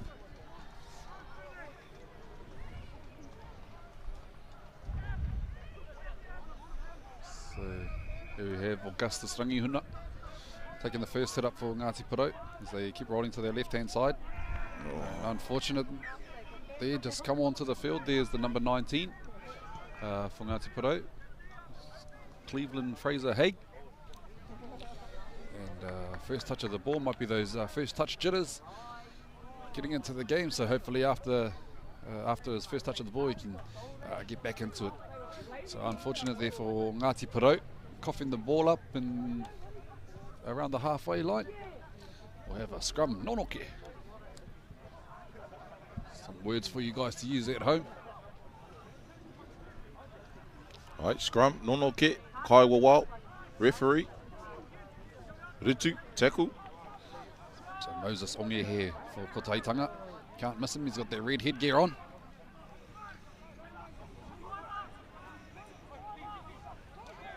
A number of Ngāti Porou defenders in there, four defenders to take him down. Yep, just over the 40-metre mark. Kotaitanga. With a nice little shake play out there on the left-hand side. Towards the forwards to settle things up for them again. A lot of numbers in their tackle.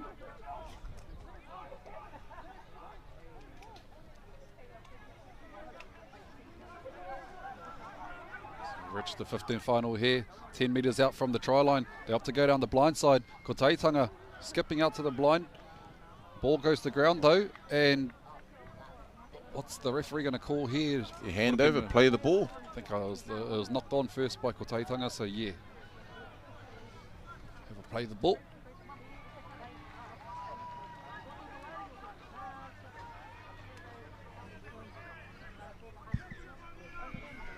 Time signal back on. Ngāti Porou. Again, the backs just getting in there, getting busy for the forwards who've done a mammoth job on defence actually. Nice little inside ball. Yeah, not scared to throw the ball around in their red zone. Especially early in the count, Ngāti Porou. Something you got to love about Māori footy, Nums, the flair that you see at these tournaments. And it's all the way through too, from Taina to Tuakana. Yeah, most definitely. And it's good, it's entertaining football. Entertaining is right. As Ngāti Porou just approaching the halfway line now. Rana Dennis tucks the ball under the arm, gets an offload away though. Unfortunate not to go to hand, but cleaned up well there by Tutiaru Mopi. As again, those cutout balls. Just couldn't go to hand on that occasion for Ngāti Porou. Yeah. So that was the 15th final, so we'll just have a play the ball, I think. Yep, Kaiwa Wild signalling for a play the ball.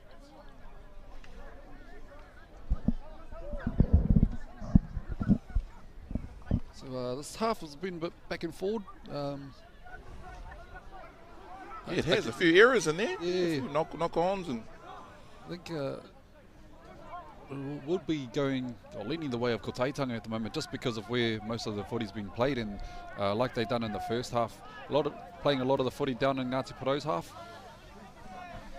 and often that leads into points. And they're about 30 metres out from Ngāti Porou lines here, Ngāti Porou's line here, sorry.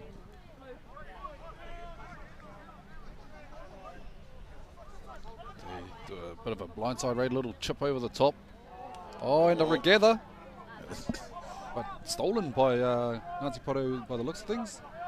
Yeah, just come off the hand of, looked like Cole Walker there from Kotaitanga. Tried to regather the ball, but it just slipped out of his hands and into Ngāti Porou. So again, this line speed for Kotaitanga has been awesome for them, and they're forcing Ngāti Porou to really work to get out of their own 30.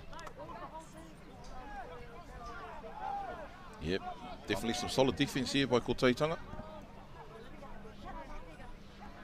It's off to the left-hand side here, Tutiaru Maipi. Representing his Ngāti Porou side.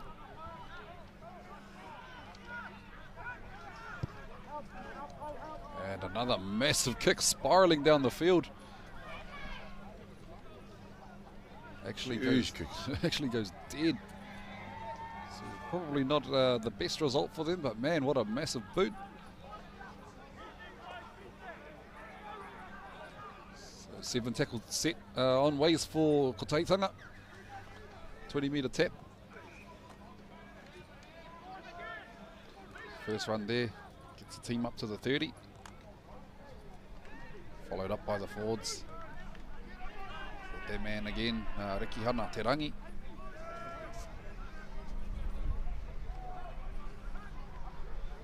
Again coming back towards the middle of the park. Ngāti Porou working hard on defence there, trying to keep Koteitanga down this side as much as they can. Strong running though by Koteitanga, and yeah. Again the forwards just putting their hands up, and Rikiana posting his, getting his nose through the line and actually earning his side a penalty. Well deserved for his mahi so far. He's been trucking it up the middle. Every time he touches the ball, he's always making meters there, Utah, to Rikiana. Yeah, just poked his nose through the line, and late in the set, those are what we call coach killers, Nams. Those, you know, nearly at the end of the set and Give away a penalty, eh? giving away another 6. And Koteitanga looking to see if they can punish it.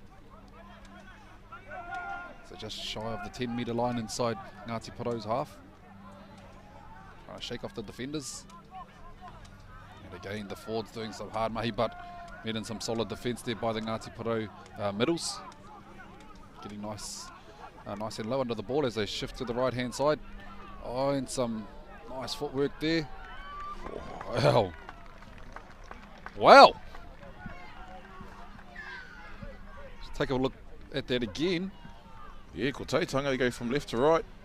A nice shape there, showing out there with a nice little offload there to Levi Dodd, the right-hand centre for Koteitanga, just too sharp to finish that move off.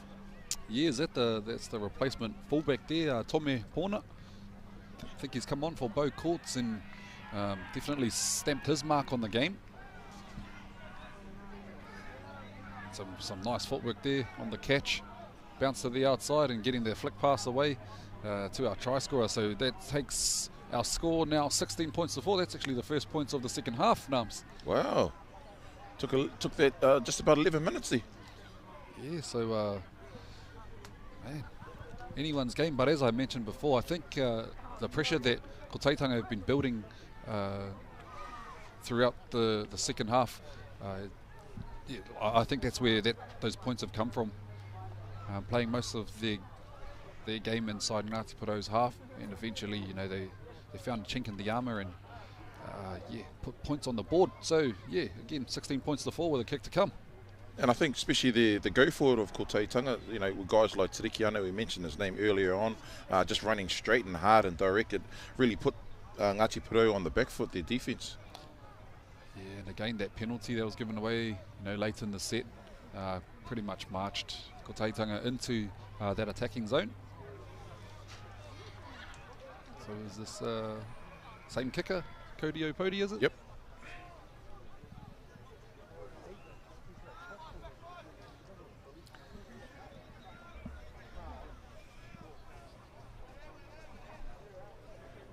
It's probably about a good 5 metres away from the touchline. As he approaches the ball. Strikes it well. Yes. Oh, yes, and it's 2 points there. So taking the score 18 points to 4, so a 14-point margin, meaning that Ngāti Porou, if they want to come back in this game, they have to score 3 times now, at least.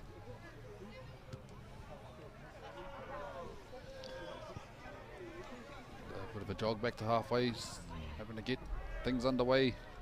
Usually on their kickoff, one of they'll stick with that same tactic they use. I was just about to ask that. You reckon they'll go for the short again?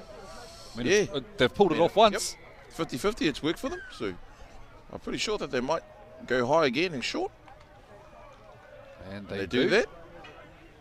I think, you know, with Ngāti Porou being, I think is predominantly rugby, so, you know, they're probably used to those rugby kickoffs, those high drop kicks. Yeah, speaking of those drop kicks, but, you know, obviously totally different games.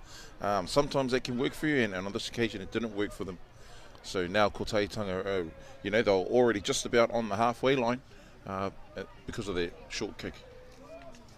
Yes, referees just called time off. Might be someone going to blood bin or something, or HIA. Looks like a player welfare reason though. So back underway now. Kotaitanga running hard down this left-hand edge. Meeting some good Ngāti Porou defence here, some solid defence. Again, is that Josiah Afu still there for Kotaitanga, and the dummy half just popping out. Some good, strong, direct running there by Kotaitanga. And that's what's worked for them, I think, throughout this game. As their forwards laying that platform, just eating, chewing up the metres up the field. And an early kick in the set here, nice and low. Great chase too. Cleaned up eventually by the Ngāti Porou fullback. Oh, and he's not shy to throw the ball on the first. Bit of a show and go. And he's going to surrender. Yeah, just a bit untidy there from Ngāti Porou with the play of the ball, I think.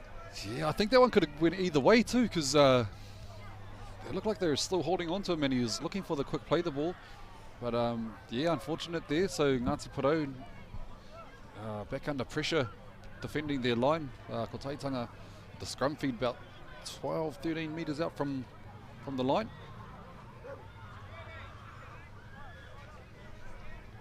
So Kotaitanga looking to extend their lead now. 14-point lead at the moment.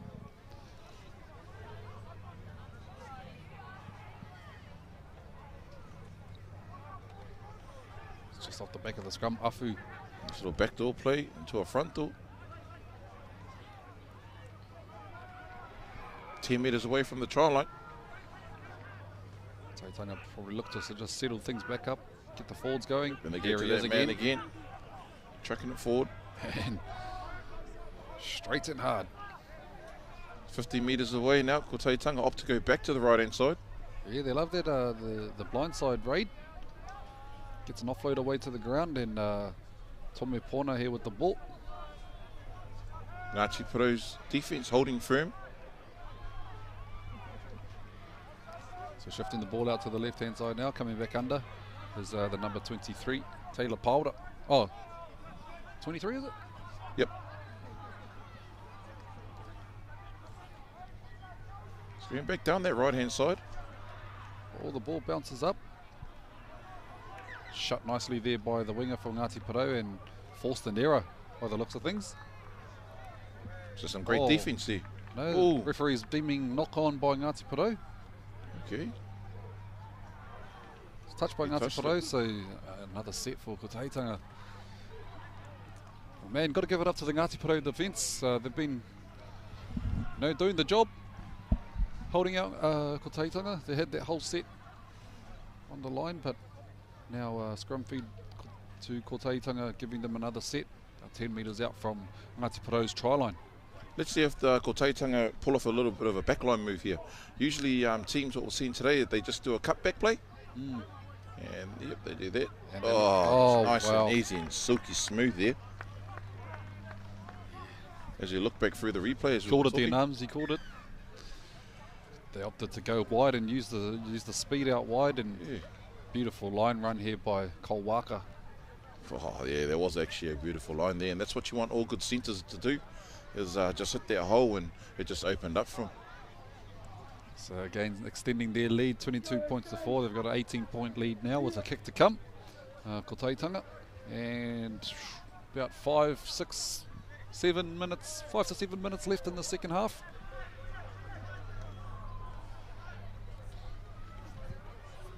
Five, 6, 8 minutes. So, yeah, here we go. Cody Opody again off with the boot, with the kicking duties. Once again, if you just tuned in, whānau, mihi to everybody tuning in on this live stream here. Beautiful day down here in Rotorua, Puketawhero Park. There's going to be games played over today and tomorrow, with our finals day being tomorrow. Also, just a quick plug and a quick shout out to New Zealand universities. They take on Australia University tomorrow with Coach Marin Haggie. All the best to you, brother, and all the boys out there at the same venue here, Puketawhero Park.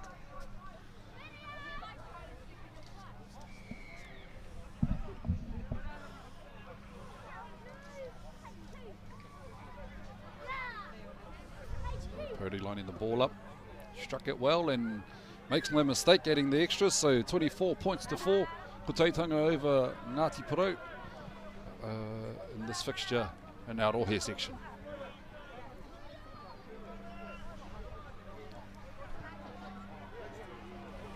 So again, Te Whānau, if you're in or around the area, if you're in Rotorua, come on down to Puketawhero Park, and the sun is beaming. I actually feel sorry for the players out there, because man, it's hot just standing here. So running around, oof. There's Ngāti Porou up for that short kick-off again, and has it come off? No, ref saying knock on, I think. Taka whakamoa, knock on. So Ko Teitanga scrum feed again. Once again, I don't think Ngāti Porou, they haven't kicked down deep off the kickoffs. They've always opted for that short 10 metre. Yeah, maybe about 5 times, and it's worked once. Yeah. I think maybe one of the kicks might have been deep. Oh, one, okay. Oh, I'm not too sure. I've got the memory of a goldfish. Yeah, you're looking like a goldfish at the moment, mate, with that sun beaming on you. Redfish soon. As Oh, Ko Teitanga there we make go, a break here. Teitanga. Oh, he's Oh, streaking away, but the cover is there for Ngāti Porou. He bumps off one. It's the number 2 there, Michael Pukia. Solid run there by Ko Teitanga. Michael. Off to the right-hand side. Oh, and a chip on the second. The chasers are there, and the treats are received. Ko Teitanga, what a piece of play there. And it all started from the nice run there by the winger, Michael Pukia. And on the second play, they opt to go for the little chip over the top, and Cassius Tia.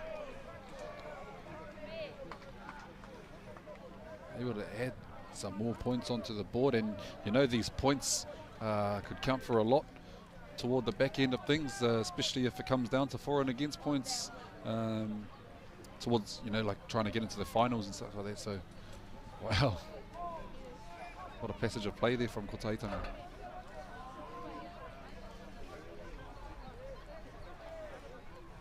Right in front of the sticks. Could almost count on Opodi knocking this one over as well.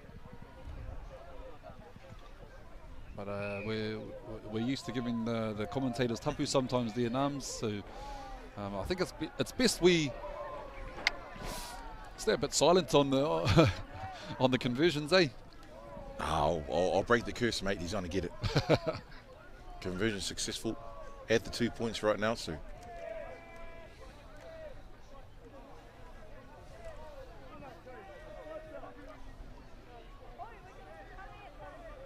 And yeah, a few minutes left in this fixture, so Ko Teitanga will be closing this game out with a win.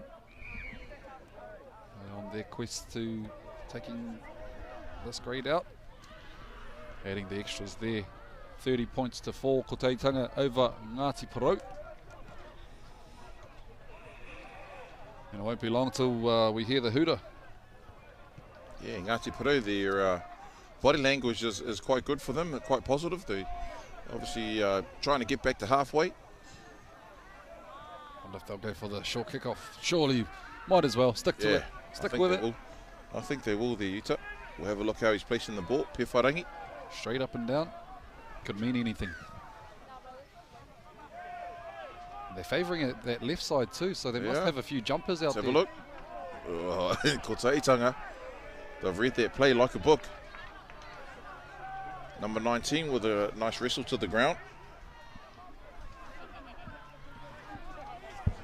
Te Rangi again. Oh, no, not Te Rangi. It's 21. But a nice steal there for Ngāti Porou. Yeah, there's the big number 8 there. Noera Ngāhue. So Ngāti Porou with the ball back here. Whoa! We want to have a look at that hit again there, Utah, if we can. Yeah, man, what a solid tackle. The ref, he blew the whistle. The breath. Yeah. He blew the whistle with his breath. Let's have a look at this hit there, Utes. This might be me and you soon. Oh. Yeah, no, on the receiving end.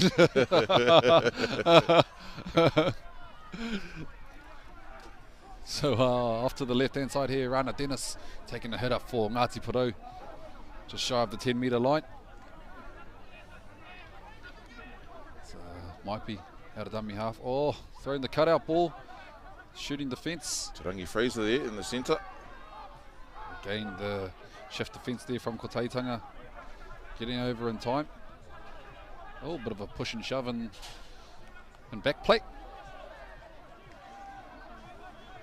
Looking a little bit disjointed here though. Oh, we're still argy-bargy. So I think the Kaiwa Wild, our referee, will have a bit of a kōrero to his sideline official to see what the sideline officials see. But it seems like there might be a penalty here, or even worse, someone could be off to the naughty chair. Oh, he does, eh? Yes, is sent to the naughty chairs. The number 23 there for Koteitanga. We don't actually. Oh no, sorry, it's Tahi Bagley. So Pewharangi barking orders at his Ngāti Porou team. We've got 13 players versus 12. Let's see what they can do. Time's, oh, the clock's ticking. Probably the last set too in this game. And if they're lucky, Koteitanga might get another use of the ball.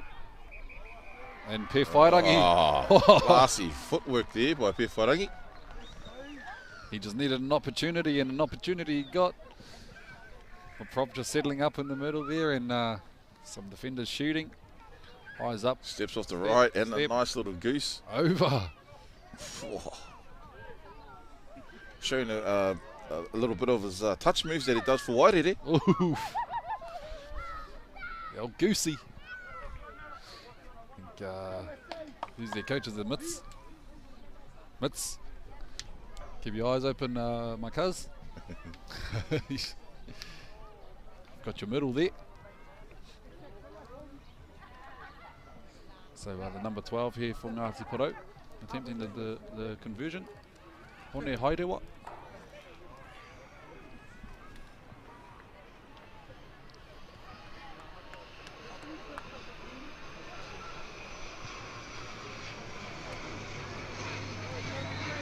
And with that conversion, that brings our score 30 points to 10 at full time. Koteitanga taking out this game over Ngāti Porou, East Coast, 30 points to 10, yeah. So, don't go too far to find out. We've got another game coming up. Just have a quick look who that is between. It is South Auckland Māori taking on Ngāti Umutahi. So, we'll quickly go to a break, and then we'll be back with that game shortly. So, kia mau tonu mai.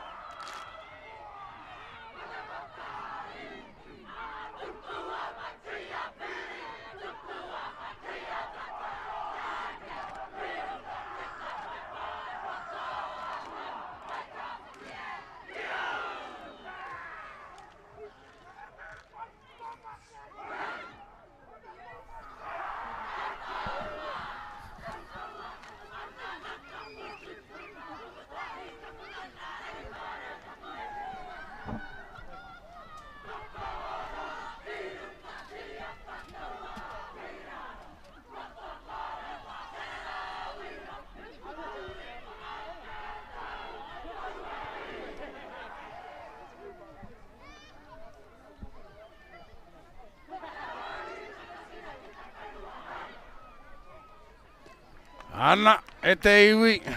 Tutu nei te puehu tukua mai ki a piri, tukua mai ki a tata. Ai, nau mai, whakaeke mai rā ki te pai poto, hau mai tawhiti. Ko te taitonga o tāmaki e pakangātu ana ki a umutahi i tēnei rangi.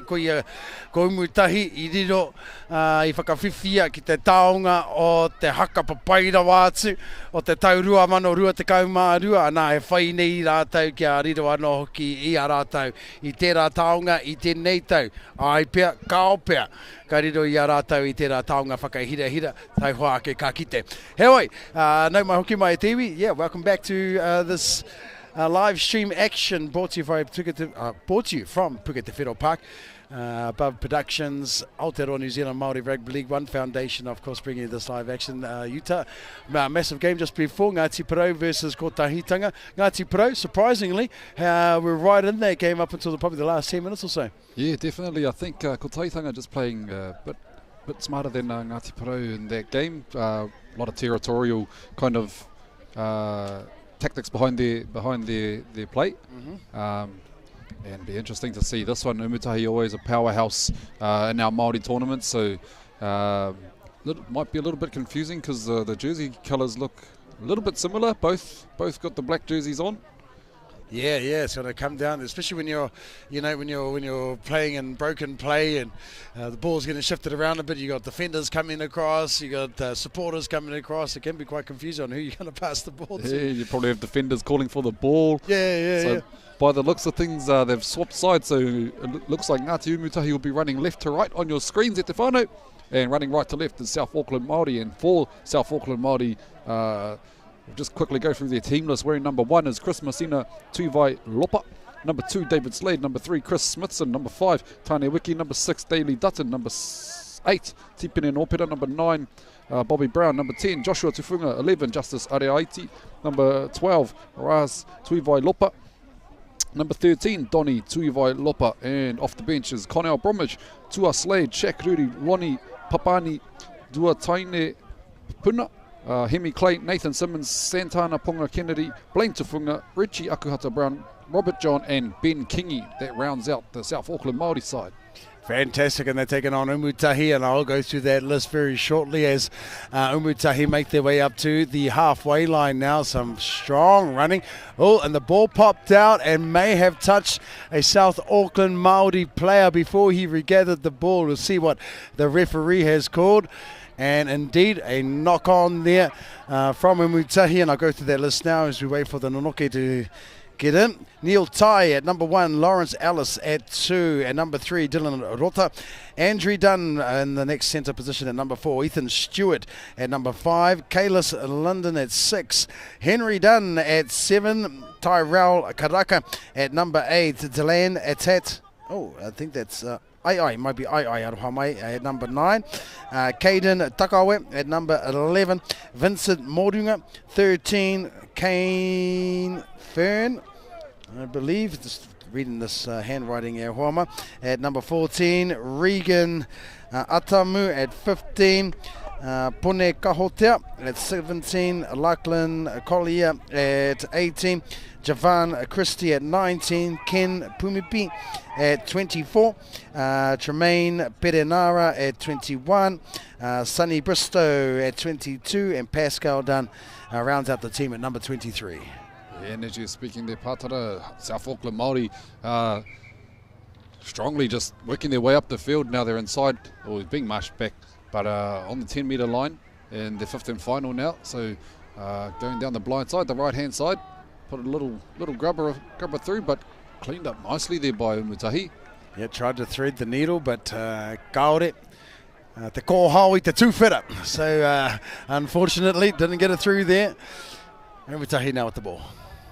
Yeah, and he was hitting a solid tackle there and getting up a little bit ginger by the looks of things, but Umutahi play back underway, and looks like a little juggle again.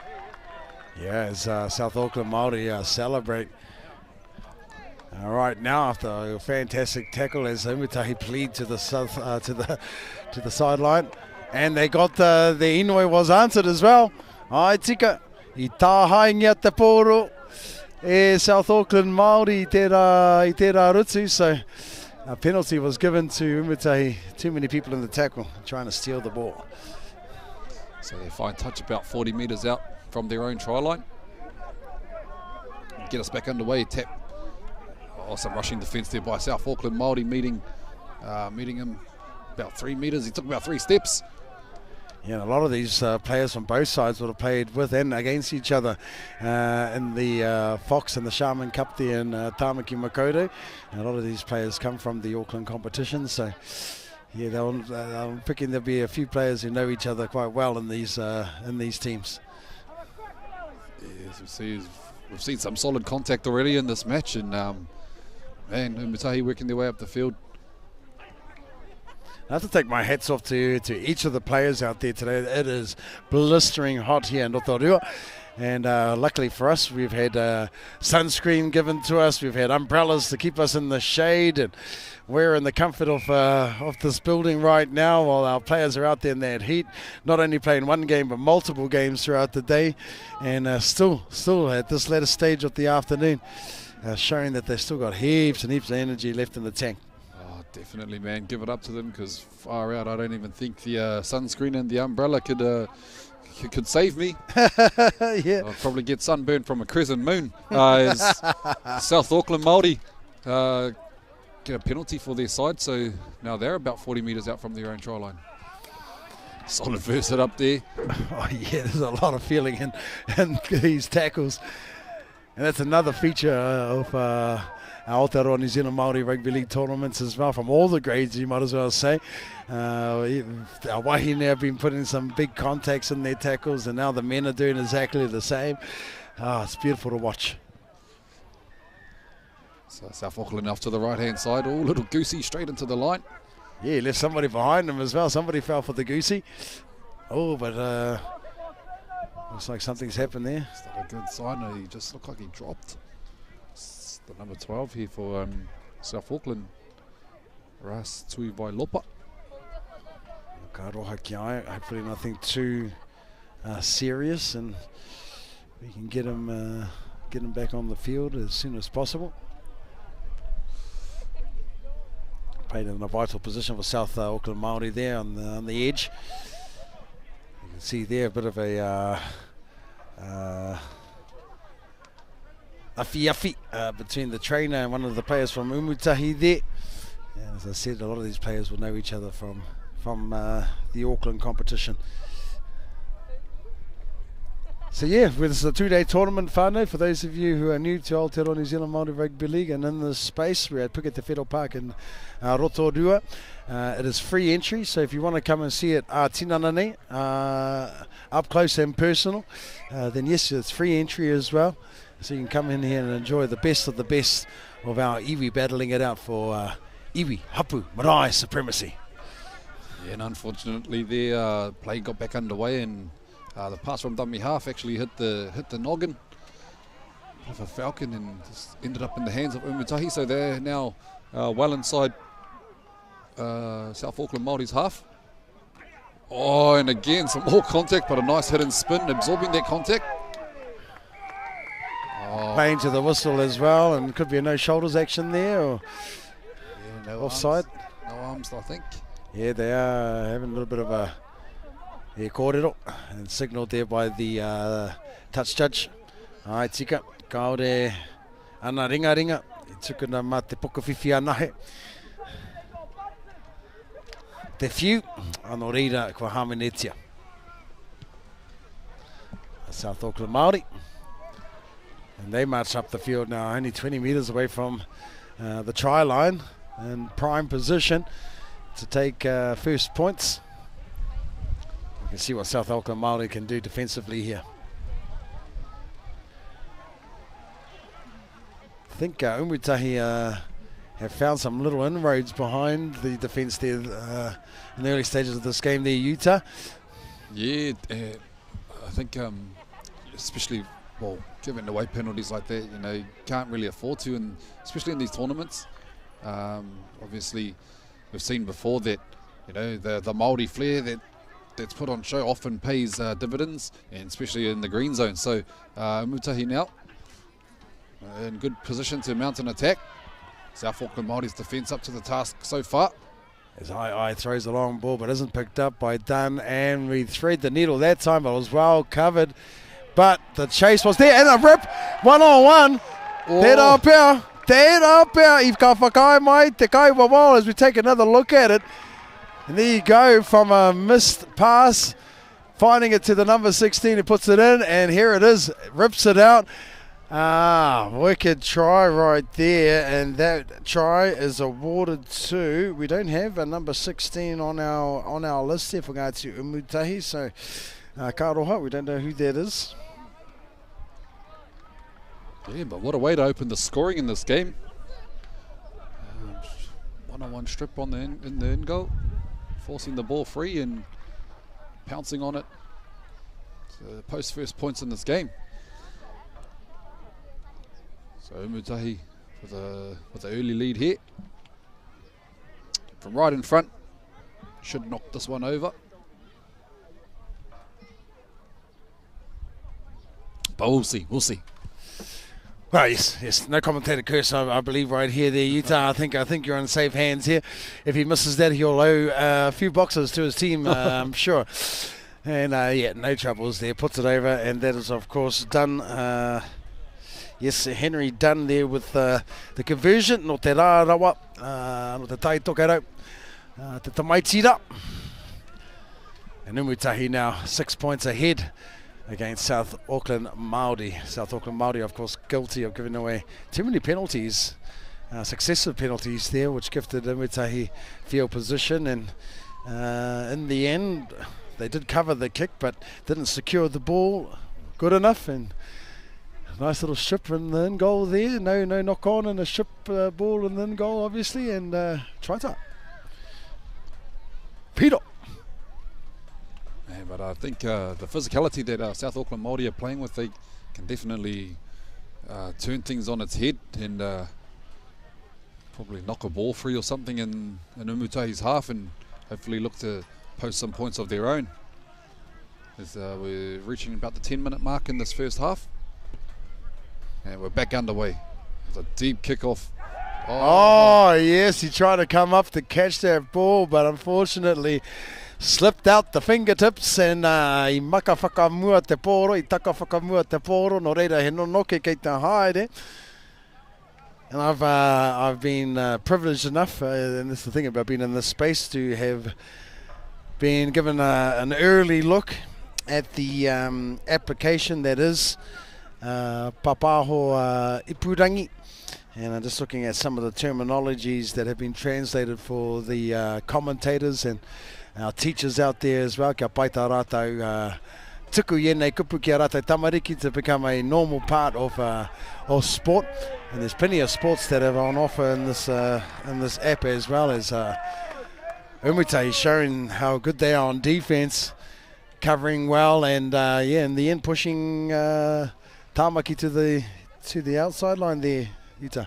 Yeah, and look, early on in the set, he did look a bit hesitant to go wide and looked like he just wanted to find the deck, but awesome work by Umutahi there defensively to hold him up and then drag him over the sideline.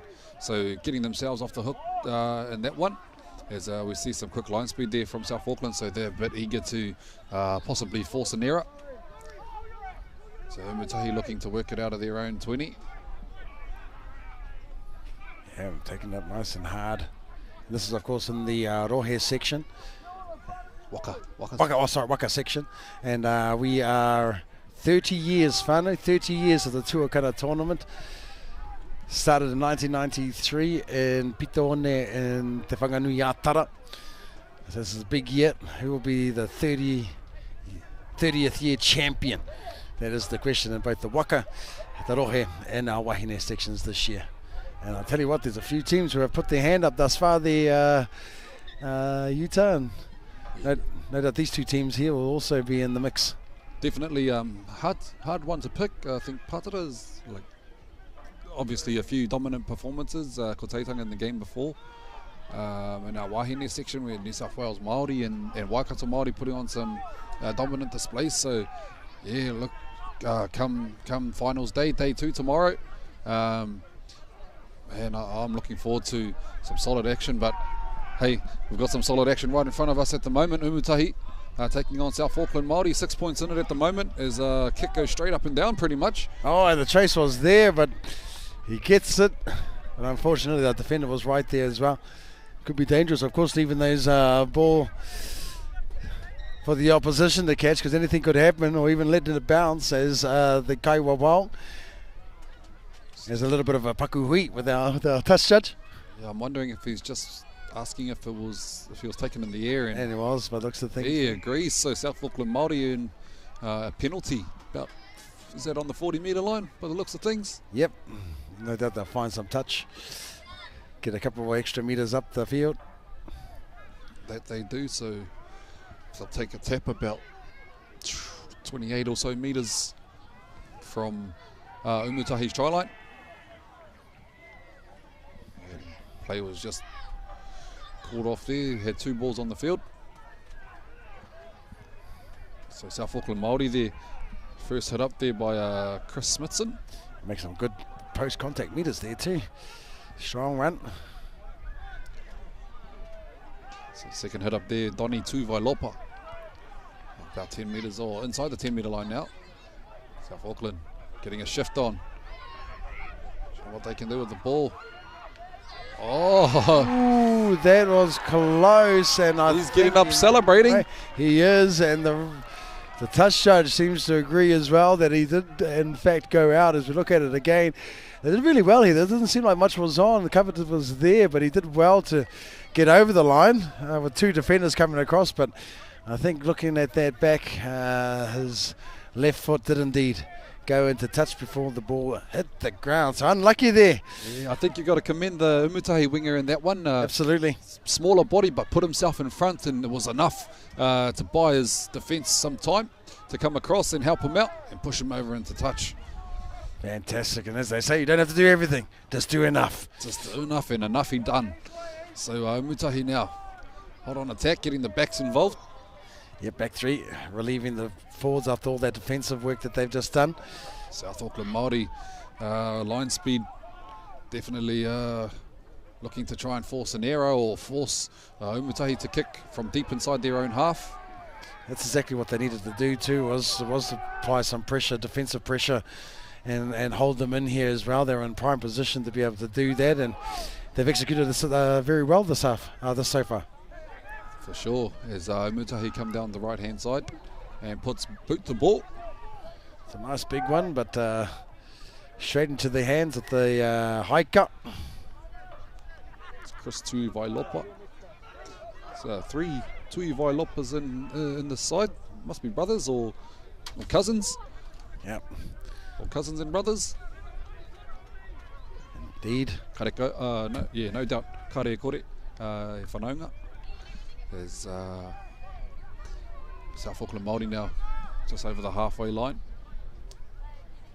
Shifting the ball out to the left-hand side, and the ball goes over the top. Good little shift too, and they've made about 20 metres on that. Yeah, it looked like nothing was happening there. They just throwing it, nobody was really running onto the ball until it got to this man right here. He's a bit ginger and getting up. As they just look back towards the middle of the field to settle things up, but we hear a whistle from the referee. Yeah, nothing too much in there, but it did a little bit. Yeah, step up a little bit there, but there's no malice in the tackles, so a penalty is all that's warranted here. No need for any sin bin action. So again, South Auckland Māori have another opportunity to attack the goal line of Umutahi, and they'll be hoping, of course, to put some points on after being denied a couple of times already. So the ball goes untouched, it's a touch about 15 metres out from Umutahi's try line. So yeah, South Auckland see what they can do now. These wingers waiting for the ball to come to them. Doesn't work like that, brother. Sometimes you have to get it yourself. Yeah, sometimes you got to run out there. You got to run out there and go and get that ball. Luckily, we've got some spectators around the field keen to chase the ball. Yep, and not put it in their bag and take it home. So some good honesty from our kai tautoko, our kai mā taki here at Puketawhero. Ka pai. First hit up there is solid. Let's come back. Come back towards the middle of the field now. South Auckland Māori just trying to look to barge their way over. Got options left and right. They have to go to the right-hand side. Shifting it out to their backs. Little show and go here by the number 25, Ben Kingy for South Auckland. He's showing his streak. Took 3 or 4 there to stop him and put him to the ground in the end. Playing a real confrontational up-front game is South Auckland Māori at this stage. They got plenty of numbers out here to the left, so let's see if they link up here. There's that man again. Yeah, nice long ball. There we go, puts the chip in. Nice kick too, nicely weighted. All they need is the chasers there to trap him in the end goal, but he did well to get out there, Utah. Yeah, look, and as they say, yeah, it kick's only as good as its chase, and the chase wasn't already by the looks of things. I think they're expecting the pass, and yeah, there's a bit of comms there from the half maybe needed, and they've given the penalty away, so Umutahi getting some easy meters out of their own half. Yeah, they'll welcome that as well. They're under the pump there for a little bit, so yeah, they'll definitely welcome that penalty and gladly take those extra meters that are on offer. And there we go. Their kick took them from the 10-metre mark right up to the 30-metre mark. So now they're in good position to mount an attack, or shall I say the 40-metre line? Yeah. Oh, no, it is the 30, sorry. 30. It's about 3 minutes to go in this in the first half. 3 or 2 minutes. Yeah, it seems like nobody wants to chase the ball these days. They're quite happy to stand there, hands on hope. Was do the kupi while you wait there, Butters, so you know. Entertain the crowd while you're waiting.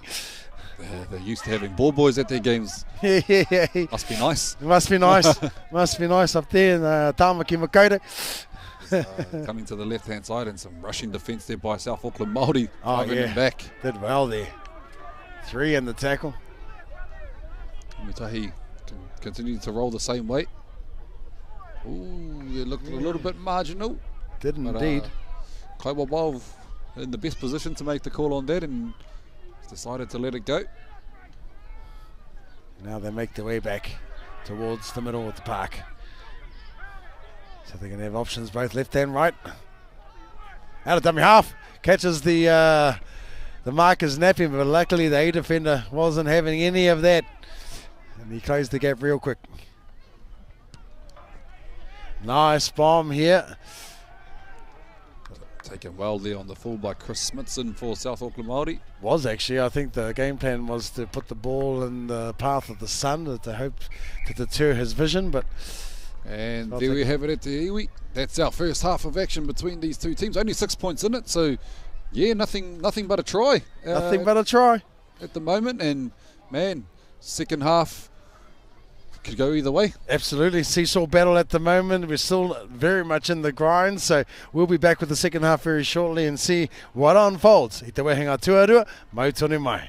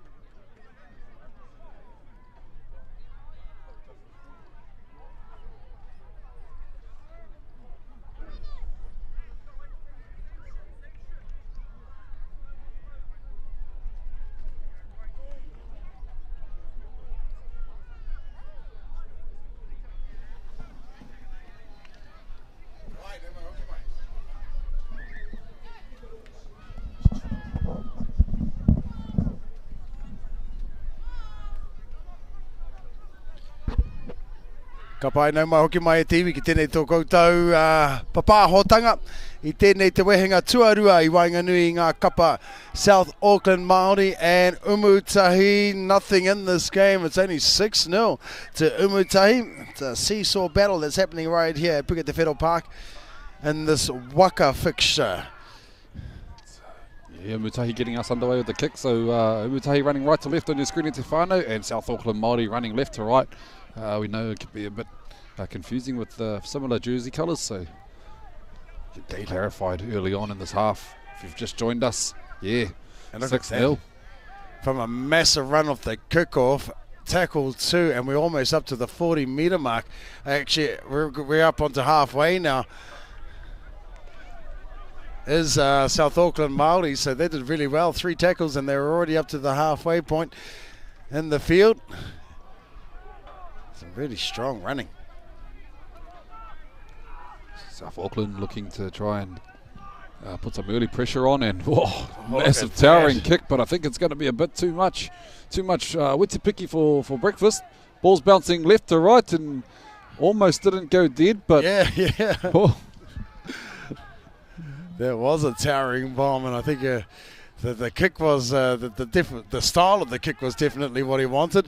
I think it might have been just a little bit too deep there, too deep for his chasers to be able to get there in time to put any pressure on the opposition to force them to take the ball out. So here we go again. Umutahi bringing it out of the own half.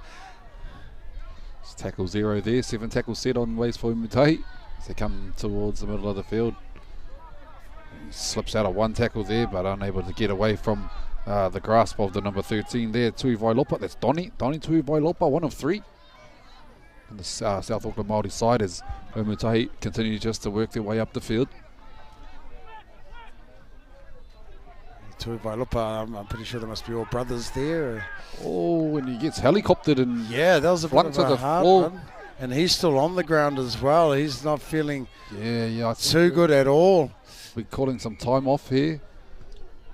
Just for player welfare, he's not in a good way either by the looks of things, rolling around as much as pain will allow. Yeah, land awkwardly on the shoulder. That could be a devastating injury for Umutahi there. One of their enforcers up front. It'll be a big loss for them. There could be motivation for the rest of the team moving forward from here. Indeed. As the referee and touch judges convene in the middle now and all give their versions of what they saw. Yeah, our man's back up on his feet though. I was actually clutching at his knee. Yeah, he's in pain. So, he's trying to hobble off the field, but it looks like he can't. He can't wait there on it. Yeah. And sometimes it's not till you do that you realise the extent of your injury too. When you try and put weight on it, you realise that, oh my goodness, he's gonna have to go get that one checked out. Man, knee injuries. Yeah. Terrible. Yeah, so we've got our first aid team here, and we'd like to acknowledge our first aid responders. They do a fantastic job here at all of our tournaments, and so no doubt he'll be off to A&E, and we'll get some early scans. And yeah, as you said, the Utah knee injuries, the ACL, the MCL, those are words and letters. The ABLs. Yeah, I don't like the alphabet. NRL, and what have you. Yeah, whenever the doctors start throwing alphabet letters at me, I know that something is. Oh no, here we go. That usually means 6 to 8 months. So yeah. See, there's plenty of letters, whānau, that. Oh my goodness. And the knock on there by Umutahi. Yeah, the Umutahi just LTB there. Lost the ball.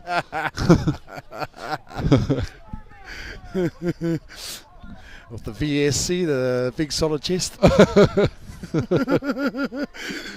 All right, we're getting all on the alphabet, whānau. This is Sesame Street bringing the live commentary here today. C is for cookie. So SAMFTS, South Auckland Māori feed the scrum. And he's found a bit of space back toward the scrum actually.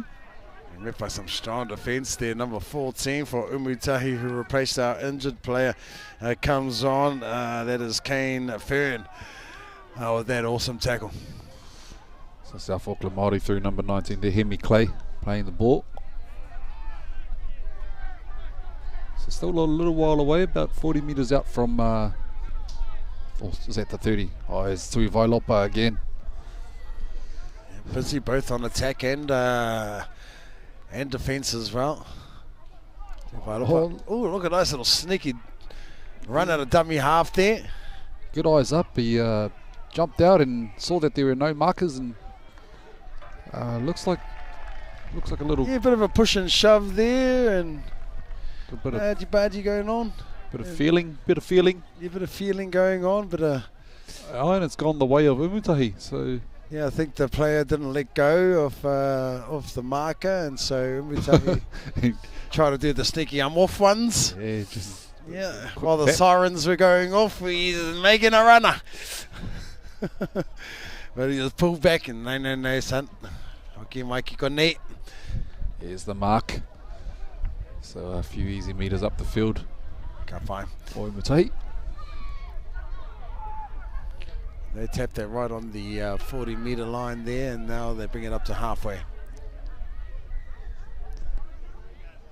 Oh, it's more solid defence there too. Vailopa, man, he's been busy for South Auckland Māori. Yeah, they're getting that. There's a bit of feeling going on in these tackles again now, and both sides. After a little bit of a hongi and rai ki te rai action, we're seeing some big defensive hits coming on, and losing control of the ball there. Yeah, I think there was back-to-back hits there from South Auckland Māori, and definitely makes you look up to see where the defence is, and I think that's what he's done there, and lost eye of the lost the ball in the process. Hopu te pōro, koia te mahi tuatahi ho, and then look where your opposition is, and he'll be learning that the hard way today. But still, look, Umutahi still up 6-0. 6 minutes gone in this second half. And balls come free. What's the referee going to call? He's saying play the ball. It was held first. Solid charge up the middle there by the number 18, Tuataine Pona. Kari at the go, just up the guts with that one, and here they go again. They're just chucking it up, Whānau, chucking it up, and they're making meters as well. So off to that left-hand side again. Oh, the number 6, he saw a little bit of a space. Number 6 there, Daly Dutton. Looking for his runners to get in the open so he can pass the ball. Oh, here we go, look at this. Well. Well done, that was out of nowhere. Just caught them napping. Yeah, it's the number 1, Chris Tui Vailopa. Looked like nothing happening. Looked for runners and decides to do a bit of a goosey straight between two defenders and goes over to open the scoring for South Auckland Māori. Yeah, they're now 6 points on the board right there, or 4 points should I say, added to their tally as the... And I think that's you calling it early there, eh, Parts? Yeah, calling it a little bit early there. A little bit early there. Right under the sticks, surely. So we've got a game on our hands there, but yeah, just really lazy defence there. Allowed the fullback to just chink left and right and go through some soft tackles using the arms instead of the shoulders. Ben Kingy there, wasting no time with the conversion actually.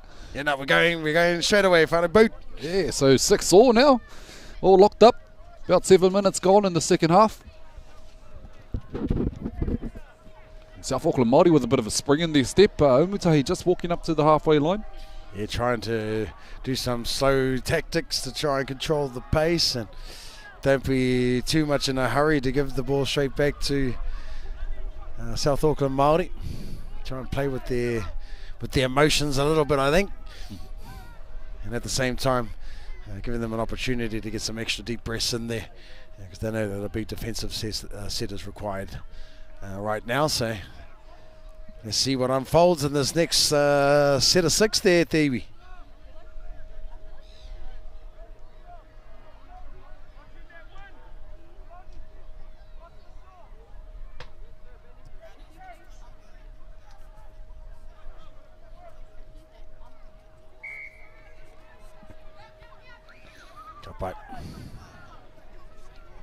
Back underway here with the kick from Umutahi.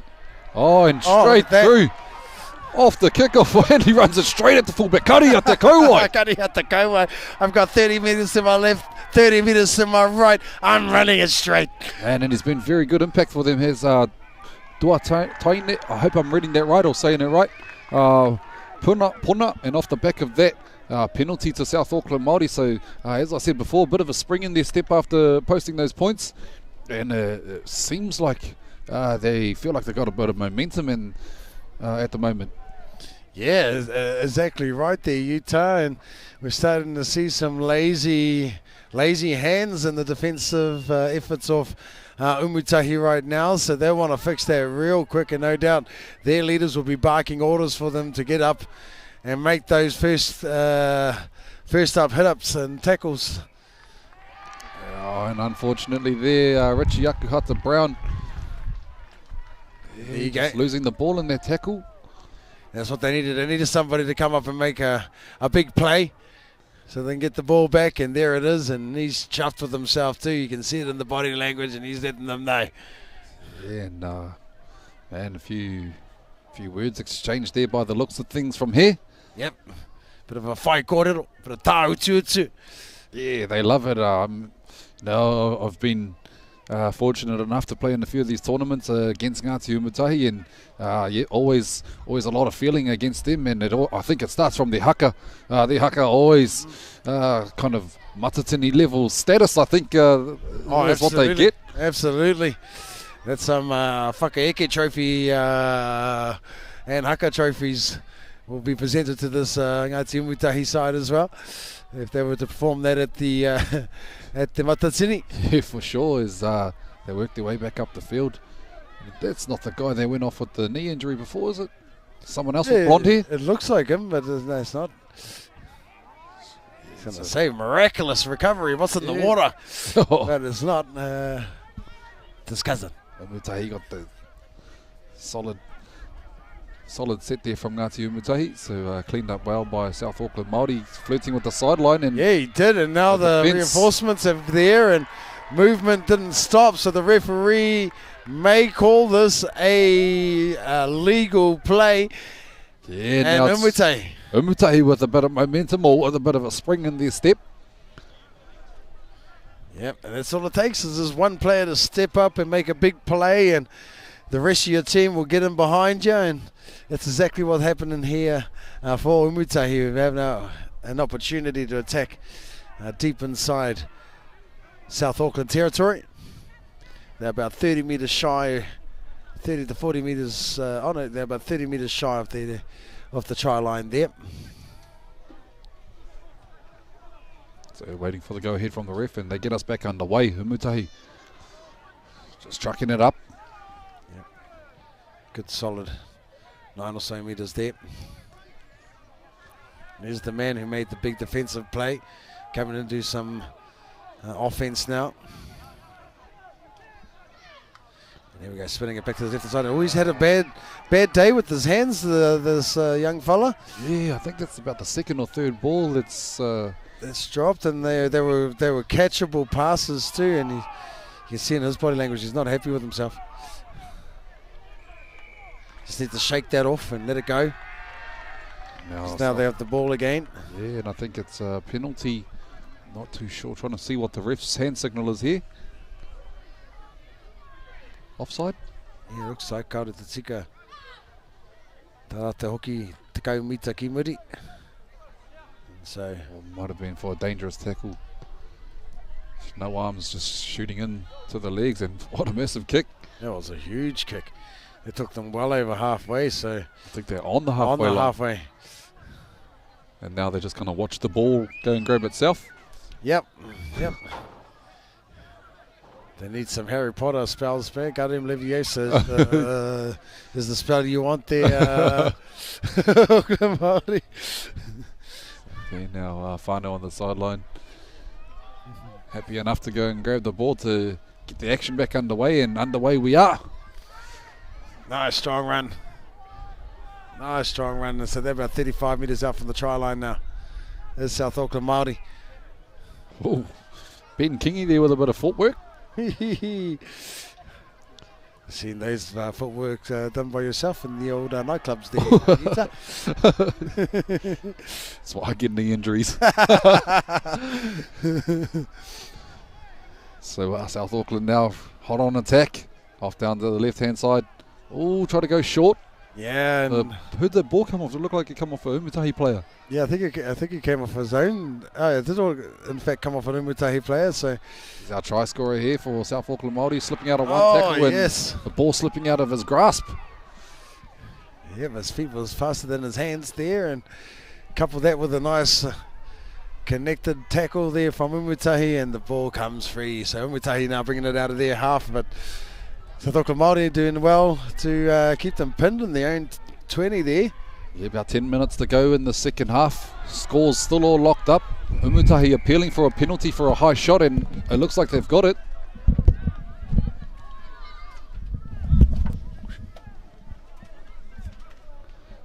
Yeah, so high tackle there by Ngāti Umutahi. Oh, not by Ngāti Umutahi, by South Auckland Māori. So Umutahi with the penalty, sorry. So their turn to get some easy metres down the field. Oh, he opts to go for the tap. He shaped the kick out. Went for the trick play. Yes, so hopefully they can still make those metres that they were looking to get off the kick. So as you know, high risk, high reward, and sometimes it doesn't go your way. Could have made an extra 20, 30 metres off that kick there, but never mind. Umutahi on attack, and they're still inside their half, and they are coming up to halfway right about now. And again, another back-to-back penalties for dangerous tackle this time. Looked like Okay, I so didn't think there was anything bad in that, but I'm not on the spot, and I wear glasses for a reason. So Yep, indeed. And so, so I didn't see anything in there too, to be honest. I think I might need some glasses. And they go to the sideline this time, and they've gone up an extra 20, 30 metres there. And now they're inside of Auckland Māori territory. yeah. South Auckland Māori, should I say. So both teams have had the opportunity to attack the line. Oh, 2 balls. So we go from no balls on the field to 2 balls on the field sometimes, and has to slow the play up again. So Umutahi back towards the middle of the field. Just want to settle to a point and mount an attack from there. They're on the left-hand side of the post. They opt to go to the right-hand side. Some solid contact coming in here by everyone. Some big defensive plays happening here. I think the referee might have to be careful. We might get caught on the firing line too. They're just flying in with no regard for their own, for themselves. So Umutahi down the blind side, little juggle of the ball, and he tries to grubber it through, but it's deflected off South Auckland Māori player and picked up nicely. Kick defused. Yeah, unlucky. So Blaine Tufunga now with the ball for South Auckland Māori. They're trying to work it out of their own 20. Umutahi working hard to keep them down here.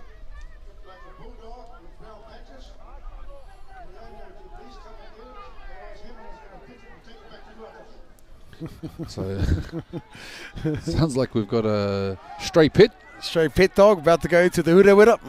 Go pig hunting and deer hunting in the Hureweras. According to Matzo Hemara, it's going to go back to the Wātoki if the owner doesn't come and collect their kuri. Bit of a partnering going on there, so it's a Wow, and by the looks of things, 40-20. 40-20. Could be. Yeah, it was a 40-20. So South Auckland Māori now. Oh, they get a quick play the ball. Catch some retreating defenders from Umutahi. Well. Oh, and that ball's come free as well. Oh, and both teams are guilty of Right, what's the call here? ill discipline with their ball handling, but the referee he's recounted. Done a recount as well. A little show and go. Oh, they did well there to hold him up and turn him. That was a great defensive effort there from Umutahi. So off to the left-hand side now. South Auckland Māori, number 6, dancing around. Daly Dutton. Just probably look to settle one up again and then set some shape somewhere. Indeed, and there's 2 tackles in the row there from our man is in the headgear. Oh, and they look the power over. No way! I think he might have dropped it there. Yeah. Good work on defence. We'll just have a quick look back at that replay. Yeah, he was in for all money, but a desperate last play at the ball and at the hands, and the ball comes loose. Yeah, the number 22 there for Umutahi, just getting his hand under that ball. They're trying to talk to the ref. Look at this. They're having a whole big hui over here. He's launching, and Umutahi just want to get on with it. They don't want to let them get in the heads of the referee. Referee was, I think South Auckland Māori were lucky they didn't get penalised. You know, you don't really want to. Mustn't have been saying any kanga words. Must have been all nice words. But please, ref. Oh, so still locked up here. About 5 minutes to go in the second half in this match between Umutahi and South Auckland Māori. Umutahi with position at the moment, and I think momentum swung each team's way like it's like a pendulum, isn't it? Yeah. Just goes one way and back to the other, and the energies of both teams have been great at times. And yes, we see a little bit of a burst of energy there. South Auckland Māori clean up that grubber kick. Oh, some nice fancy footwork there. He wants to stay away from that sideline. He's trying hard, and he does succeed. He'll play the ball just shy of the 20-metre line there. So good, actually good work on that run there. Don't want to lift that leg too high, bro. Go over the horizontal, you could find yourself on the sideline. There's South Auckland Māori now. Just trying to work it out of their own half. It's the 30-metre line they're on now. The forward's getting busy. Yeah, good around the legs tackle as well. Around the old bootlaces. The classic Te Arahi Maipi tackle there. Up to the halfway line now. Balls hit the ground, hit the deck. What's the ref going to call here? Yeah, like a bit of a push and shove and bit of a nakitanga. Bit of tēnā koe mai whanaunga going on in the middle there, and saw the rest of the players come in for a bit of afi as well. Yeah, a bit of lip showing there, and I think the bro just trying to feel his headgear. Oh, nicely padded. Feels nice. Yep. Check us, where did you buy that one from, Babu? So, what's our Kaiwa Wild calling here? Just play the ball. Umutahi possession. Okay, they get an opportunity. 1 point. They could be thinking 1 point here. Yeah. So they can get the 2 points on offer, or the 3 points, should I say, on offer. About 3 minutes left on our clock. 3.5 minutes left on the clock. That will definitely be the messages I'll be sending out there to my team. Just hold on to the ball, get up the field. But no, they make the mistake of trying to. Oh, here's the try scorer too. Tuakana Lopa. Oh, look Chris, at him go. he's just bouncing around, very elusive. Still going as the far out. This man has got all the skills, stepping left and right, spin tackle move and show and go. Oh boy, great skills on display there by our young fella there. Yeah, now we've got a break and play. Is it a penalty? Or high tackle? Oh, okay. Yep. I wonder if he'll take the 2. Yeah, so good idea. 6-all. You're in range, so. Oh, unless they take the tap and just set up for a 1, be a bit of an easier. Make it an easier kick for themselves. Yeah, true that.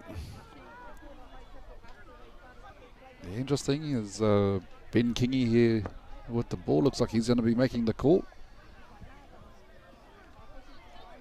Oh. It's a Māori Tawny. We're tapping it. It's evident. We're going. Last try wins. Yeah, we're tapping it. Okay, we're going to the wire there, my whānau. Ko haere mai ki te tahamatau ia ani. And he's been busy all game, hasn't he, the Utah? The number 13 for South Auckland Māori. Donnie Tuakana. One of the tokotoru tapu.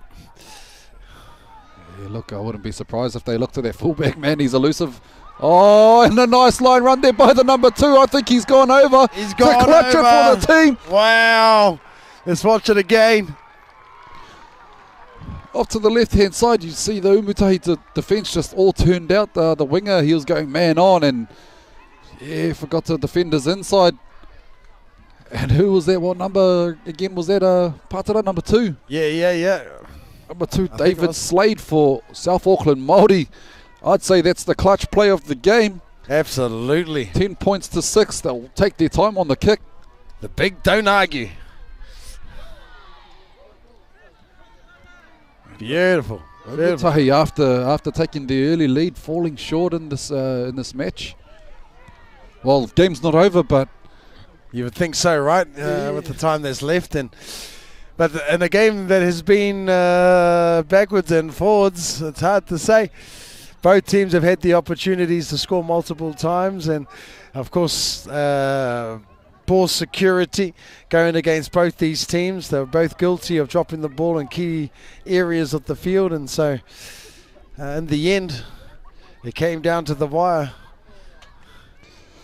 yeah, so Ben Kingy here lining up the kick. I don't think he'll be in a rush to whack this one. Not at all. He'll be wanting to wind that clock right down.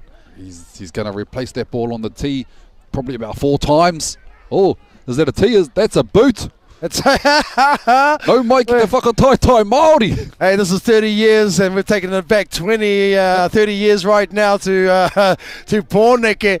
And what did he do with it? Unfortunately, it's waved away. Just he took the food off and picked it in koia te wiko take it there. yeah, that's full time. All right. Wow, what a game. Backwards and forwards, like you said, Patara, and South Auckland Māori coming up trumps right at the end. So with that whānau, we've got a game coming up between Ngāti Umutahi and Hokianga Storm in our wahine section. So we'll have to just flip the cameras around and we'll be back for that one shortly. Nō reira, kia mau tonu mai.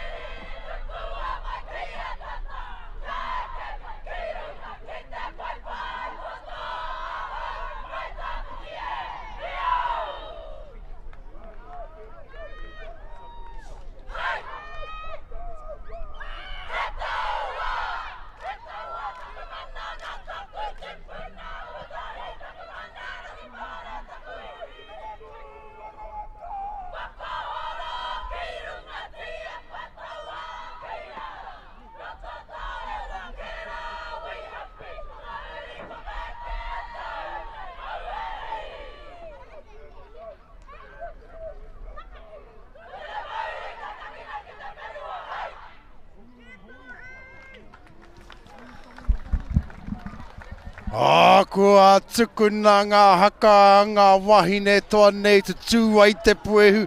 I tino tū te hi nawa no hoki. Ki te rongo ake, ki te rongo, ki te mā taki te ihi te wehi a ngā wahine. O ngā kapa e rua e haere ake nei. Koe ko te tai tokerau a hoki anga Storm. Me ki whatitiri te uira hi hiko ana te rangi.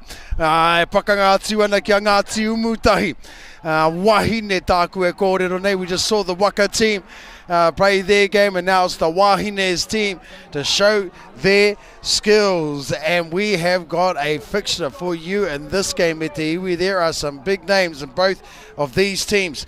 And of course we got a few of our girls. Molly Tangaloa, we got Kayla Eli, who's number 3 for Ngāti Umutahi. Amber Cunny, number 4. Lexi Kiriwai, no Ngāti Kahu at number 6. Rax Sanderson at number 7. Keep your eye out for that one. TJ Noble Bell up front, no Ngāti Maniapoto, and she's been a long dedicated player in Auckland and many of these tournaments as well. Fran Hansen, Lays Tai, Amelia Te Iringa, and Crystal Stowers makes up that forward pack. And then we've got at number 14, Bini Repia, Gloria Few is in there at number 15, Melania Cairns, Imogen Edwards, Langatau, Keisha Nairn. She also played for Waikato Māori back in the day, Keisha Nairn.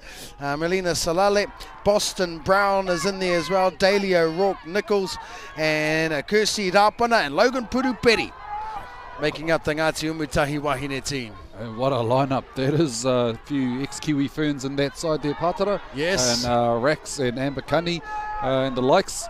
And I'll get into the Hokianga Storm team list when we get a bit of a break in play, as Umutahi now with first use of the ball approaching the halfway line, going down that right-hand edge. Finding Boston Brown there, another Aotearoa New Zealand Māori Rugby League representative, and went over to Australia as well to have a crack at the Tasha Gale Rabbitohs team.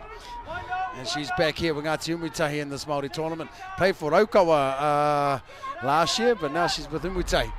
So a nice little chip over the top. So nice into the set there for Umutahi. Of course, Umutahi finalists last year against Waikato Māori, falling short in that one.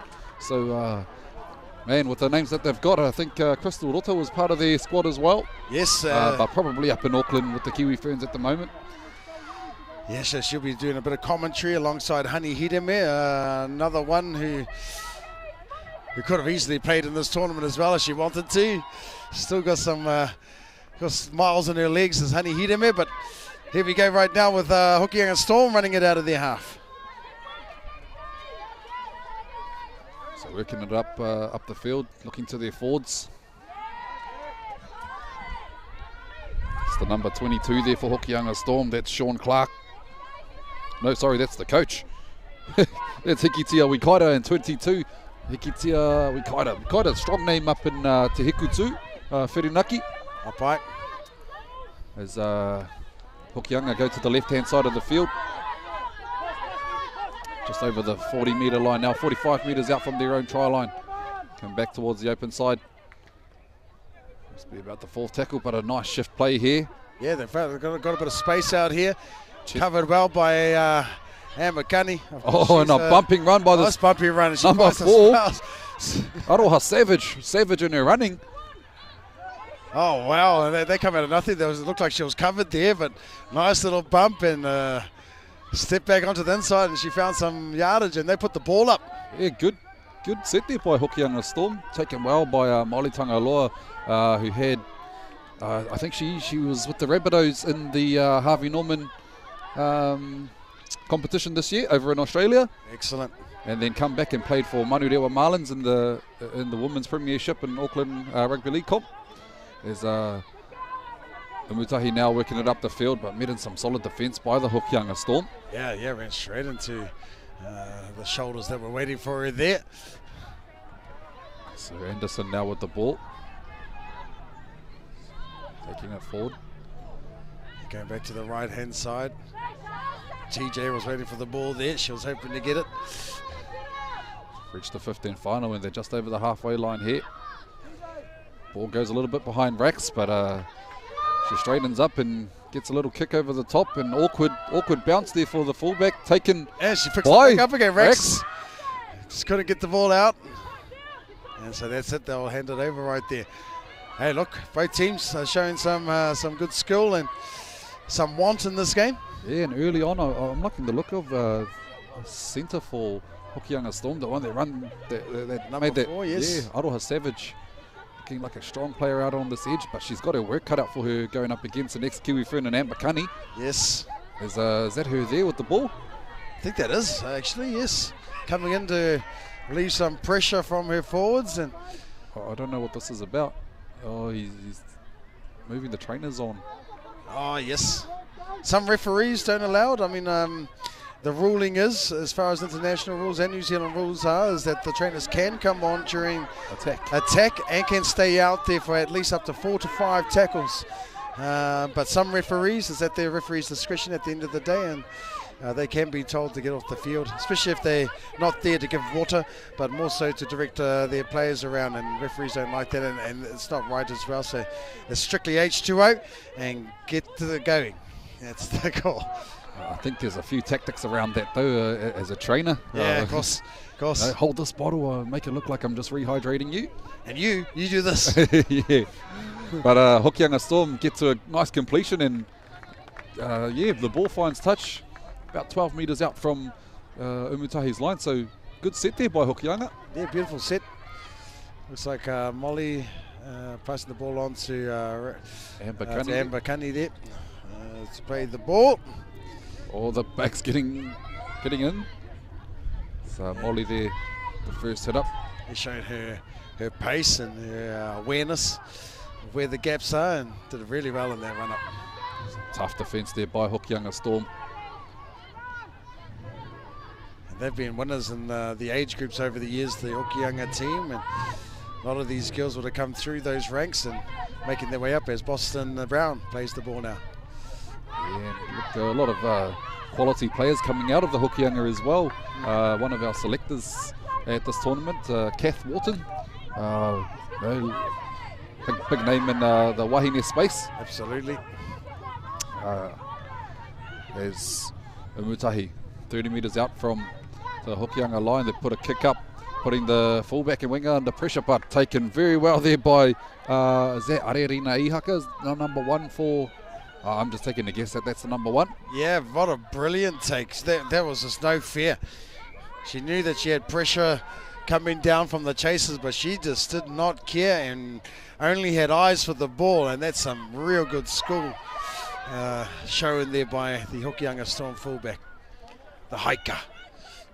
Is this Aroha Savage here? She's tough. Really, yeah, she's tough. And she's strong. Causing some problems from Umutahi here. Yeah, I'd like to see her get one-on-one on an edge. Yeah, absolutely. There's Hokianga. Off the ground there wasn't held, so the offload was legal, but it went to the wrong player. Yeah, so Umutahi now inside the 40-metre line in tackle 1. I think that was... oh, yep, no, it looks like she's okay. I thought that the number 6 there, Lexi, was a bit hurt, but she's okay. She's staying back out there as Umutahi looked to mount attack, but unfortunately coughed the ball up, and that was Bini Repia. Another one that played for the Manurewa side in the Auckland Premiership of the season. Yep, another one we've asked to come here and join our commentary team there, Bini. So, you know, when we come into the Matariki tournaments, we'll be hitting you up there, Bini. Come up to the commentary stands and share your knowledge. Also, Hokianga just rolling some subs on, by the looks of things. Not normally allowed to sub on the scrum. But looks like the sub was made before the scrum. So Hokianga down to the left-hand side. Drops back under. Driven back in the defence there by Umutahi, and then swung to the ground violently. Strong tackle from Boston Brown. That's one of the skill sets we've seen throughout the age groups from Boston. She's a phenomenal defender, and a strong runner as well, and the experience she had over in Australia and even in the rugby circle, she's another dual code player coming to the fore there. And great stuff. She played for Puketawhero Dragons, was it this year? Yes, she did. She Puketawhero Dragons in the Bay of Plenty comp, and unfortunately, forward pass will knock on by Hokianga Storm there. So looks like it'll be a scrum feed to Umutahi just over the halfway line. Umutahi. So yeah, about 9 minutes gone in this first half, and still no score on the board. So look, Hokianga definitely up for this game. Yeah, definitely, and especially their number 4, Aotearoa Savage. Tried the little push in the scrum. It's Amber Cunny with the ball now. Put on her back, and a strong tackle there by the number 17. That's Patricia Vaka for Hokianga Storm.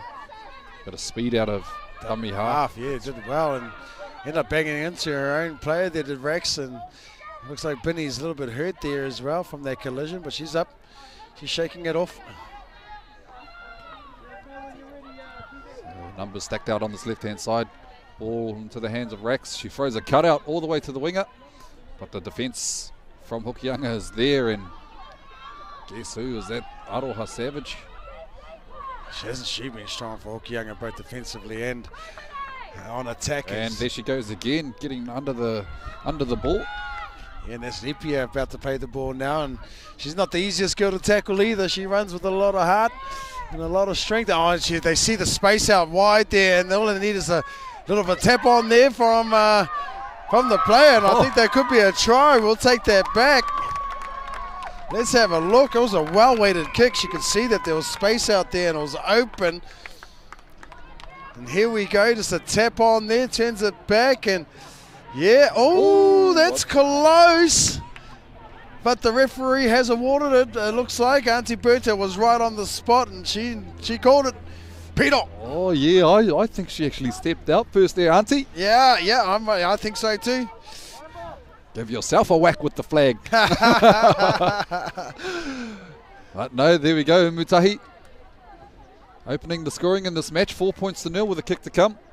Yeah, fantastic kick there and vision from the half to get that ball across there to the open players. And as you said early on in some of the past games that we've commentated together there, Utah, the kick is only as good as its chase, and the chasers were there to capitalise. And try time, baby, try time. And Mutahi up front.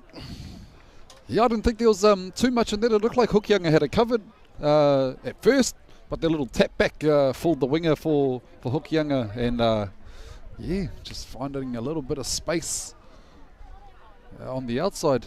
So who's this attempting the conversion? Number 3 for Ngāti Umutai. Yeah, so that's Kayla Eli. No tū whare tō te kōtiro nei. Ngana ana i te whanatāpiri.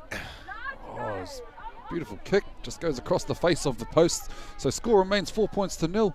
Ngāti Umutahi over Hokianga Storm at the moment. It's about 12 minutes gone in this first half. So it's taken a while for the first points to be posted. Yeah, good game, good close game. And as we said, Umutahi past winners of this competition and was in the grand final last year against Waikato Māori, who are the current champions, looking to replicate and go back to back. Of course, there's a long way to go in this tournament, and we have a few players that aren't playing in this particular game for Umutahi who will be back, as they say, tomorrow, which will help beef up their side as well. That's the beauty of these tournaments. But first, they need to get past this Hokianga Storm side, who's shown that they also can be dangerous in this competition. Especially Aroha Savage, who's been the highlight for them at this stage in this first half. So TJ taking the first hit up for Umutahi. She's got a raft of experience. Some beautiful defence there by the Hokianga Storm. Good contact. Hikitia Wikaira with a bit of a rugby background, I understand. I think I've seen her in those Northland rugby teams, so doing the bit of a code switch at the moment. too good.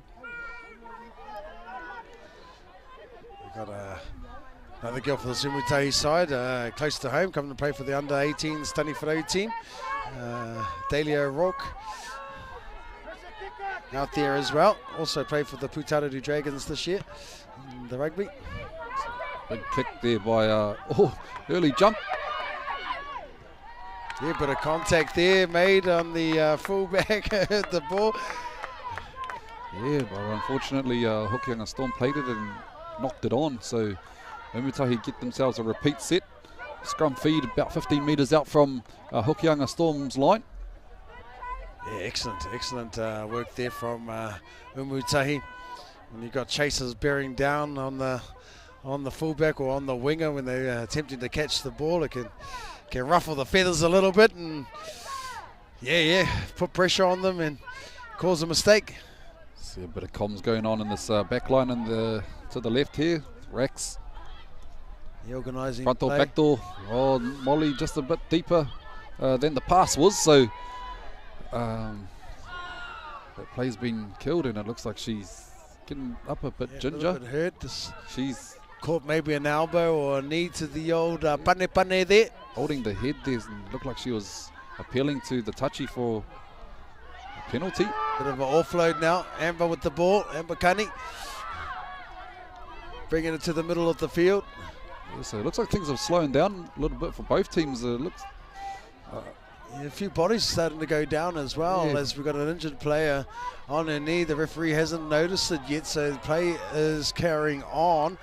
Neither has the touch judge. They haven't said anything, and Rex takes full advantage of that, and she runs through the gap that had opened up. And with a quick play, the ball, look at they go, all they do is go right, but she might have got there. Referee says no. 15 final. 15 final. What do? They go out wide, nice, shut down defence, but she gets away. She want to get rid of the ball here. She doesn't, and that is it. Well, that was some good defence by Hokianga to notice that, you know, they were down on numbers. Someone going down with an injury, and they just had to get up and rush and shut that off, and that they did. So now they get to have use of the ball and try and work it out of their own half. Yeah, great awareness right there, Utah. Great awareness from now Wahine from Hokianga Storm. Great work. Yeah, I think some people need to put their hands up now and just get them going forward. They can generate a bit of ruck speed that will definitely put the Umutahi defence in 6s and 7s. And this is what they're looking for. You better go for it. Yeah, I'd be by looking, TJ. Be looking for someone in the likes of in the form of Aroha Savage, but that's been stolen like a thief in the night. Oh my goodness! It's the Hamburglar. We look back at the replay. She read that. Read that like a magazine. Absolutely. Straight into the hands of, what number is that? The number 21. Number 21. That is Miss. Oh, was that Boston? Was that Boston who scored that try there? Boston Brown? Boston Brown going in for Umutahi's second try under the sticks.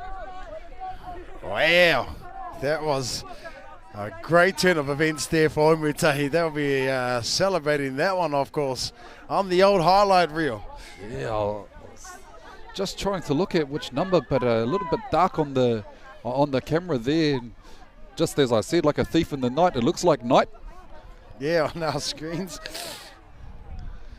Nā ko te whanatapiri whai ake nei, te whanapiro rānei. Of course, conversion I roto I te reo Māori e Hoama. So Molly Tangaloa looking to add the extras from right in front.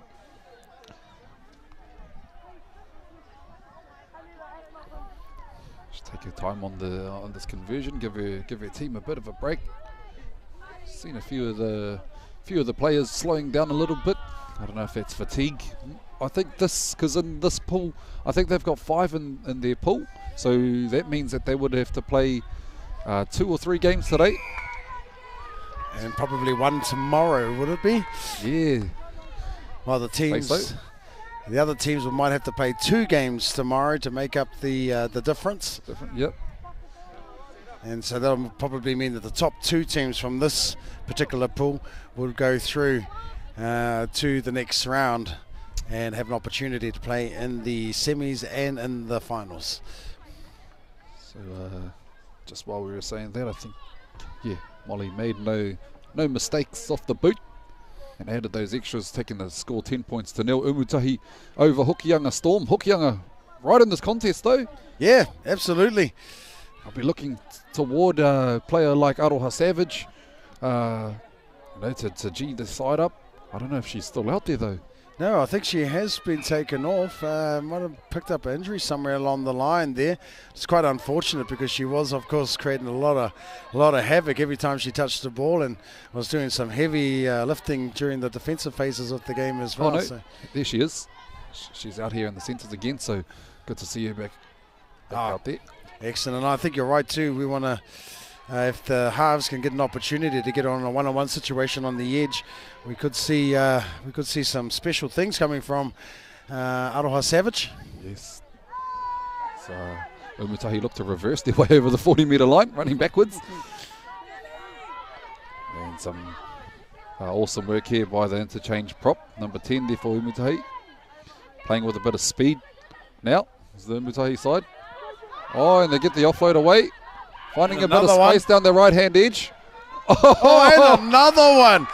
Oh my, what a try and good display of skills. We have to go back and watch that. Here comes the first of those offloads right there. A nice little flick pass. Then another one right there and through the middle. And then again, another offload. 3 to 4 offloads in the one passage of play. That is gold. That is Māori footy there. Wow. 14 points to 0. Hokianga, Umutahi over Hokianga. Yeah, that is an absolute tries. Fantastic thing. And players in motion there, Utah. No one standing back and watching a player run by themselves, but moving up with the ball runner, making sure that they're in a position to be able to receive the ball if an offload is on. And that's what was the difference there, is everybody was in the right places to receive the ball, and that's the result, a beautiful try like that. Wow, and they've got about 4 more minutes to go in this first half. So Umutahi, just picking it up towards the back end of the half, capitalising on some tired bodies, I think, as she makes no mistake off the boot. So extending the lead, 16 points to 0. And we spoke about this early on, especially in our wahine spaces. It comes down to being able to get those kicks through. Those can make the difference when it comes to those finals fixtures. And Umutahi right now seem to have their kicking boots on. So, albeit a little bit closer to the post than some of the kicks we've seen from the sideline in the earlier fixtures, but nonetheless, she's putting them through the middle of the sticks.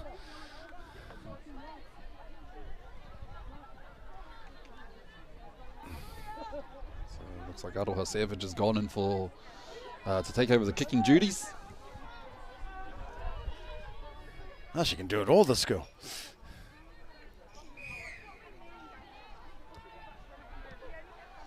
Oh, the kick's allowed to bounce, but taken eventually there by Umutahi. She just tucks it under the arm and goes forward. Karia te kauai. Up the guts. That's what we like to see. TJ now bringing it up the guts as well.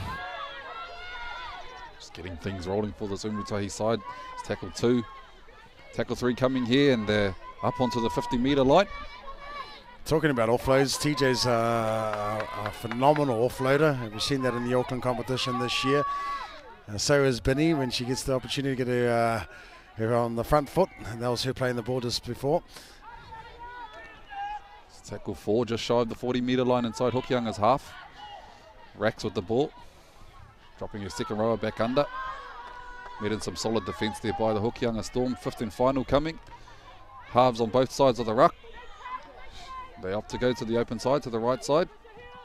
They've found a bit of success with that kick across to that side, but that time, well positioned was the winger or the fullback for Hokianga Storm. Yeah, no, definitely, and they knew that they had to clean up that part of their game, did Hokianga Storm, and unfortunately though. Another part of the game they need to clean up, just unable to hold the ball in that tackle. So Umutahi, I think there's about a minute left in this half. Hokianga go a long way just by holding them out if they can. Okay. Yeah, they're going to do they'll have to be desperate in their defence in these last couple of minutes, because Umutahi will be looking to pile on the points here and get a massive lead going into that second half.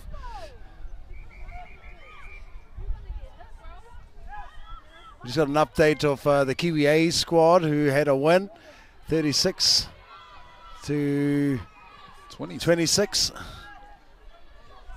over Tonga A. Fantastic result there. This is a great part of the year for international footy and for local footy, and of course Māori footy as well. It's all on here, and just as I was saying that, just out of nowhere, too strong, is it? Yeah, look back at the replay. Quick play the ball, and off the left foot, crosses over the line, and another try for Umutahi just before the half. Fantastic work from Umutahi.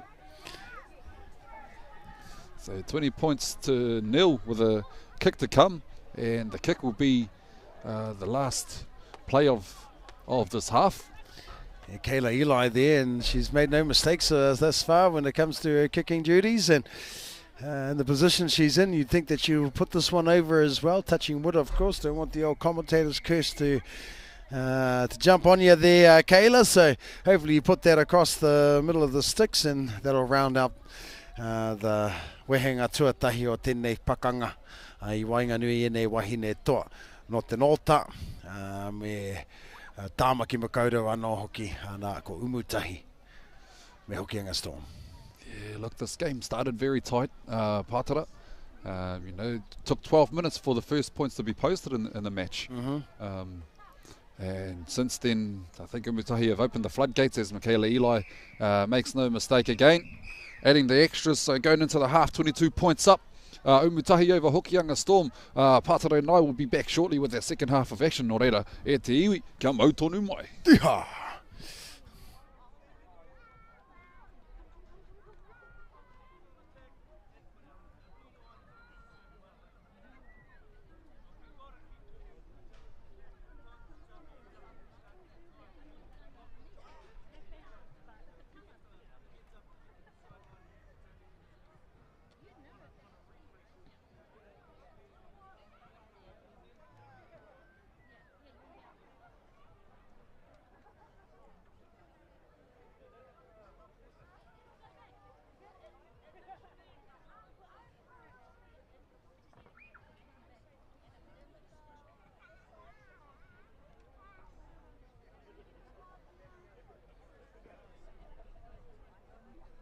Nobody, that brings us to half-time.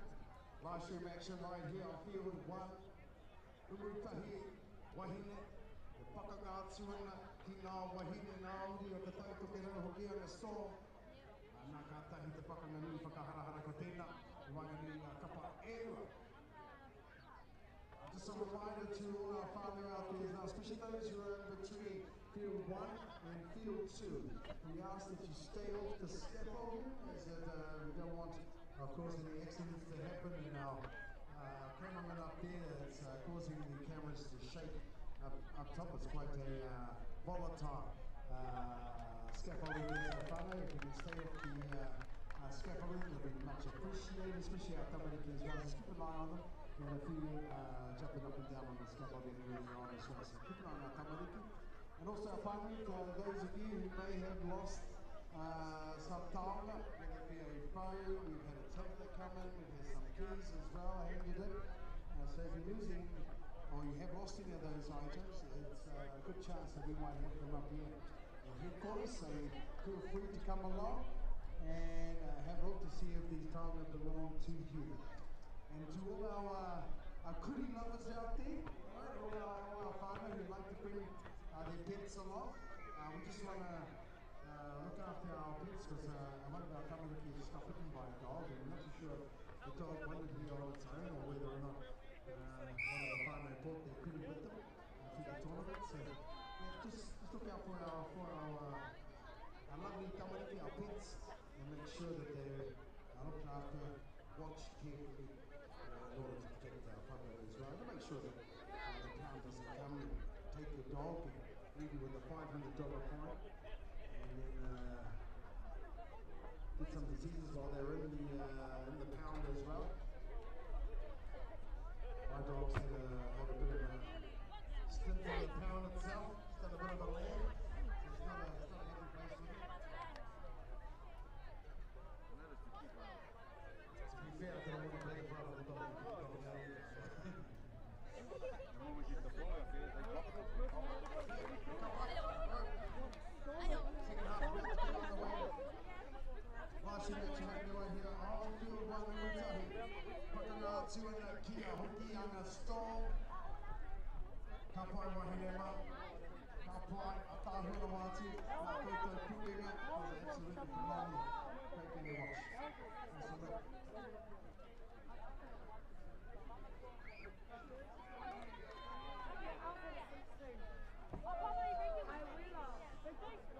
Right, we've got whānau playing all across the world. We've got Māori playing over in Australia as well in the Harvard Cup, Melbourne. We've got whānau playing in the Kiwi Fern side as well. And we've got a few players that are playing right here on field one who are also members of that Kiwi Fern fraternity as well. They've been up there playing the Kiwi Ferns as well. So fantastic play for all of our wahine and all of our whānau across the world, still representing on the national stage. Kia ora.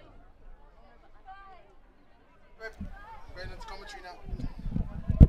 I know my hoki mai te iwi. Welcome back to the second half of action between Ngāti Umutahi and Hokianga Storm in our wahine section as Umutahi get us back underway with a kickoff, and a deep kickoff at that, allowed to bounce dead. So what an awesome start for Umutahi, who got all the momentum in that first half. Took a bit of time to get on the board, 12 minutes in fact. And then since then the floodgates have opened and they've just rolled on the points. So 22 points to nil, Umutahi over Hokianga Storm. Hokianga, the goal line dropout, allowed to bounce, but eventually taken by TJ here, Noble Belt, who will take the first settle for Umutahi. About 30 metres or just over 30 metres, under 30 metres, sorry, out from the Hokianga try line. A strong second run here for Umutahi, looking to the left hand side, and that they get the ball out there. Rex, bit of a show and go. Yeah, she's been really busy, Rex, and she's been organising her troops really well in the first half, so she'll be looking to back that up in the second half. Hokianga, even though they made that mistake right off the kickoff, they're showing a little bit more passion on their defensive efforts thus far, and they've been able to shut down Umutahi's attack. As Amber Kani looks to play the ball now. TJ just settling things up for the Umutahi side. Pulled down 5 metres out from the try line, just about 5 metres out from the post, and she makes a mistake there in the play the ball. Yeah, she didn't dispute it as well. She knew exactly what happened there. Yeah, she's got it with herself. And that's just, a player of her calibre and her experience. She knows she did wrong there to her team, but don't you worry. A girl like her, she'll come back firing as well. Yeah, she'll be looking to make up for it as Hokianga get to feed the scrum. Here, Serena Clark feeding the scrum.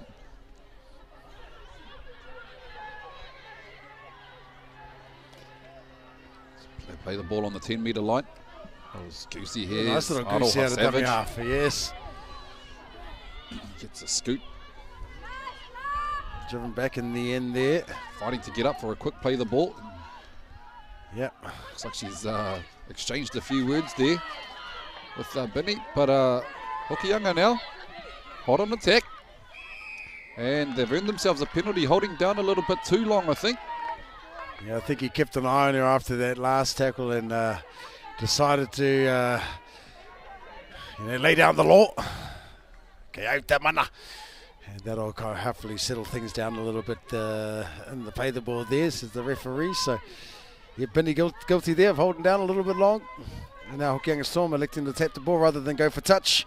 And a strong run here by one of the forwards for Hokianga. Bit of oomph in that run. Coming to the left-hand edge. Yeah, bit of a show and go there. Dummy to the inside. And tackle on the halfway line. Serena Clark there. And I believe Serena's played at some high levels too. It's a name that it's familiar. It's familiar. Here she is again, taking the ball to the line. Oh, she almost got that, Benny. Almost intercepted there. And that's hard done by there. I thought that they might have been back to one. And Benny's got a sneaky little smile on herself too. She knows that, I almost had that ball. But that doesn't make a difference. The referee has the final say. And now Umutahi lucky enough to get the scrum feed here. Yeah, unless it was something after that, because she didn't get up and dispute it or anything like that. So true that. Yeah. So Rex feeding the scrum for Umutahi. So they go to the left-hand side of the field. Made some solid contact by the Hokianga Storm defence. Can't fight. They need to be careful not to give any penalties away, and actually they do the opposite. They force a mistake. Wow, and that's a rare mistake that early on in the tackle count for Umutahi. So, yeah, Hokianga Storm clapping their hands, and so they should. Getting the ball back inside of Umutahi territory, and 22 points down. They need to have the ball in their hands as much as possible in the second half.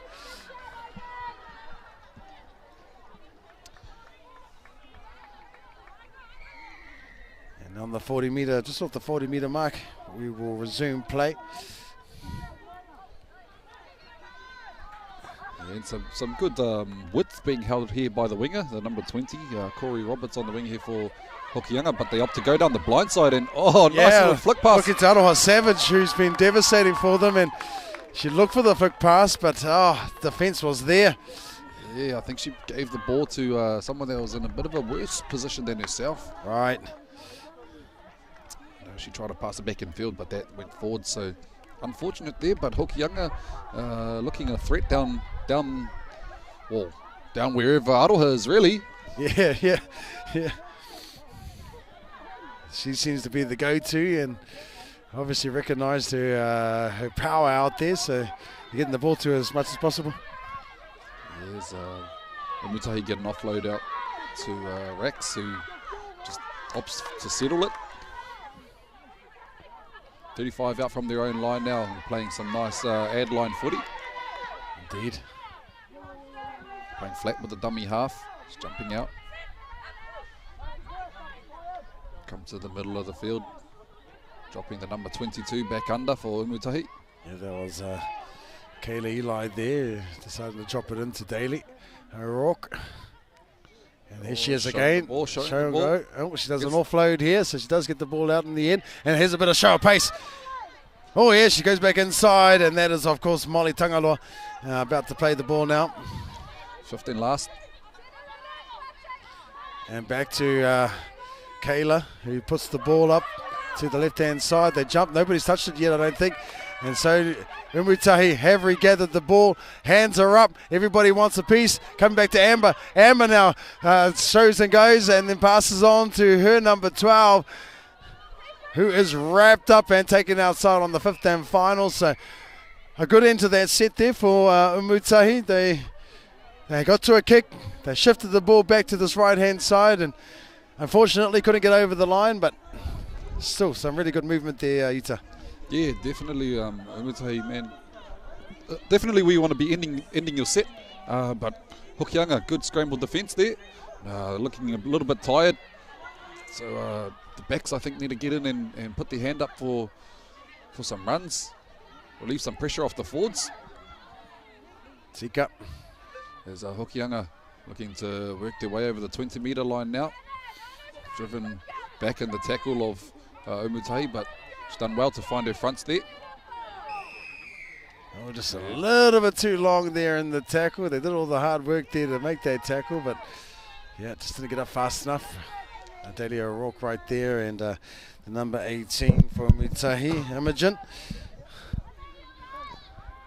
So Hokianga looking like they're going to kick for touch. And touch Nice they find. high ball. Yes, they find it. No worries at all. And they find the side of the van as well. So just waiting for the ball to come back to the side of the fence. Oh. Okay. No, you're not tapping it. So Denise Perham with the ball now. They move up to the 40-metre mark now. Just, yep, on the 30-metre line says ANZMRL. So we need to flip the ball. Young Storm rolling up the middle, using their forwards to get them going forward. Coming back down this blind side, down to the left. Good strong run here. Yeah, nice strong run. And she gets offload as well. Good offload, yeah. And Amber Cunny there finishing off the movement there alongside Imogen. Both teaming up together. So Clark with the ball. Back to the forwards. Ooh. Oh, nice little dummy there. Oh, and a bit of a... Yeah, and then a run. Oh, Oh, look at break. this. Still going, and the offload.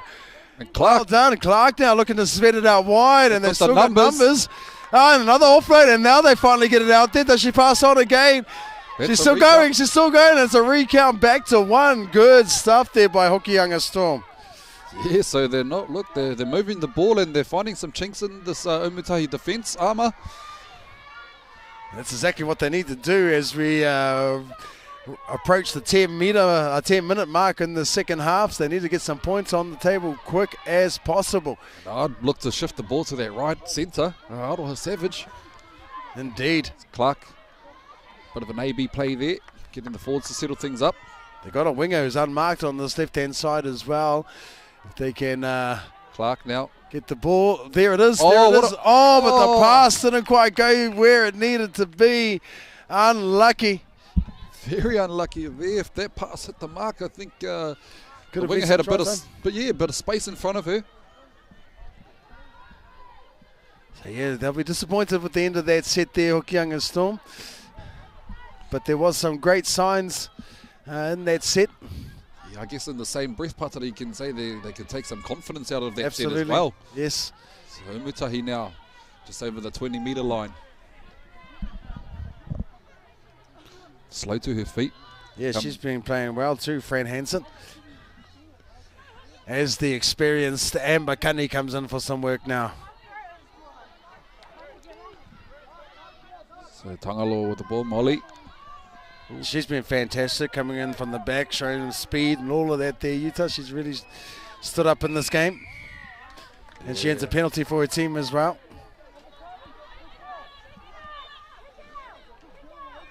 So Hokianga Storm just asking the question there. Just a little bit too slow letting her up. Kayla Eli now looking to kick the ball into touch. She's been fantastic with the boot.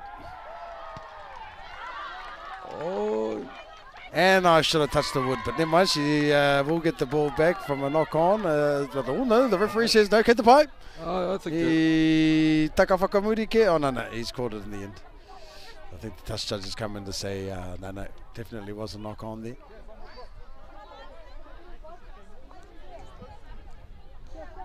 So now Umutahi, after a few sets there of D'ing up inside their own half, have an opportunity to attack inside of Kotahitanga territory now. 22 points to 0 as we reach the 12-minute mark in this game. So there's still a bit of time left on the clock, but if Hokianga Storm want to do anything, they need to do it in the next set.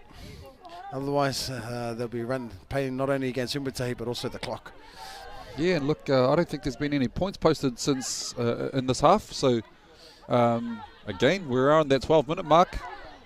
Umutahi posted the first points in the first half. So they look to go down the blind side. Molly Tangaloa ran well there. She's still carrying defenders, but got carried out. So good, strong defence there. She went very close, and I think she reached out, but Hokianga Storm getting across just in time to take her over the sideline. Yeah, they needed to as well. She showed a lot of strength there. After a good play of the ball from Boston Brown.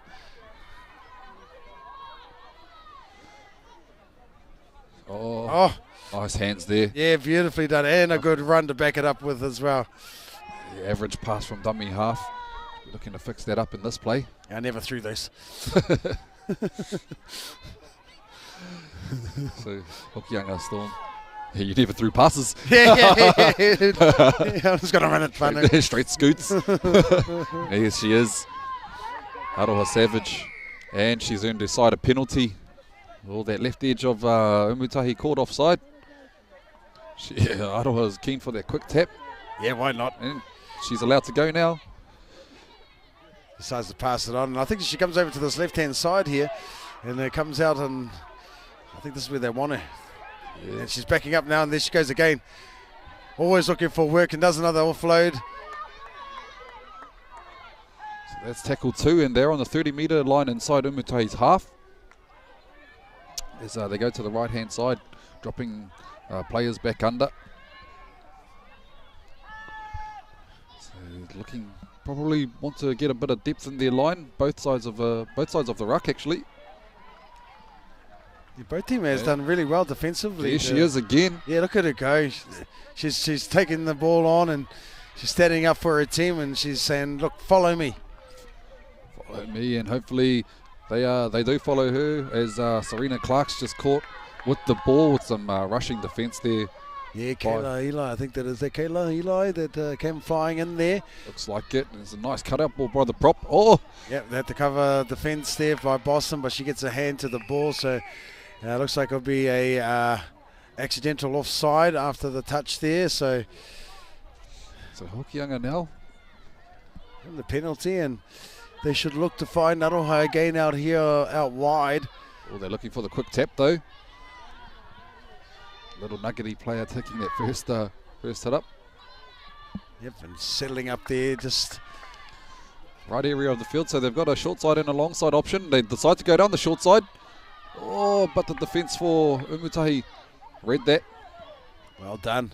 Now they decide to go open. Serena Clark finds the props, bouncing away from defenders. And they're not shy to get those offloads away.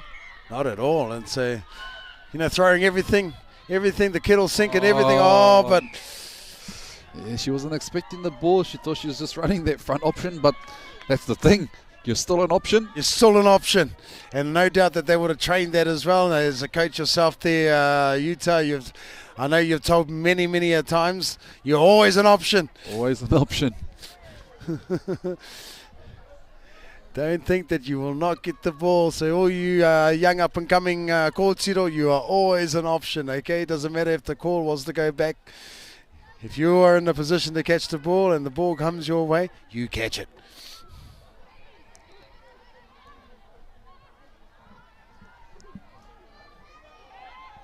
So Umutahi with the scrum feed, 10 metres out from their own line.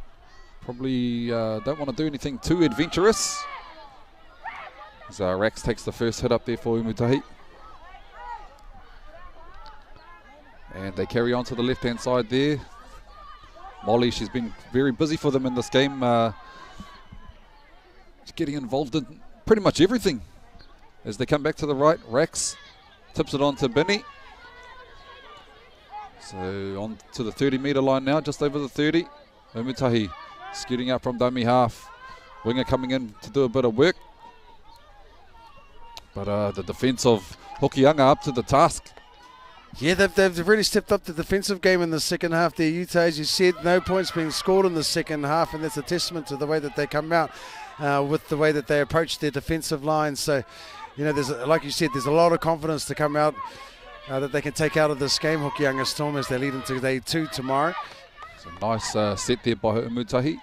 Luckily, the ball went backwards off the chest of the Hokianga winger there. So the back's coming in for a bit of work, and Umutahi just sitting back on the line. So a few tiring bodies out there now. Probably look to get some interchanges going on. Yeah, indeed. Go back to the right-hand side now, looking to find There she is. Aroha Savage. Aroha Savage. And she's Just rolling. rolling up the field. Oh, and some good running here by the prop. Yeah, she's been really good too, hasn't she? She's been stepping up the thing and the pace. Yeah, and Hokianga now finding a little bit of a gap. Beautiful, and that's on back of two real strong runs by Aotearoa Savage and the prop forward for Hokianga Storm. Yeah, the ball's still alive. Out to the right-hand side. They've got numbers somewhere. Tired defenders everywhere, all across the park actually. Indeed, another offload. Man, she's been popping them all day. I think that's been a highlight of the Hokianga side though. Their support play has been very good. Yes. As we've reached the 15 final, they come to the left-hand side. Oh, and so they throw a long one, the cut out back inside now, but shut down by Boston Brown in the end there. She wraps up the player and the ball as well. But she's still moving, and the referee still hasn't... It's turned into a maul. It's turned into rugby. He watched the All Blacks. He watched the All Blacks this morning. He's keen to let it go, but eventually he had to stop that one, and so Hokianga finished the set inside Umutahi's 10. And now they're trying to work it out of their own 10-metre line. Some strong defence there by the Hokianga Storm. Probably want to just try and not give a penalty away at this end of the field. Tiring bodies across the park, and they've forced an error. Yeah, she just let the ball on the ground there, but the referee, yep, definitely. Knock on. No control. Yeah, no control in their ruck. So Hokianga get another chance to try and post some points.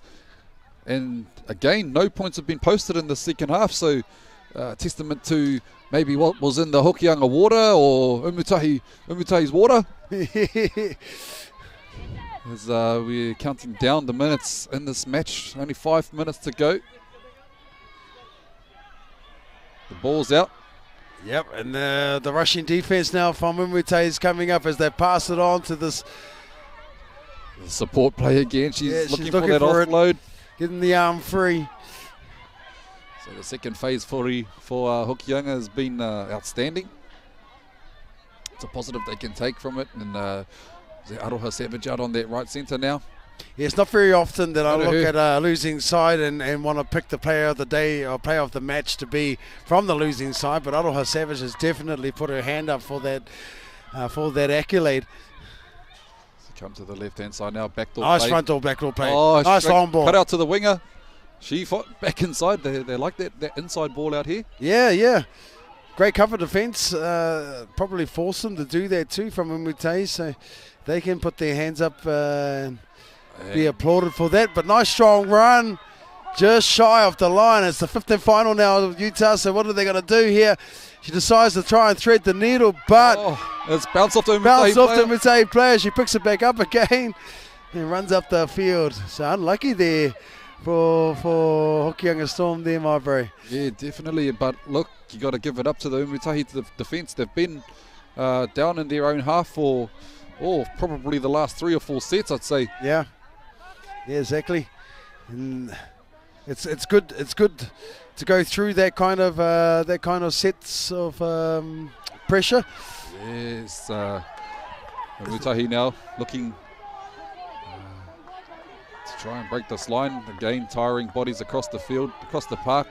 As we've reached the 15th final, Umutahi probably just want to get a nice kick down and try and defend up down this end, down Hokianga's end of the field. As Rex slips out of one tackle and gets the kick away eventually. She's a fantastic player, isn't she, Rex? Oh, and it's well weighted. Whoa! She wants to play rugby too.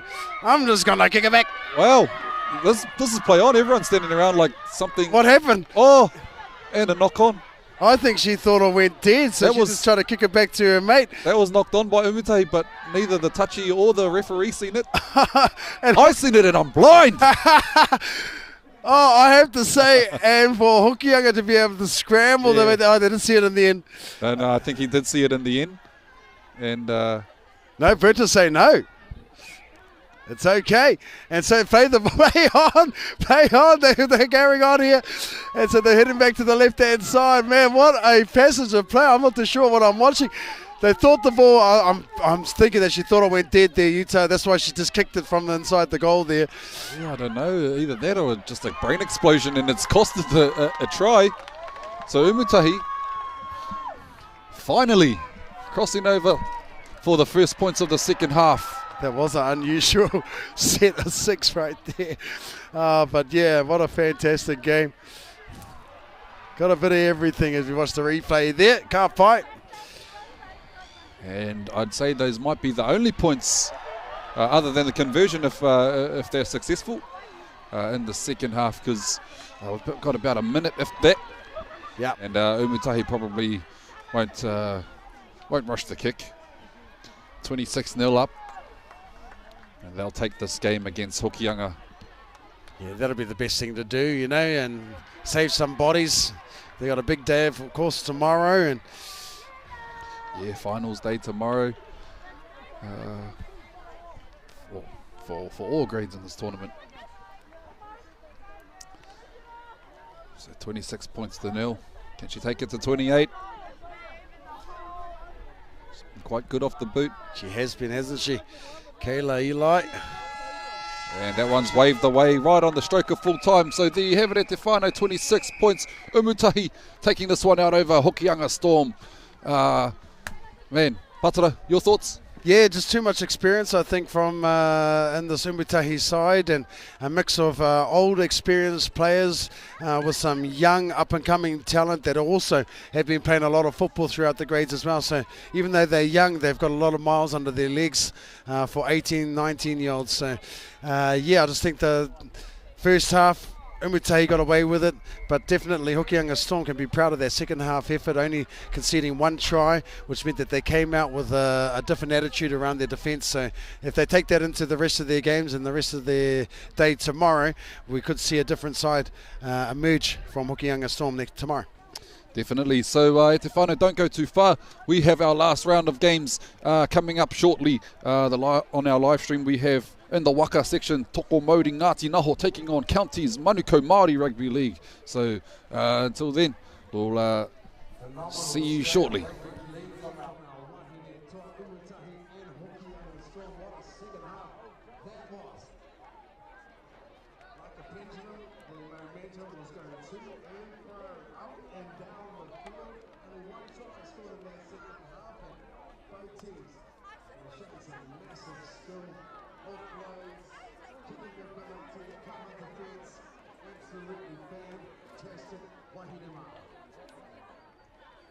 And we are moving into the final round of our first day of our Tuakana tournament, celebrating 30 years.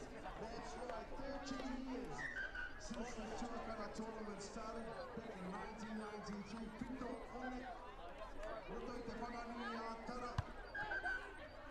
Born from an idea, the seed was planted, the tree grew, and now we are seeing the fruits of that mākau as we feast upon the harvest that is Māori Rugby League.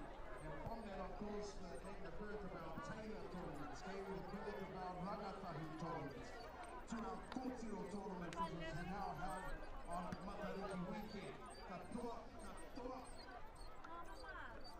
E kaupapa whakanui ai, i te ao Māori kātahi. Kārua, tēnei keu e aroha nui tēnei e tātou katoa. Ara te riki. I te mea hio anō hoki, e hoa mā, mo yo pai tātou ne, o te mea paino atu o nei mungo whakataitau, o te hoki ka mai, au te Māori, i tōna anō e huri, i tōna anō mara. Ka rangona, ai te reka o tōna awa, o tōna roto, o tōna puna, ka puri ai ngā hau, a tāhuri mātea, no roto mai, nā ia e tūne i runga i te tini i tōna anō mau. Koia ko ngā marae, koia ko ngā hapu, koia ko ngā iwi, e muhine, kia tōtou katoa, kei ngā kaiwa wā o koutou e tūne. Ki te whira, and we've got 2 of our best referees standing on the field right now. Bringing us live action. Without our referees, of course, who come here with love volunteers, whānau, they go across the whole of Aotearoa and they dedicate their time and their effort to Māori Rugby League. Most of them have been players in their class. But New Zealand Māori and representing the Iwi Hapu as well.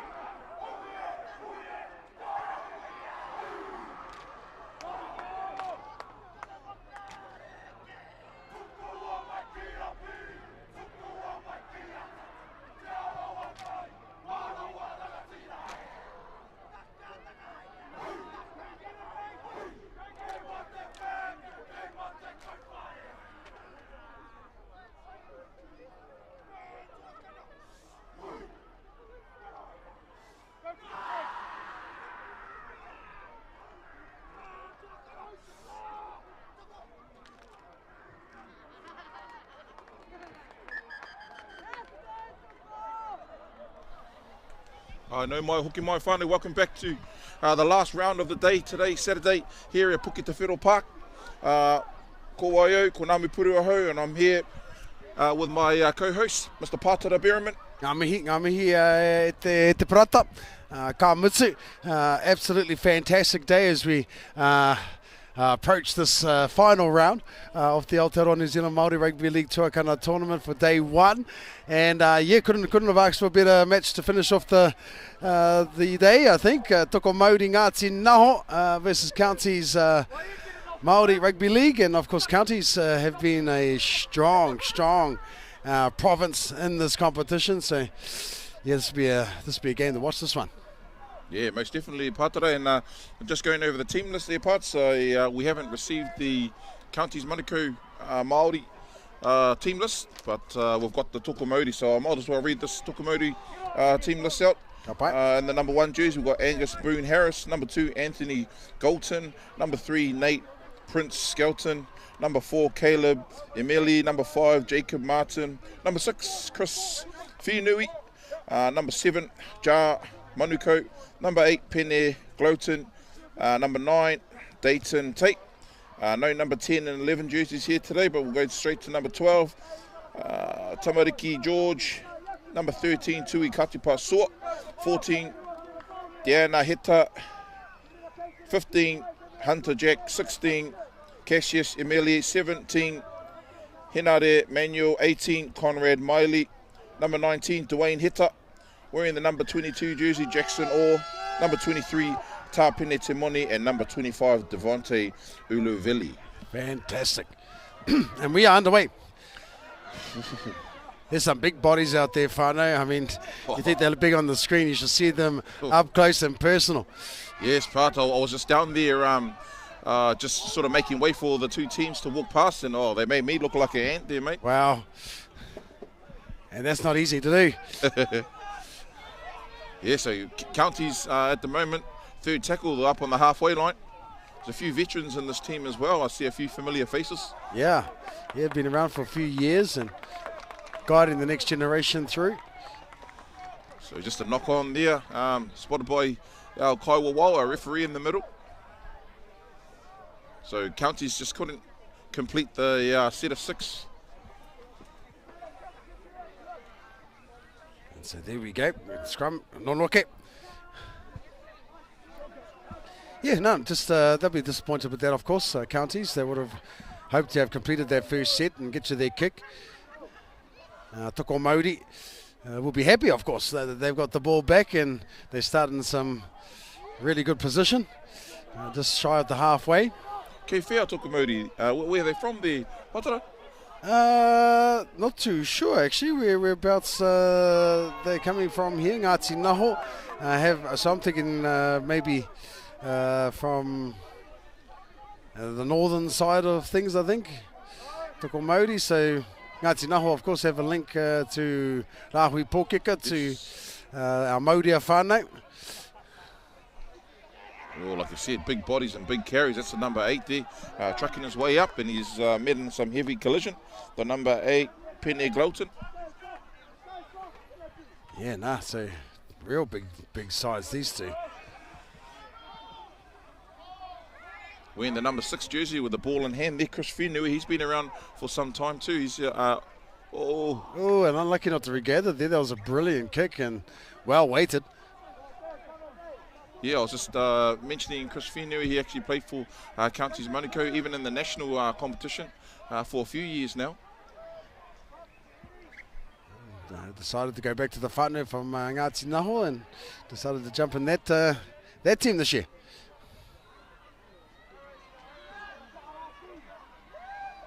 Yeah, so just remembering that these teams here probably had about 2 or 3 games today, their patara, so the bodies will be, feeling all the physicality out there today, but also the combinations are starting to gel and all that gets a little bit better from their first game. Absolutely. Oh, and there's the big man up the middle, the number 10. I think he actually coached Counties Manukau Stingrays in the national competition. His name just eluded me.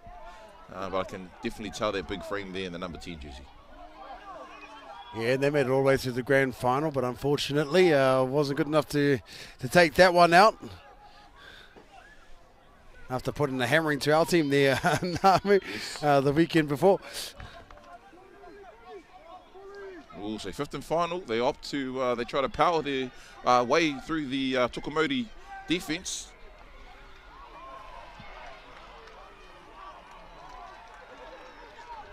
Toko Māori, number 1 there, Angus Boone Harris with the settle.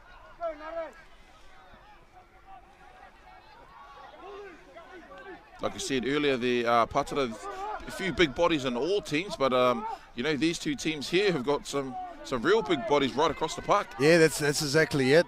From 1 all the way through to 13, and when I look at the bench, all the way up to 22 as well. So, yeah, some really big bodies here and well-conditioned bodies as well. So I'm not talking about overweight here, whānau, but they look conditioned and ready to action, and obviously come from a real big whakapapa line.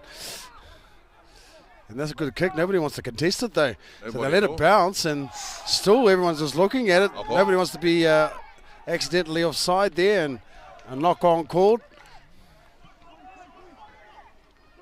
Yeah, it's been the feature of today. I don't know if the Suns are playing a big part in that, with nobody sort of wanting to take the ball on the full there. Yeah. So I'm a little bit confused myself. Mind you, I'm not out there in that angle, so you could be very right that the Sun is playing havoc on the would-be catchers, and so they're letting it bounce, but they can come back to haunt you big time. So yeah, they'll need to fix that up and figure out a way to be able to get up there and contest those balls.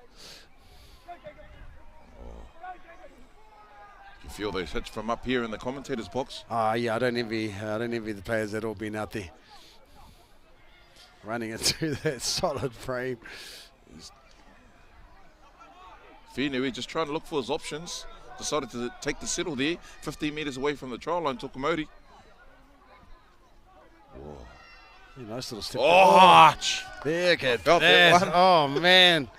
That deserves to go on Smashed Him, bro. If the team from Crowd Goes Wild gets an opportunity to see that footage. But he gets straight back up as the number 7. Oh, yeah. He's Manuko. obviously trained and he's fit. He brushes it off like a duck through water.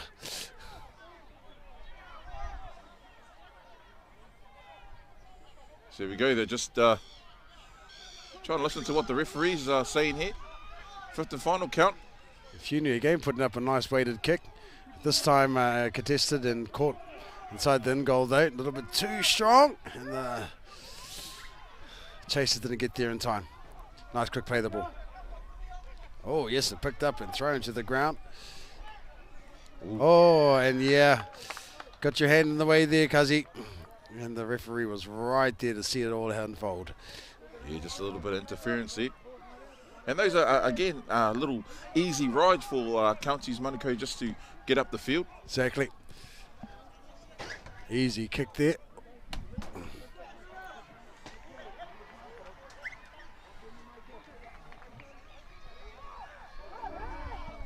Quite lucky there that that bounce went the right way and didn't go into our TV or our tapu there. Oh, and there's a big man there just bumping off. It's like he's at Rainbow's End, riding those dodgems, the bumper boats. Very strong, the number 10. Once again, fine, apologies, we don't have the Counties Manukau team list on us.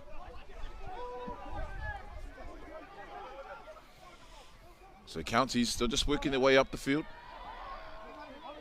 Oh, and unfortunately knocking it on there. Lost ball in the tackle. All right, Takawhakamoa, knock on. Reira ka riro matoko Māori e whāngai i te nonoke.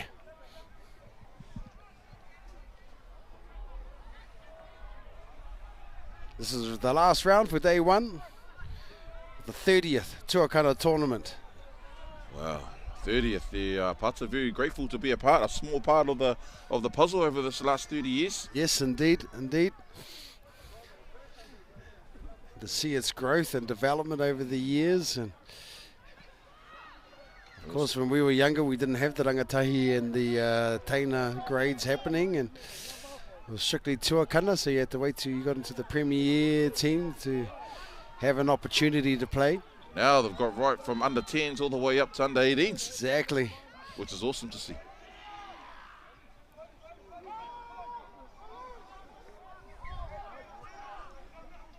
And we've had, thousands of people come in over the course of today to support the various teams and just rugby league enthusiasts alone who come in here from a neutral perspective, just come to watch some good, wholesome rugby league action. So 5th final now.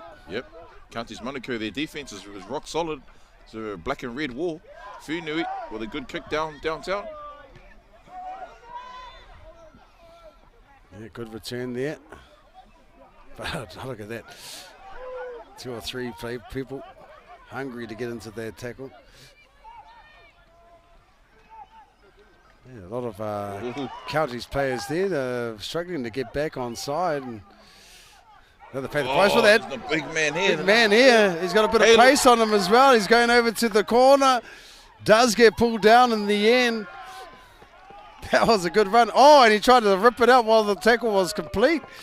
That should be a... Or did he drop? At the replay there, Putz. Not too sure there, but it was a great run there by Caleb. Yeah, I think he knocked it on in the tackle was the call. And yeah, it didn't... That should have been tackle completed, I thought, but... Maybe it might have been a little fumble in the tackle there, and the Counties defender just said, nah, we might as well get this ball off you now. Yeah, give it here. Oh my.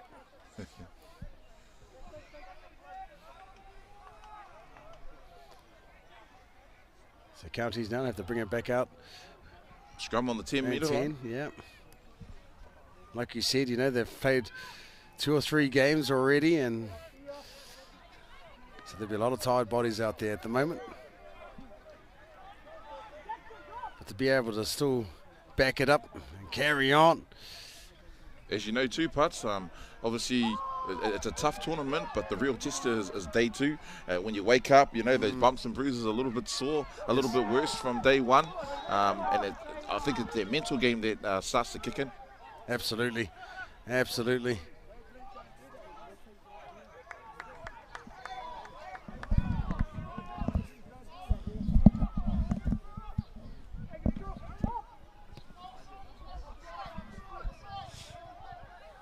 Nice kick down. Got a lot of time there to figure out what he wants to do, but a nice solid line from Counties Manukau there.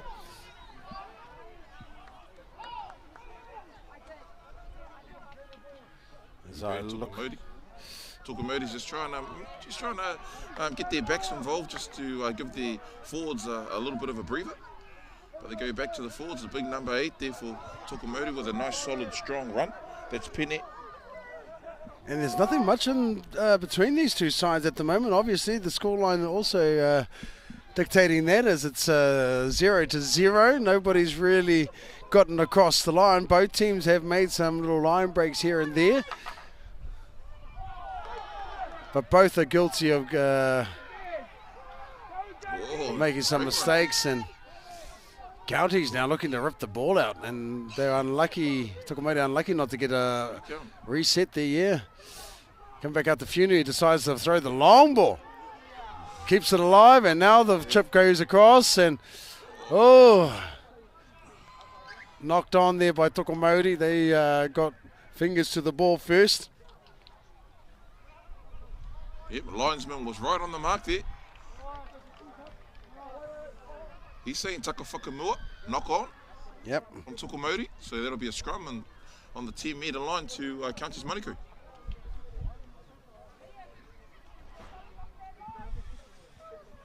So a little bit of debates going on with the Kaiwawao and the players here, having a little bit of a discussion.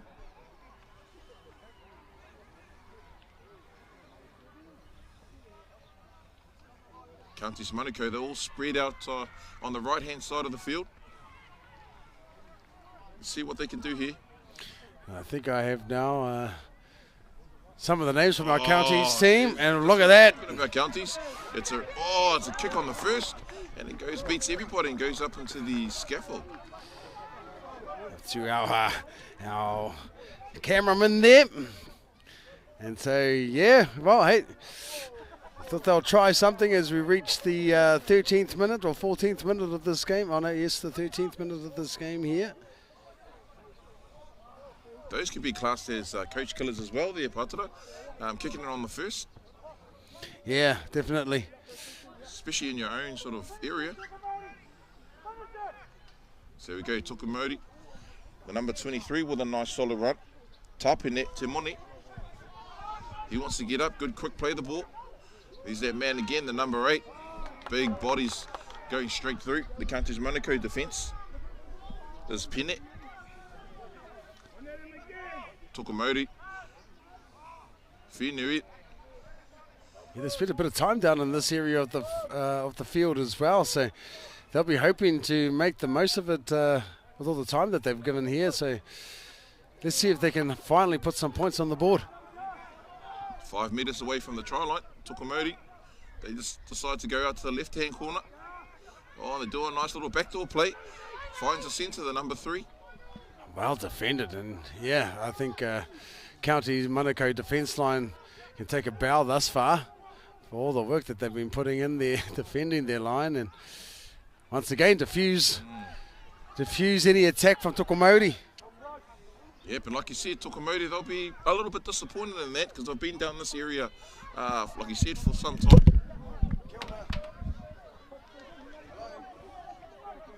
So we go again, Counties Manukau, they're just trying to work out. Right on the 30-metre line, Counties Manukau.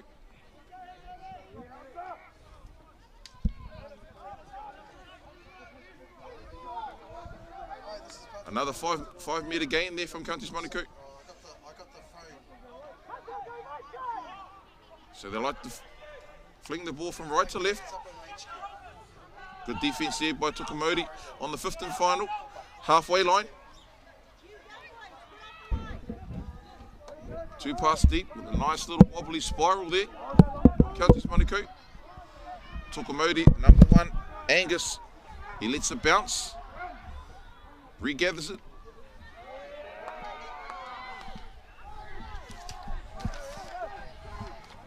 Good defence there by Counties Manukau. Tuakana just trying to work their way out of their red zone. Tackled on the 20-metre line.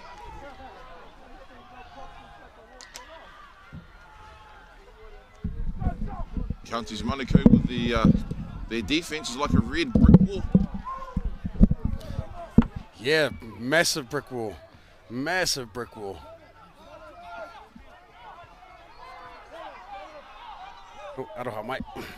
Aroha mai there, whānau. We just had a bit of a phone lost here, and you could probably hear me talking to a random on the side there. Aroha mai mo tēnā te whānau. We're back in action. Did you have that team list there, parts for the Counties Manukau team, or no? I've got a thing on the app here, and so we're coming in, and that is the number 11. Oh, so that's Carlos Henry aiki tēnei. Tackled on the 30-metre line. Counties Manukau hot on attack. There's our big Pomua, the big props here, the number 10. Manu Fatialofa. Fatialofa. Big Manu, trucking it up the middle. Coming back to the left-hand side now, and they're finding the fullback. Oh, nice shape play. No. He just had to catch that. Whoa. Unfortunately for Tamati Gribble, couldn't quite hold on to that ball, but it did look slick going out there, out wide there, Nami. Yeah, a couple of what we used to call back in our day, but I think they call it a little bit different now. A couple of shadow plays. Yeah, front shadows. door, back door, and like you said, the centre all in there too is pretty much just catch it, maybe draw and pass or go himself. Yeah, I like the shadow because it's kind of just one word rather than front door, back door. You know, you have to say 2 words, and I prefer the one.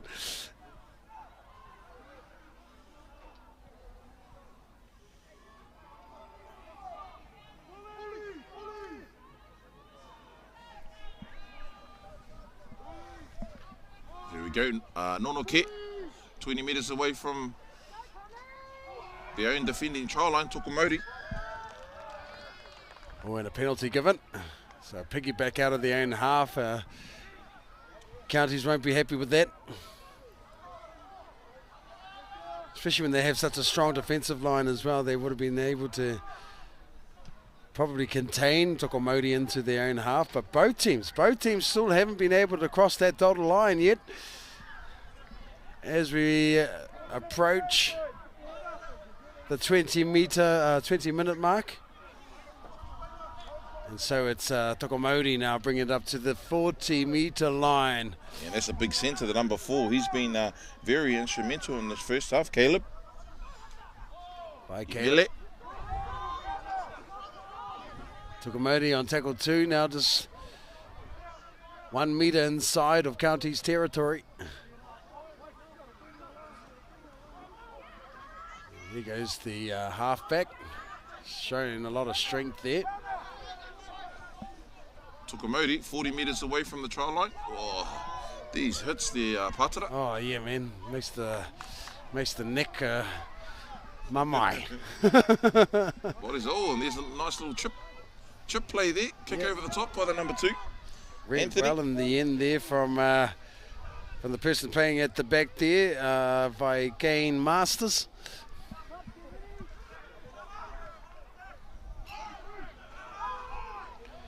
And so here we go. Counties Manukau looking to mount a bit of go forward. They're very bunched though at this stage, the back end of this first half. Is Counties. The fatigue is starting to kick in, but look at that run. Look at that run by the big Robert. Big Robert. No, it's not. It's the number 20. Looks like him. There's Robert here. I don't know. Giovanni Fatialofa. So it's one of the Fatialofa brothers. Yep. Number 10, sorry. Oh, yep. Manu Fatialofa. Some big bodies out there. Is the Whatialofa whānau, and of course a famous name in both league and rugby. And look at this skill going down the sideline. Oh, beautiful. Oh, and Good defense. there's good defense. It looked like a try for all money, but give me a refund. As we look back at the replay there, Pats, I actually thought it was a try, but I thought he was away too. I think he thought he was in. Yeah. I think he kind of thought, Shot I'm in. the legs. Oh, no. Great defense there shown by Tokomodi. Yeah, great desperation in defence. So now Tokomodi have the ball in their hands and they trying to truck it out of their own 10-metre line. County's looking to apply pressure. And it looks like they succeeded. We'll see what the referee has said in the end. Yes, Tokomodi not arguing with the decision. And so County's now with an opportunity to attack the line. Looked like just a sloppy play of the ball there. Dummy half unable to control that ball off the ground. So let's see on this play there, Patara. I'm not too sure if you've seen any backline moves and any scrums. They usually opt to do their classic cut play. Maybe I've seen one or two over these games that we've been witnessed today. No, I've seen none in the waka or the rohe section, but the wahine have had a try. And just as we said that, we have somebody trying to take advantage of the fact that they have a thing. And look at that. Right on the half. Right on the halftime hooter. Exactly that. Finally, we've seen a team decide to have a crack right off the base of the scrum. Nice little shadow. Oh, but a forward pass called by the referee there and from the touchy. So try disallowed. No reira, koia ko te wehenga tuatahi, ko tangi te pū tātara, ko hoki ngā kapa e rua nei ki te kōrero tahi ai ki a rātau kai ako, ki te āta whiri, me aha rātau I roto I te wehenga tuarua, because 0-0, this is anybody's game. It's up for grabs and some little tweaks need to be made, I guess, and the coaches will have that discussion with their teams shortly there, Nami. Yeah, most definitely, Pata. Like you said, it's kore ki te kore, 0-0. Yeah, you can't sort of separate any of these teams. Probably Counties Manukau has had a couple of good opportunities to score, but they, unfortunately a little forward pass or just short of the line is stopping their team from putting some points on the board. Yeah, absolutely. All right, Whānau, we're going to take a quick break and we'll be back with the second half of the last and final round of day one of the Tuakana tournament. Mautonu mai.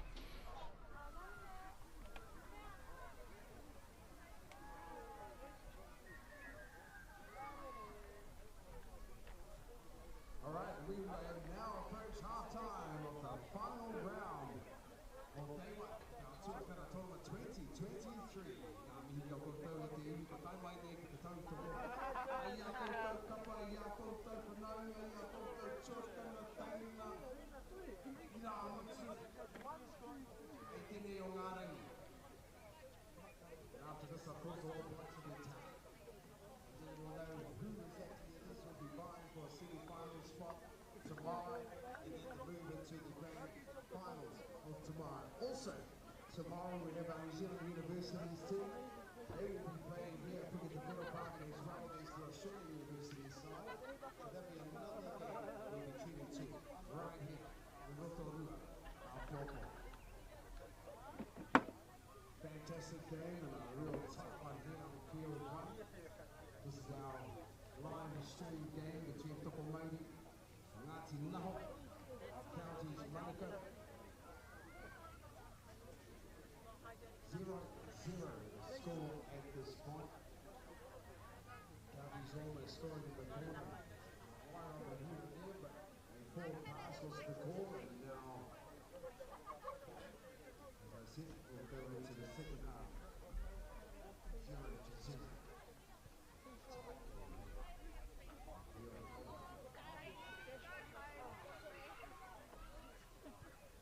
Nihia mai kia koutou, ngā kai tautoko, te pai, e te rewe hua no hoki o tā koutou tuku I tō aro.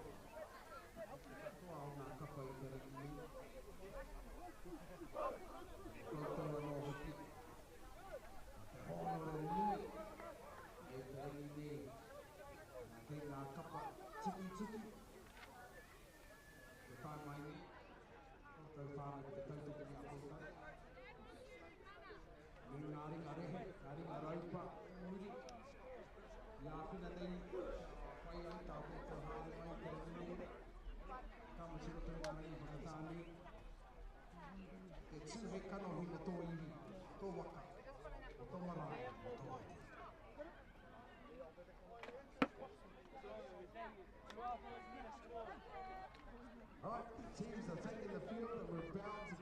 to the last and final half of day 1 of the 2022 Tuakana tournament.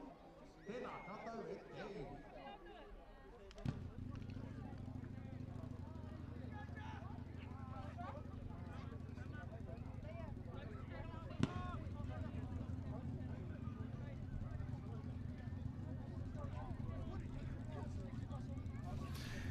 Tēnā tātou e te iwi nei mai hoki mai ki tēnei te wehenga tuarua. Ara, ngā rua te kau mārima meneti whakamutunga o tēnei te rangi tuatahi. O te rangi tuatahi. O tēnei whakataitai Tuakana Māori, rua mano, rua te kau mātoru, and Counties Manukau getting the action underway with the kickoff. A little bit of indecision there on who was going to take the ball there from Tokomauri. Hoi, they did receive, they did figure out who was going to take the ball in the end.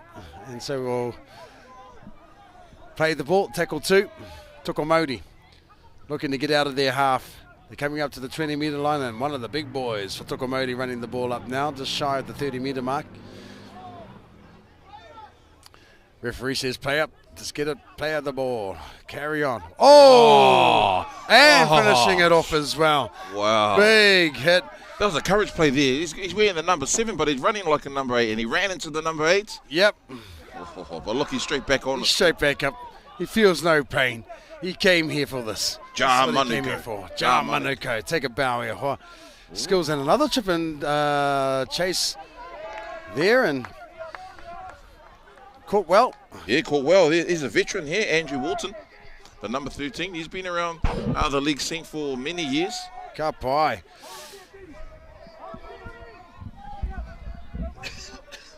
So we go, Counties Manukau. Well, just trying to make their way up the middle of the field. Got a few tackles up their sleeve. Yep, just looking to grind away, I think, at this stage, and see what they can do when they do run some of their shape plays out wide. They tend to find a bit of space, and here they go now, but they decide to play short and play a shorter space. And as you can see, the standoff there is telling his loose forward to get back on side. He looks to play inside. There's that man again. Wow.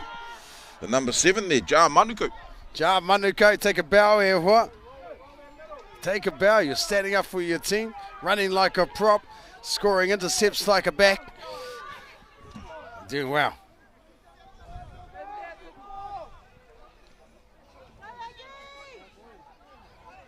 So once again, Tokomauri, they're just trying to play it safe up the middle. You're playing the percentages, I think. Yeah, and this man's been very powerful. Yes. Too, the number 8 there for Tokomauri. That's Pene. Pene now played the ball, and another big hit, but he does as well to offload the ball. Moving to probably, this could be the final play here. It is, 5th and final. So looking to put the ball up, and they do. Putting it down, finds the grass. Gets in between the winger and the fullback, and the fullback now has the ball. Nice chase there from Tokomauri. But he manages to bring it up to the 20-metre mark. Yeah, that was Tamati Gribble there. Did really well. Now Counties back 3 are starting to get involved now. Taking it out wide.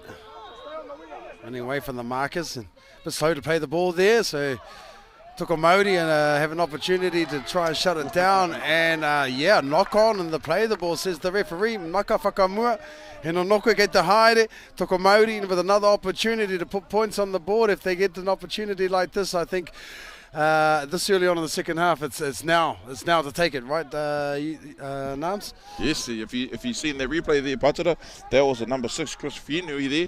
His hand actually was in the ruck and dummy half, and he pulled it back.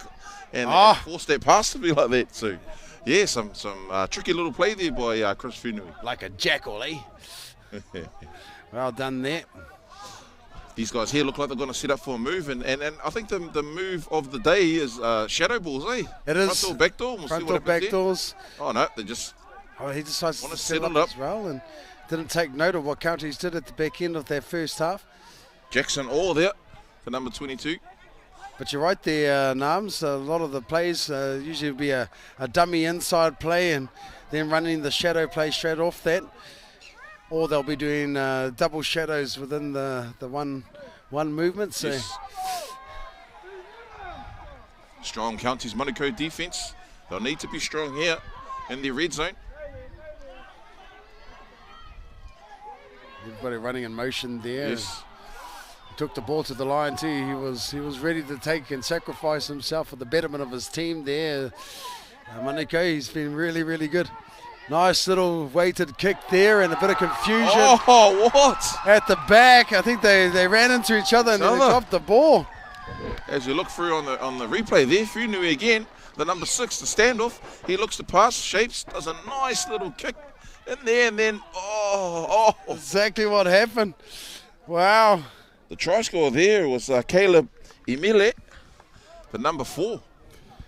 Tamariki Ma, that's the importance of communication when you're out there. You need to communicate with the insides and your outsides so that confusions like that doesn't happen. It's a bit unfortunate there for Counties Manukau, but fortunate for Tuakana. Nice little clever kick there shown by the half, the number 6 there, Chris Funui.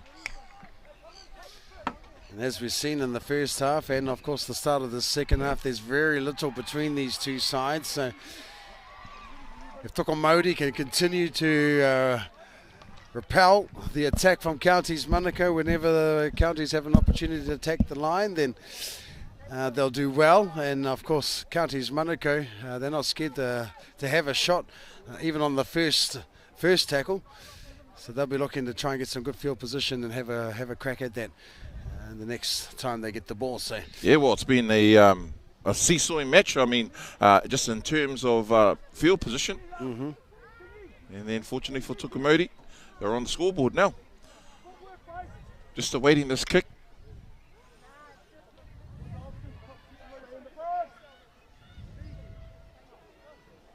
Good little stances, that one step back, couple of steps forward.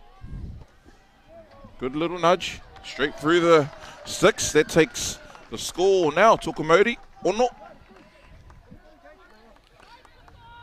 Kapai, Tuakana now with the lead, and they'll be looking to protect that, especially in such a tight game like this one. It's going to come down to the little things that'll make the difference between these two sides. Ball control, no giving away piggybacks or penalties, and just solid defence and attitude is what's going to be the winning factor in this match.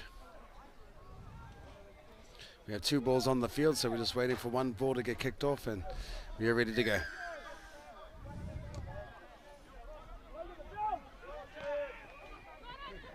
Good take there by the man himself, Chris. Oh, work it. Counties Manukau coming with a bit of heat. Bombastic. Wow. But you know, Tuakana, they're just running it just as hard. Yeah, look at this. Counties line speed has picked up to another level, and they're just flying in now. And he still runs it. He just got hit in that first tackle. He's back up and wants to run it again. Yeah, he's not afraid. Who was that man? Look, he's trying to line up for the ball again. I think it might be the number 17. Henate Emmanuel. Oh, well, yeah. Well, it's gone backwards. Does regather the ball, but Tuakana have found it very difficult to get out of their own 30-metre mark. And it's the 5th and final now. I don't think the winger heard. He decides to run. He does get rid of the ball, and he needed to. And a knock on right there, and here we go. So now Counties Manukau have a scrum right on a handover. It was the 5th and final, so now they have the ball and an opportunity to attack Tuakana. And Tuakana will have to stand up strong here to keep Counties out. Yeah, especially with that defence that Counties Manukau showed there in that last set of 6. Yes, the opportunity now to give a little bit of that back. Yes. They opt to go wide there, Counties. Oh, and just make a meal of it. Another coach killer there. Good, you know, they had a whole set of 6 in 30 metres away from the try line, but obviously just that ball just didn't go to hand. Yeah, exactly, and yeah, they'll be gutted for that, absolutely. But defensively, they've been really strong in this part of the field, and they'll be looking to replicate that in this set. Tuakana, of course, have an opportunity now to have some one-on-one action with their backs, the opposite backs, and so let's see what they can do here. I'm picking they'll do the old drop back inside, or somebody will just take the first hit up straight off the ruck. Don't want to be too adventurous in their own red zone. Yeah, and that they do there, Pātara. That's the big number 13 there for Tuakana. Yeah, that's Tui Katipasua from Waikato.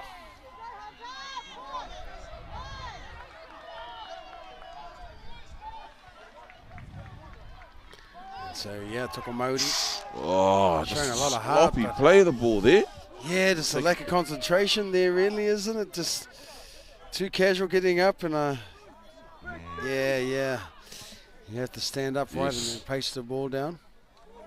Vicky placed it down and then tried to stand up. Yeah, took his hand off the ball. His hand had to remain on that ball before he stood up. So, yeah, that's another coach killer. And Counties gifted another opportunity inside of Tuakana territory. So they don't want to keep doing that. Tuakana, they've been let off the hook a couple of times, but the more you do it, statistics would suggest that sooner or later it will come crashing down on you. Oh, solid run there by the number 18 for Counties. That's Jacob Rutherford. He did really well there. 15 metres away from the try. Oh, he's a beautiful Fatialofa. ball. How are you going to stop that? I don't think anyone can there, Pātara. No, not at all. Not that close to the line. There was a brave effort put on there by the fullback. As you see, he tried to get under that ball there, but just gets shoved off in the end, and that was just a brilliant ball. Good footwork too by the big man. Yeah, indeed. The number 8, one of the Fatialofa brothers, Robert Fatialofa. So that means now 4 points to 6. There we go. Conversion to come. That was set up by a great run by number 18, Jacob Rutherford. And then big Fatialofa, he knows his job. He knows what he's got to do. That close to the line. Oh, and he put on a bit of footwork there. Brilliant work. And as we said, you know, if Tuakana was going to keep offering Counties an opportunity, sooner or later, They're going to take it. they're going to take it. And they did. And now we're back to possibly 6 points all. It's 0-0 whānau after this kick if he puts it through the post.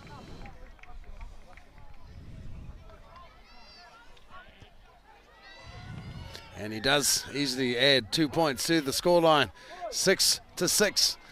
There's nothing between these two sides, and we've got about another 10 or so minutes left in this half.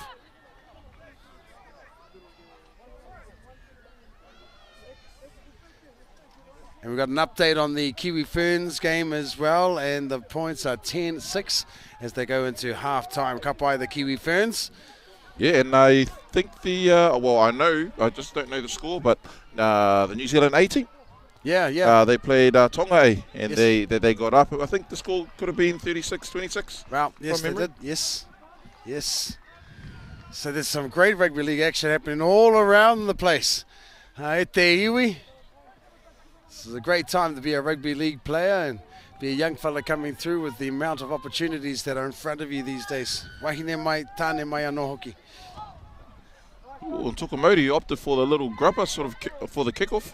You're hoping to get a bounce to go their way. In the end, worked out well. Didn't lose too much field at all, position. So.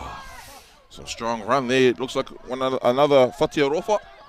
Yes, the Fatilofa brothers are getting right in behind each other, and that was a great round the legs tackle. It was. That's the number Raskara.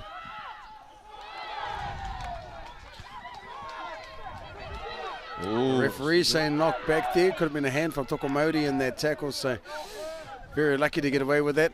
he's saying fourth tackle. So saying fourth tackle, so not a reset, so that's really good for Tuakana. They'll be breathing a sigh of relief Great there kick from that. downtown. He's a bit casual to go there and get the ball. Was it a 40-20? It was. He's putting his thumb up 40-20, a scrum feed. We'll take a look at that Yes, again, it and was he was inside well the- inside the 40.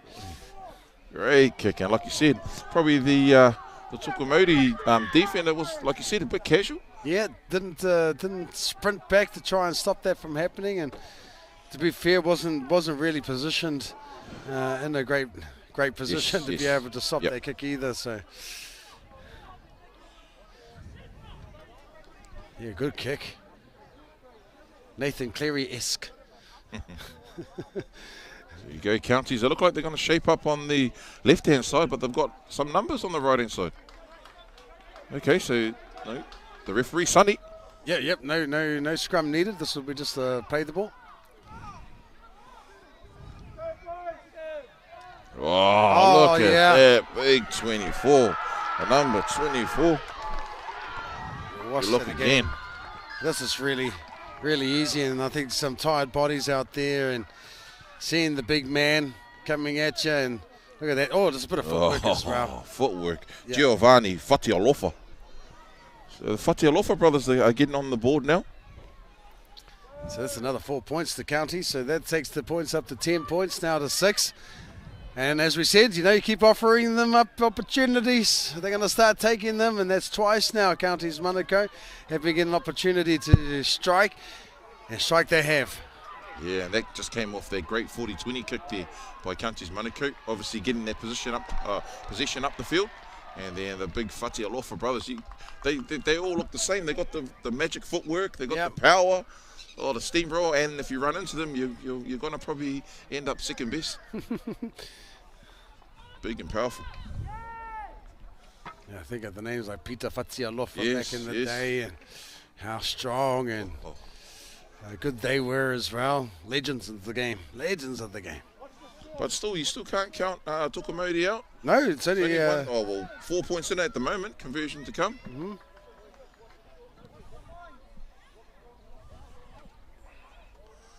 It's really coming down to those opportunistic moments, when you're given that opportunity to strike, you need to strike straight away, and counties have done that twice now, and when Tuakana and if Tuakana get an opportunity to have a shot at the line, they need to capitalise straight away as well, as time is starting to tick away.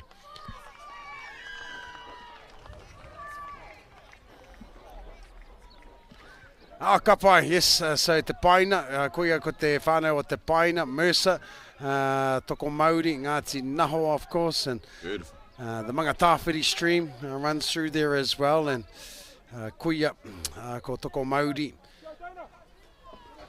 Yep, te paina, koia no hoki, te nuinga, o ngā whānau I reira I te wā o te pakanga. I whakawhiti mai te ope tau te kāwanatanga I te tautahi mana warirau ona te kaumātoru, ana I timata te pakanga I Wainganui te karauna, me Waikato, mo te whenua te take. So, toko Māori, te paina, Ngāti Naho, ngā whanaunga no Waikato.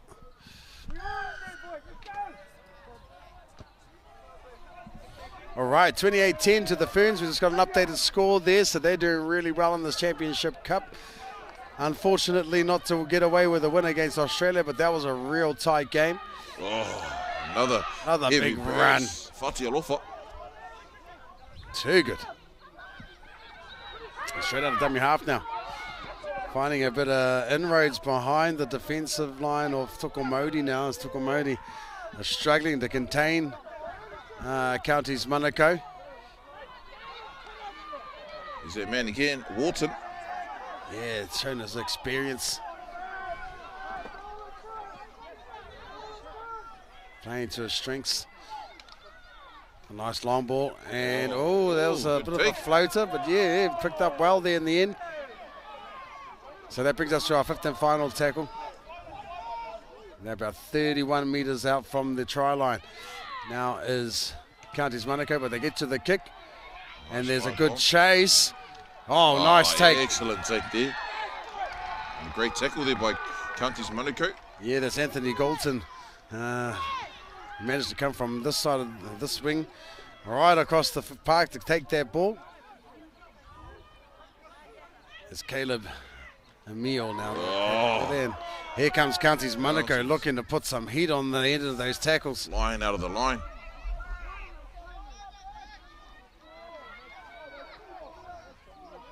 Yeah, struggling now is Toko Mauri to get out of their half. They'll be looking for a real good kick here at the end of the set. Yep, they're going to need it here. Try and get their ball down the other side of the field.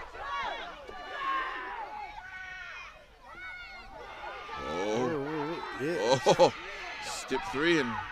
Oh, and there should be a back to one Oh, ball, yes, and here it is. Break the number 4 there for Tukamoti. He can stay in the field of play. Well done, Tukamoti. Out of nowhere. Recount. And all of a sudden they're inside off Counties Manako's half and a nice offload. He has numbers, he delivers. And there it is, and Tukamoti now coming back into the game. What a fantastic try. Effort is awarded, and the linesman, Dougie, he likes it. He's giving it the thumbs up, and there we have it, whānau. Just like that, out of nowhere, struggling to get out of their half. Looked like they put all the pressure that they needed to on the would-be kicker. He does kick it, and it touches the hand in the end, and look at that. Just like that, change of fortunes. 10 points to 12, the conversion to come, and we are in the dying stages of this final match of day 1 between these two heavyweights. And if he puts this across, we could be looking at 12 points all to go into the final minutes. There has been a couple of draws throughout the tournament as well, and yeah, fantastic tournament, fantastic display, and just goes to show, man, you play to the final whistle. Never put your head down and never be in doubt.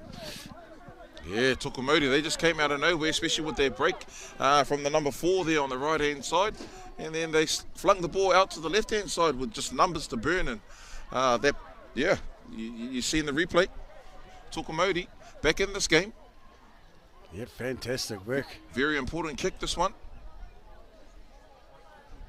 It is, and I think... we have here Dayton Tate about to take the conversion, and he can feel the weight on his shoulders as well, and just shake it off, boy, and put it through those posts.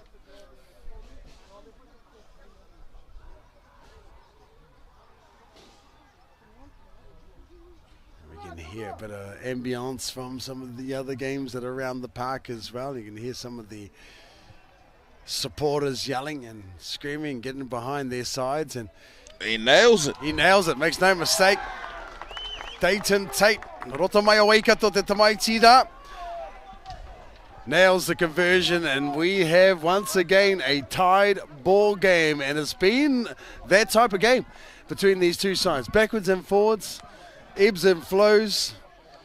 Both teams have been given opportunities and made the most of them, and here we are, 12 points to 12. Yes, not too far from full time there, whānau. Looking at our clock, only probably maybe a couple of minutes left in this game. We're all tied up at 12 all. So yeah, do we truck it up the field and look for a field goal? Is that an option? 2 minutes left as the players have been told, and they're letting their players know. Oh, he was very lucky to get that back, but a knock on. Oh my goodness. And that is the danger of allowing the ball to bounce. It comes up. He's unsure what's happening. He's looking at the play. And yes, indeed, he knocks the ball on. Counties now in prime position to steal this game in the dying moments. There's plenty of options here, Namu. Play the set out. Go for the try, get themselves in a good position to take the field goal. What would your thoughts be right now? Oh man, you know, I'm probably not the most sensible guy on the field. I'll go for the kill straight away. Go for the kill straight away. Hey, I'm a bit of that as well. I'd have a shot here on the side. If that doesn't work our way back to the middle. Look like I'll set up for a shot.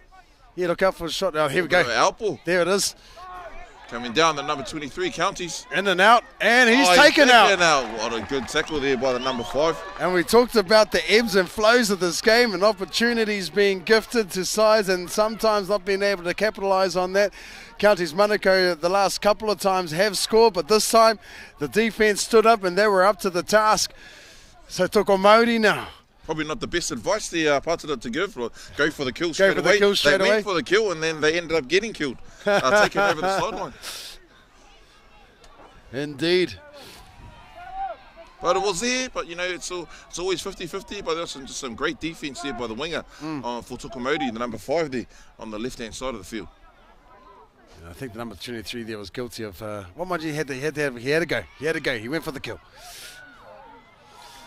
So now we've seen Counties Manukau defence line move up really quickly and did well to shut down the go forward of Tuakana in the last couple of sets. So it's looking that way now for them. They don't want to give away a penalty though. And there's the hooter. Look at the bangs. It's 12-all. 12-all. The ref calls it. Te kaumārua ki te kaumārua. I wainganui ienei kapaerua toka Māori Ngāti na hono roto mai o te paina. Counties Manukau ngā whanaunga. That's just up the road a little bit. And 12 points to 12. And that is full time. And that brings us to te whakamutunga o te rangi tuatahi o tēnei kaupapa. Aotearoa New Zealand Māori Rugby League will be back tomorrow 8:30 with the first game as we go into the finals day. 9 o'clock we should be getting started at te iwi, aroha mai. Our live stream will start then, but yeah, so nau mai, hoki mai, a popo e te iwi. Namu, your thoughts on day one? Oh, what a beautiful day, as it always is there. Pātara, especially obviously being in the 30th year this year, we've said it many times over today, and just the quality of football. You know, we've mentioned some veterans out there. We've seen some veteran sons playing out there and daughters out there today, obviously in the Tuakana tournament with both our Tāne and Wahine. But yeah, all I can say, mate, it's just a beautiful day. Proud to be here, grateful to be here as well, to be, like I said, a little small piece of the puzzle. But yeah, what an awesome day there, Pats. Ka pai. Well, from myself, Namu and Utah, our commentary team and Above Productions and Aotearoa New Zealand Māori Rugby League, kei ngā maunga whakahi, kei ngā awa koiora, kei ngā iwi, kei ngā hapu, kei ngā marae o te motu whānui, tēnei e mihi nei, hei a pōpō, ki te whakarongo anō ai, ki ngā kaupapa kei mua te arawaro. That is us, we're signing off for today and we'll catch you all a pōpō mauri ora e te iwi.